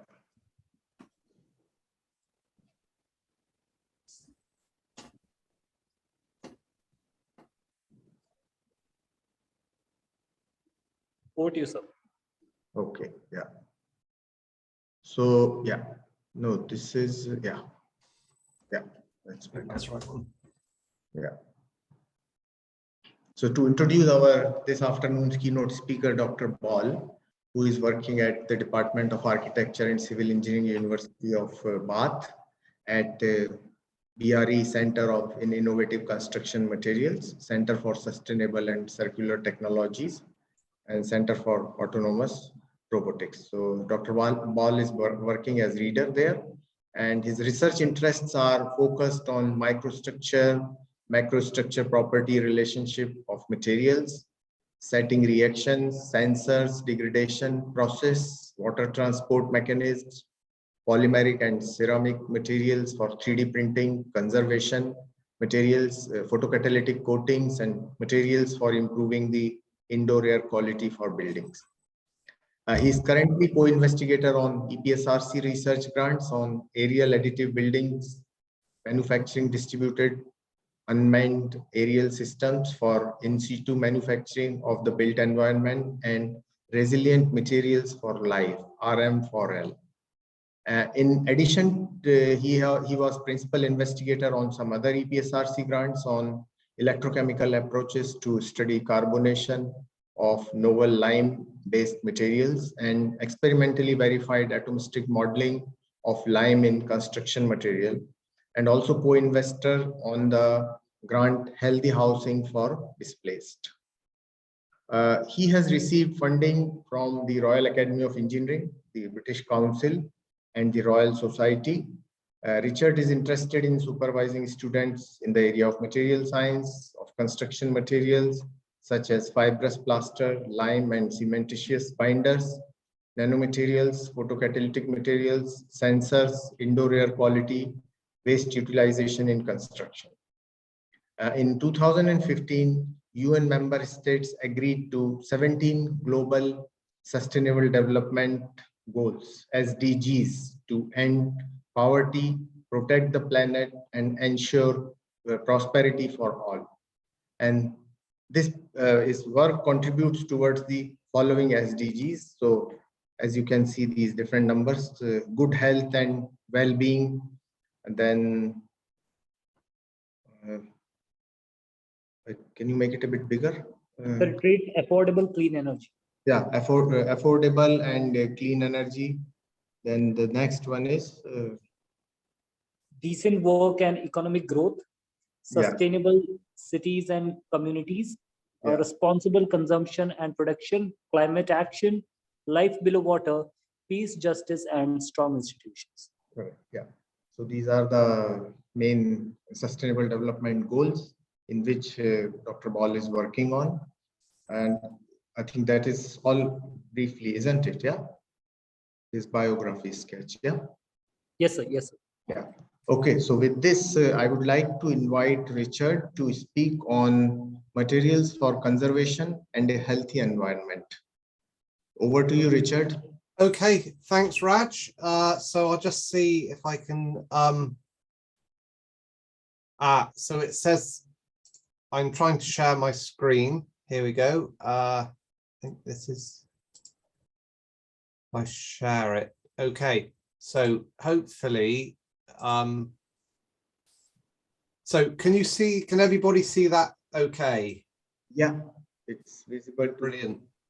I think. Okay, so it's a pleasure to be here. So I'd just like to say a big thanks for inviting me to talk in this conference. So as Raj said, my talk is on materials for conservation and a healthy environment, and I'm going to present some research that dates back quite a few years. So there's some stuff from when I was at Bristol, and then the majority of the research presented has been done since I joined Bath in 2010. So the contents of my talk, I'm going to start by talking about pollution and damage to limestone buildings. I'll talk about some work that I did on the use of nanomaterials, namely nanolime, which is a product that's used for consolidating lime plaster and limestone. And then I'll talk about titanium dioxide photocatalysts and present some results on the remediation of NO2. And then testing of some photocatalytic nanolimes that we developed in Bath, and then I'll summarize. So I've just got this map so you can see Bath is in the southwest of England. It's a World Heritage City. This is a picture of the University of Bath. So it's slightly outside the main city of Bath, up on top of a hill.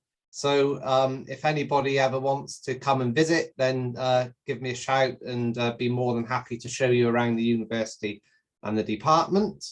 This is a picture of the city of Bath, and within Bath, there are the Roman baths, which are really the key tourist attraction within Bath. The whole city is classed as a World Heritage Site, and these Roman baths are made from Bath stone, which is a limestone, and of course Bath stone is susceptible to degradation from the environment. So it's a nice picture that illustrates the importance of understanding degradation of stone and understanding how we might prevent stone from decomposing, and if it does start to decompose, then steps that we can take to try and sort of reduce the damage or stop damage from occurring. So this is a picture from Bath in 1952. And you can see that there's a lot of smoke and smog in the atmosphere. So back then there was a lot of coal burning. So that meant that there was a lot of sulfur dioxide in the atmosphere. As we go on towards the modern day, we find less sulfur dioxide and more oxides of nitrogen, mainly from traffic. This year, Bath has recently introduced a clean air zone, so they're trying to restrict the amount of traffic that can enter the city, and this is because of the damage that can be done not only to human health, but also, as you'll see, we can get damage occurring to buildings as well.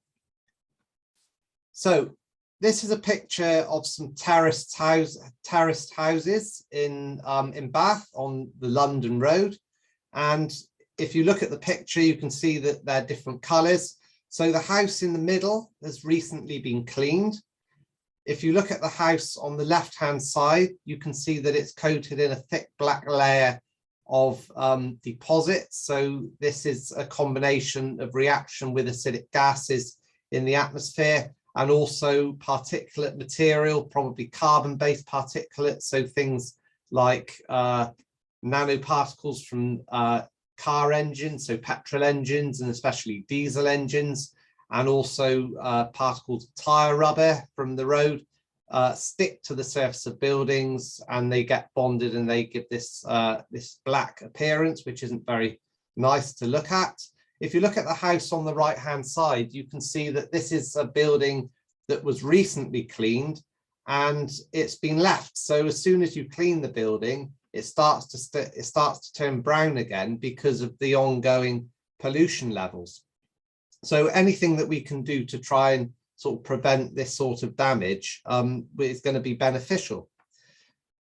This is a photograph from Wells Cathedral, which is another city quite close to Bath, probably about 20 or 30 miles away. And you can see that these carvings of figures have been very badly damaged. So this is a combination of pollution and also weathering and salt crystallization inside the pores of the stone. And I've got another picture here, which is again from a city of London. This is from London in the UK. And you can see again the characteristic black stains on the surface, but also the white streaks are due to when it rains, the rain will flow down the front of the face of this this carving, and it will wash that that black deposit off. But of course, if that black deposit has consumed some of the stone in its formation, so if it's reacted with the stone and perhaps turned it to a sulfate, and that's then washed off, then it will slowly erode the surface of the stone. So it's important to think about what the mechanism is, and these similar putting moisture on the surface can be used to clean buildings and statues as well. So again, it's important to think about what the long-lasting consequences of doing this are. So this is some work that was done by a couple of colleagues, Adel Turkey and Jeff Allen at the University of Bristol. So I used to work at the University of Bristol, and a really good way of studying corrosion processes is to look at the weight gain. And this is a microbalance, so it can measure very small changes in weight. And this is an experiment that was carried out to look at the effects of SO2 and NO2 on the surface of stone. So we can see this graph here, which shows that when we have a small concentration of SO2, about 5 ppm, we get a small increase in weight.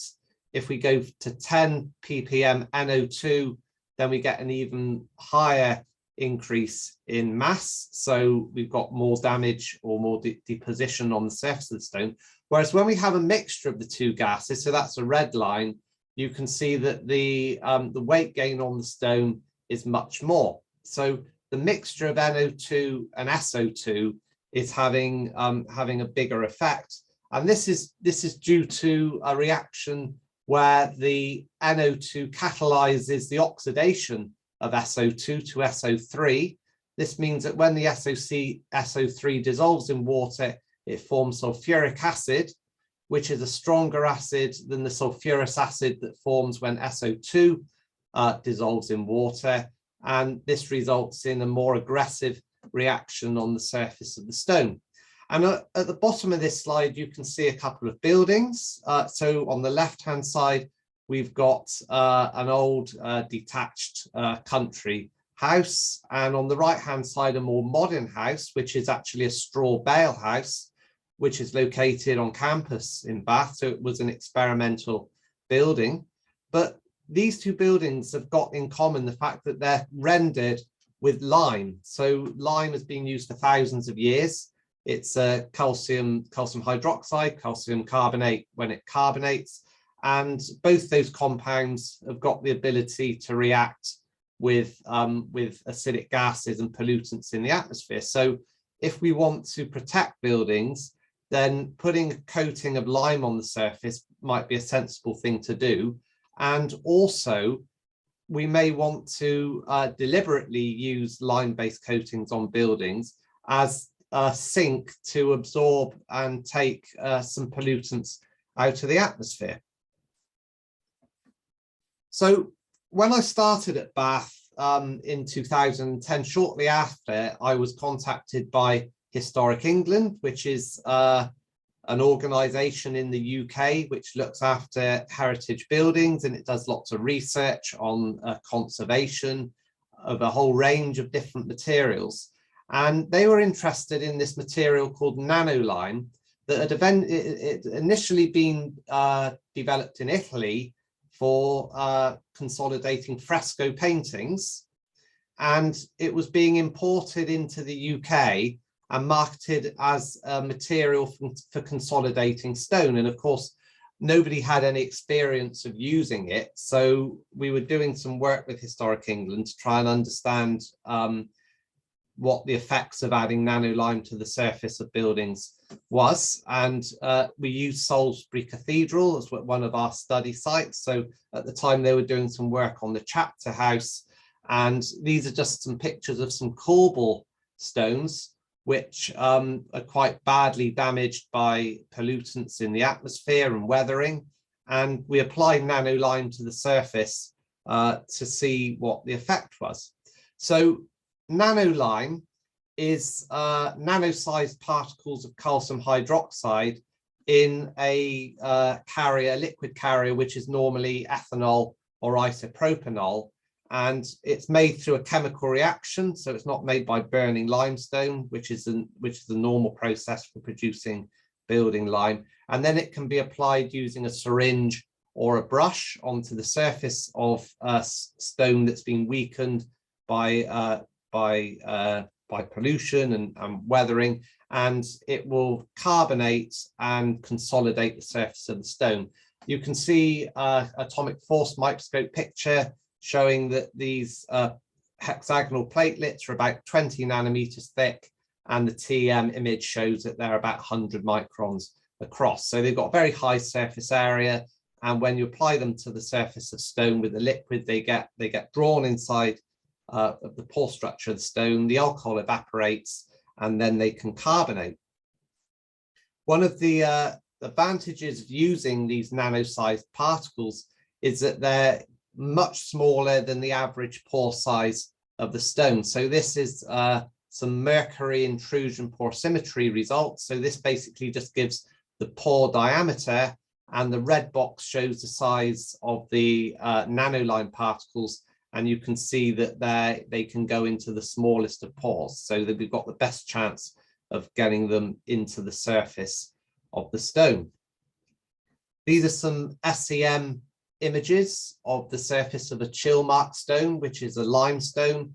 So the top two images are before treatment, and the bottom two images are after treatment. So we can see that there's a visual difference on the surface of the stone.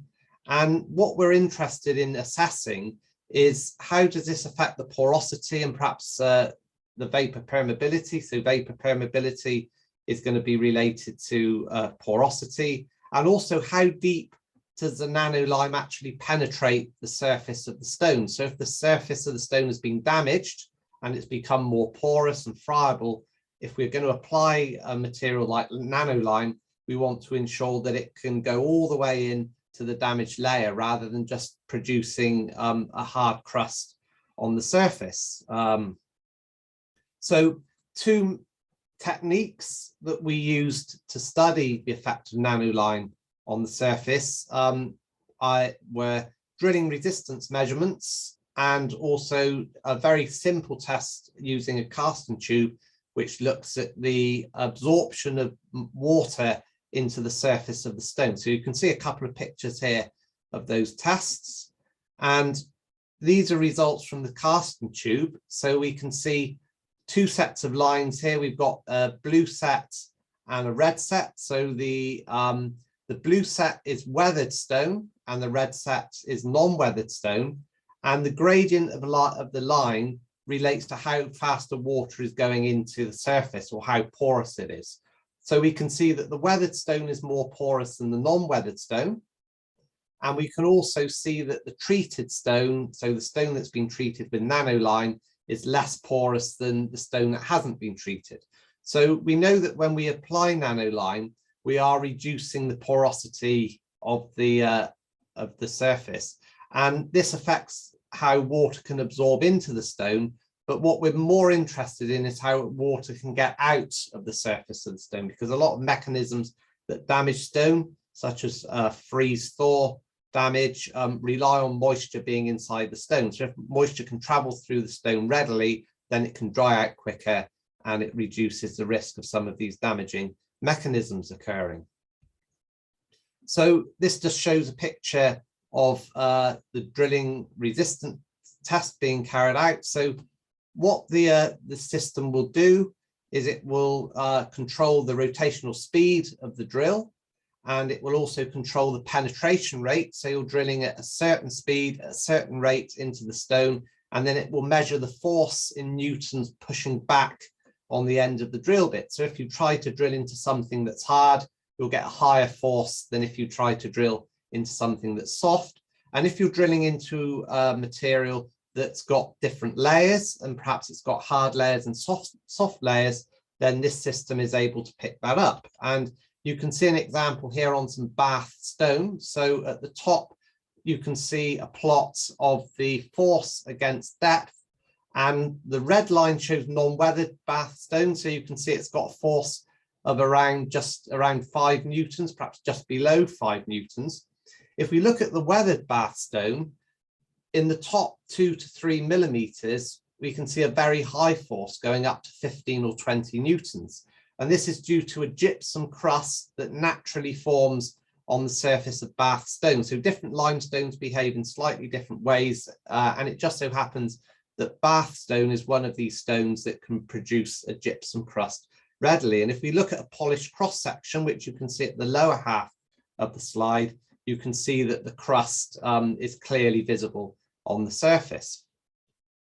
So these are some tests that we did looking at the effect of applying nanolime to the surface of the stone. And we've got two lines on there. So we've got a grey line and a black line. So the grey line is the original drilling resistance of the stone, and the black line is the drilling resistance after the application of the nanolime material. And we've got weathered and non-weathered, and we've got 20 days, 30 days, and 6 months going down. And the area that's shaded red is the improvement or the increase in the drilling resistance of the stone. So we can see that this is a really effective method for demonstrating. Oh no, someone at the door. Sorry, can I just wait?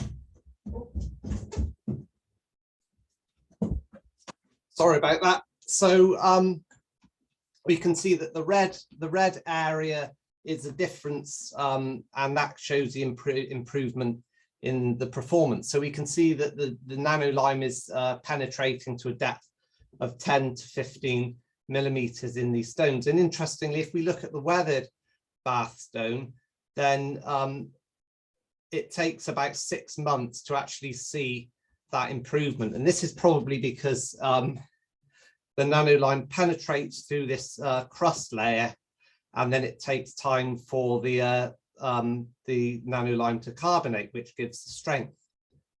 Got some more results. So if we look at a different type of stone, chill mark stone, this stone doesn't produce a crust on the surface. So we can see that it penetrates to a much deeper depth, over 20 millimeters. And again, we can see that if we wait 6 months, that red area is bigger, so it's being more effective.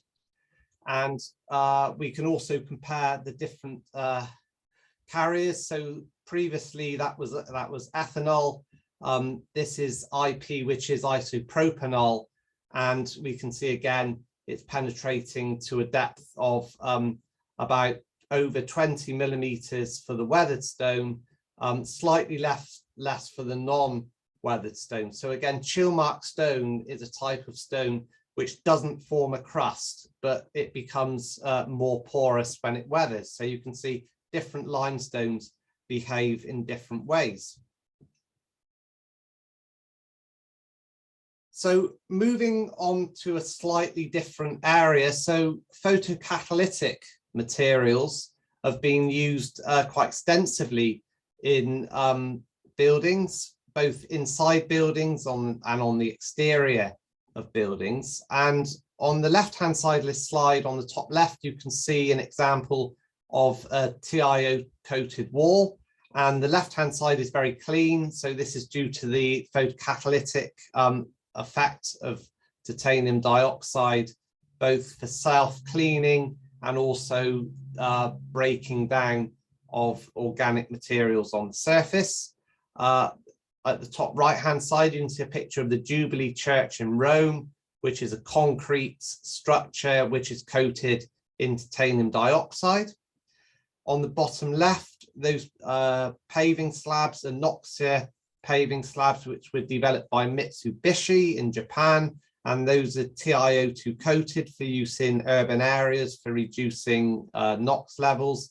And on the bottom right-hand side, you can see a white cement titanium dioxide material. And you can see that these are quite porous, so they have like a high surface area that gas can absorb onto the surface of. So photocatalyst is a semiconductor, and I'm sure you're all familiar with semiconductor, especially listening to the previous presentation. So titanium dioxide will produce an electron hole pair under light. The band gap is about 3.2 electron volts, and these electrons and holes can take part in photoreduction and photooxidation reactions. So if we want to use it practically on the surface of a building, then what we would do is we would take the substrate material, and this could be a cement or a lime, or if it's inside a building, it might be a MDF board. and the TiO2 particles are attached to the surface using a binder. Normally we would use a nano TiO2 to have a very high surface area. And then under light, the radicals, superoxide anions and hydroxyl radicals will be formed. And these reactive species can then decompose volatile organic compounds. They can attack pathogens, so viruses and bacteria and fungal spores, and also oxidize oxides of nitrogen. And these will be broken down into carbon dioxide, water, and nitrate. One of the issues of using titanium dioxide is that the absorption is in the UV, and you can see on the right-hand side the intensity of sunlight, which is shown as a black line shaded in yellow, and the actual intensity of UV light is much lower than the intensity of some of the higher wavelengths of light. So if we can move this absorption edge of titanium dioxide more into the visible, then we can perhaps exploit more of the light energy that's available, and we can get a more effective coating. So a lot of the work that we were doing in Bath was looking at modifying the titanium dioxide to improve its performance. So my PhD student Andrea used a sol gel process using titanium propoxide to make nano TiO2, and in this presentation I'm going to present some of his results. And he was looking at doping with cobalt and tungsten, and also the addition of graphene to the TiO2. And we used some tests to evaluate the performance. He was looking at also coating the particles. So we can see on this slide some cobalt doped titanium dioxide on the left, and then some cobalt doped titanium dioxide which has been coated onto the surface of aluminium oxide particles, and also the cobalt doped TiO2 on a natural zeolite. And these coated particles can then be applied to different substrates. So we could apply it to the surface of a lime render, which is shown in the bottom left, or also wood-based substrates. So these melamine formaldehyde impregnated paper coated MDF boards that we see a lot in office furniture are impregnated with aluminium oxide to improve their wear resistance. So that's why we were looking at the TiO2 coated aluminium oxide to see if we can improve the ability to take pollutants out of the atmosphere. So this is a schematic of the reactor that was used to study the degradation of NOx, and we can see that we've got our oxide of nitrogen, so it would be NO or NOx or NO2. It would go into the reactor, and then we would measure the concentration coming out, and from that we could calculate how much of the NO is being taken out of the taken out of the gas in the reactor. So we've got some results here, and we can see that under UV light and white light, under UV, the Degussa P25, which is a commercially available pure TiO2, has the highest performance. Whereas if we look at the white light, we can see that the cobalt doped materials are showing the best performance. So this doping is helping to move the activity into the visible. We also looked at graphene. So we looked at pure TiO2, graphene mixed in mechanically, and graphene that was added to the reaction vessel when the sol gel particles were being formed. And this is the result from the graphene. So we can see that the pure TiO2 has the lowest performance, and this is under white light. Whereas if we look at the mechanically mixed and where the graphene was added to the sol gel during the reaction, these both have the highest performance, and the actual green line, which was when it was added to the reaction vessel for the sol gel, that shows the best performance overall. So when we were doing this work, as something on the side, we were also investigating whether we could use the graphene TiO2 as a sensor. And in fact, you can. So if you coat interdigitated electrodes with a mixture of TiO2 and graphene, then you can measure the potential, and you can detect the presence of NOx on the surface. So these are some results. So these were done, tests were done in Italy, at the University of Messina, and you can see here are the interdigitated electrodes. This is the sensing film on top, and when the concentration of the NOx is changed, so we can see if you look at the top middle or the top left graph, you can see the resistance changes with concentration. So we can measure the change in resistance just by simply looking at current and voltage, and we can see the response here on the bottom left and on the right between the pure TiO2 and the doped TiO2s. So we can see that the one that's got graphene mixed in with the sol gel, so this is a green line here, the response is much higher. So so we can use this for sensing, which is quite interesting. So it's like a dual application. And then we've also looked at tungsten doped titanium dioxide. So again, we've got some FEGSEM and TEM images here. So we can see that we've got some quite nice nanoparticles with a high surface area. And again, when we look at the degradation of NOx, we can see that as we add the tungsten, so we looked at 1, 2.5 and 3% tungsten, we also get an increase in the performance under white light. So having done this initial research, something that we were interested in investigating was, could we combine titanium dioxide and nanoline to produce a material with higher performance? And we took small squares of bath stone. So you can see on the bottom right hand side of the slide, you can see the bath stone.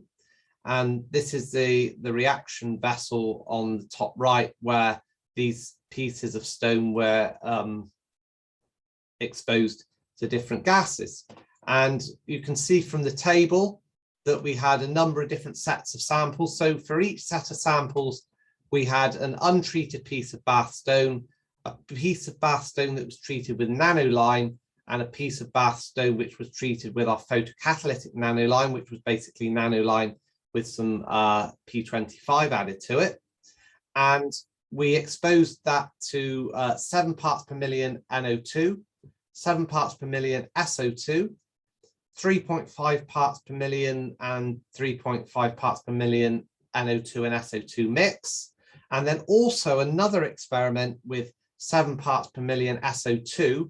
But if you notice, this time for our second experiment, we're exposing to UV rather than visible light. So this was our matrix of samples. And what we did was, after we'd done the exposure, we took all of those pieces of bath stone and we analyzed the surface using XPS. We also did SEM, so these are some SEM images, and you can see that when we treated with the nanoline, the surface of the bath stone changes. So we can see that we've got a nice coating on the surface if we look at the two images on the right hand side compared to the bath stone on the left. And this is a typical XPS spectrum, just a survey spectrum looking at the whole range of binding energies. And we can see that all the elements that we would expect to see on there, we see. So we can see the calcium from the lime, the oxygen, the titanium from the TiO2, and the carbon, and then sulfur in the materials that were exposed to the SO2. So we took the data from this, and it's plotted in this table here. So we've got our experimental conditions identified on the left, and then we've got the binding energies of the elements which are reported in bold. So what this is telling us is the chemical state of the elements, so we can tell which oxygen was in the carbonate and which was in the titanium dioxide. And from this, I normally don't like putting tables up because they're difficult to see, but in this instance I do it because there's one figure here which is particularly interesting to look at, which is this one. And we can see that the binding energy for the sulfur increases to around 169.4 for just one sample. So this was much higher than any other binding energy for sulfur that we observed. And this relates to the presence of sulfates. So this is a higher oxidized state of sulfur. And interestingly, this corresponds to the material that was the photocatalytic nanolime, which was exposed to SO2 under UV light. So remember, all the other tests were done under visible light. This was done under UV light. We were using pure anatase TiO2, so we would expect that to be active under visible light. Sorry, we wouldn't expect it to be active under visible light, but we would expect it to be active under UV light. So we can see that it's definitely working. There's something happening. And what we think happens is that the radicals that are formed on the surface of the TiO2 are then oxidizing the SO2 to SO3. So it's a similar sort of process to what I described earlier, where you have a mixture of SO2 and NO2. So the TiO2 is enabling this oxidation, and this is then forming sulfuric acid, which is then producing calcium sulfate rather than calcium sulfite, which was being formed on the other samples. And we can see the higher resolution XPS spectra here, and shift between the sulfates and the sulfites in the shift in binding energy is clearly visible. So this looks very promising as a method of making coatings on buildings more reactive and improving their ability to take some of these pollutants out of the atmosphere. So in summary, calcium hydroxide or carbonated lime has the potential to act as a sacrificial layer on the surface of certainly sort of bath stone and limestones, but it could also perhaps be applied to marble and other calcium carbonate based stones on historic structures. The performance of TiO2 for NO2 remediation can be enhanced by doping if we want to expose it to visible light. When limestone is exposed to SO2, calcium sulfite is normally formed in the first instance, and then this would be oxidized to sulfate over an extended period of time. But when we've got NO2 present, or if we've got photocatalyst present, then we can accelerate this reaction by oxidizing the SO2 to SO3, leading to the formation of sulfuric acid. So that comes to the end of my presentation. So I'd just like to acknowledge some of the co-authors of the papers. So all this work has been done by PhD students over the years, and we can see on this slide some of the papers that we published on this, and some of the names of the researchers. So Carla, Andrea, and Manuel and Giovanni, they were all my PhD students, and colleagues from University of Aveiro, so John Labrincha and David Tiboldi, colleagues in Bath such as Martin Ansell, I think that Raj is probably on one of those papers. So Raj was collaborating on the tungsten dope. So there's really been a lot of people involved over the years. So thank you very much for listening. I hope it was interesting. Sorry about having to dash downstairs to see the post lady, and I'd be happy to answer any questions that you might have.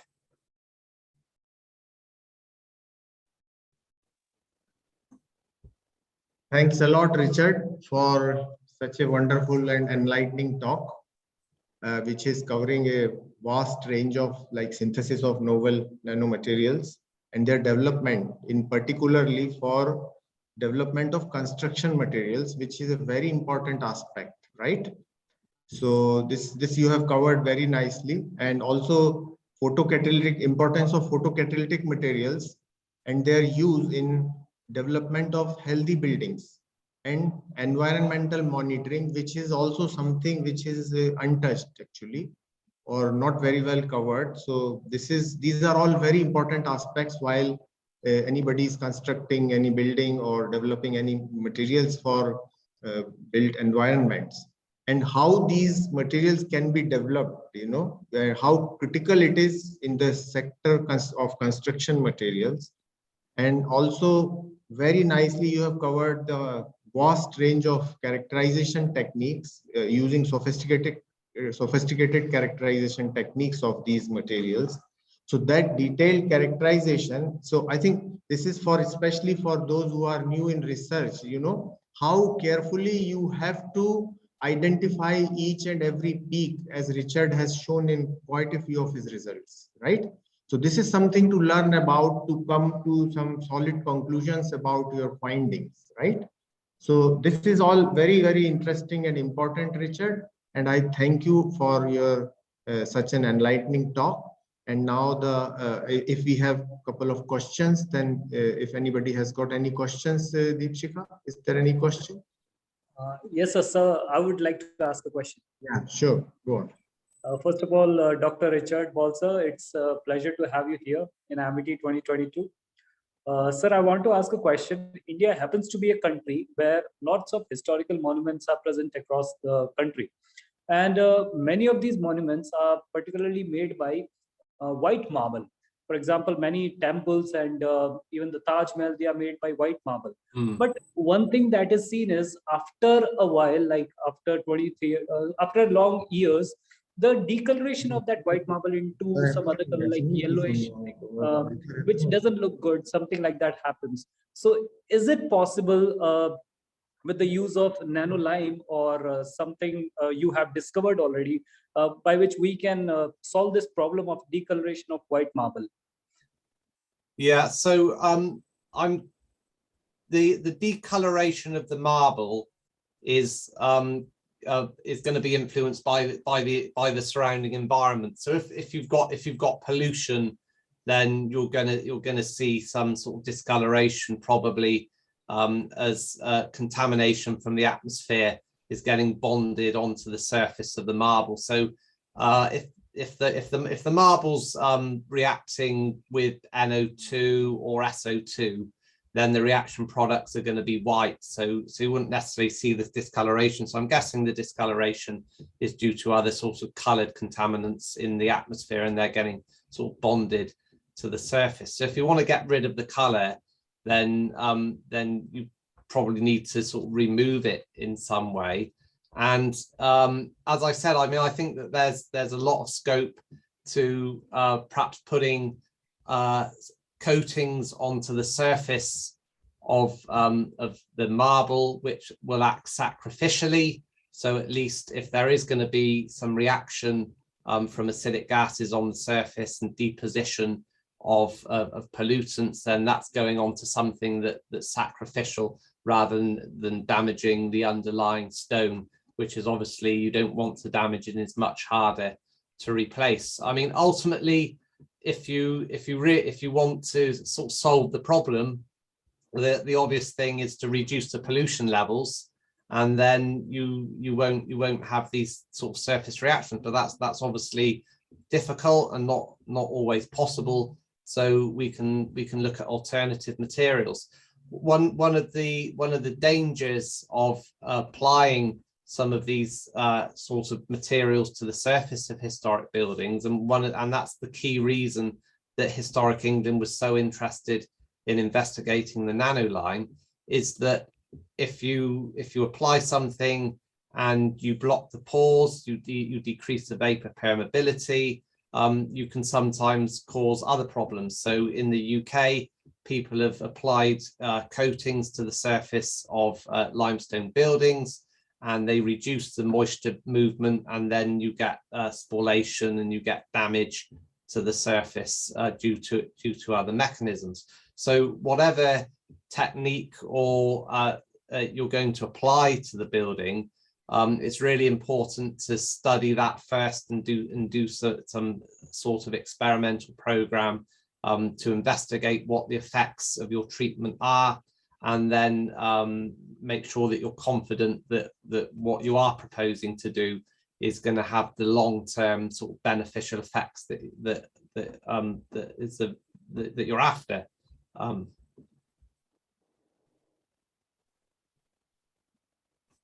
hope that answers. Thank you so much, sir, for answering the question. There is one more question from Hariom Pawar. Can you check that, Rishi? It disappeared from the screen. Yes, sir. Yeah. Yes, sir. The question reads, why TTIP is so important for the synthesis of TiO2? Why? What is? I didn't get TTIP. That. Why TTIP is so important for the synthesis of TiO2? TTIP.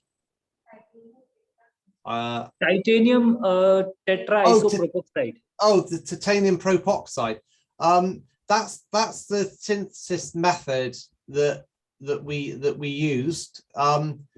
You can use other, there's other compounds that you could use to produce TiO2. That's the one we used because my PhD student Andrea, that's what he'd used in the past, so he was happy to take that forward. But that's just a standard precursor that we use. But there are other titanium compounds that you could use as well. But yeah, that was just the one. If we are dealing with sol gel, Richard, right? I understand Andrea used sol gel technique, isn't it? Yeah. So then in sol gel, we need to use this titanium isopropoxide for higher reactivity and better sort of particle size. Yeah. Okay. Any more questions? If there are not any more questions, then I would like to once again thank this afternoon's speaker, Professor Dr. Richard J. Ball, for such a wonderful talk. Thank you very much, Richard. Thanks a lot. Okay, it's a pleasure. Thanks for the opportunity. Over to Rishi. Thank you so much, Professor Rajneesh Kuchania, for chairing this session.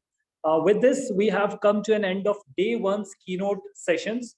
From now onwards, we'll be moving towards individual tracks for presentations.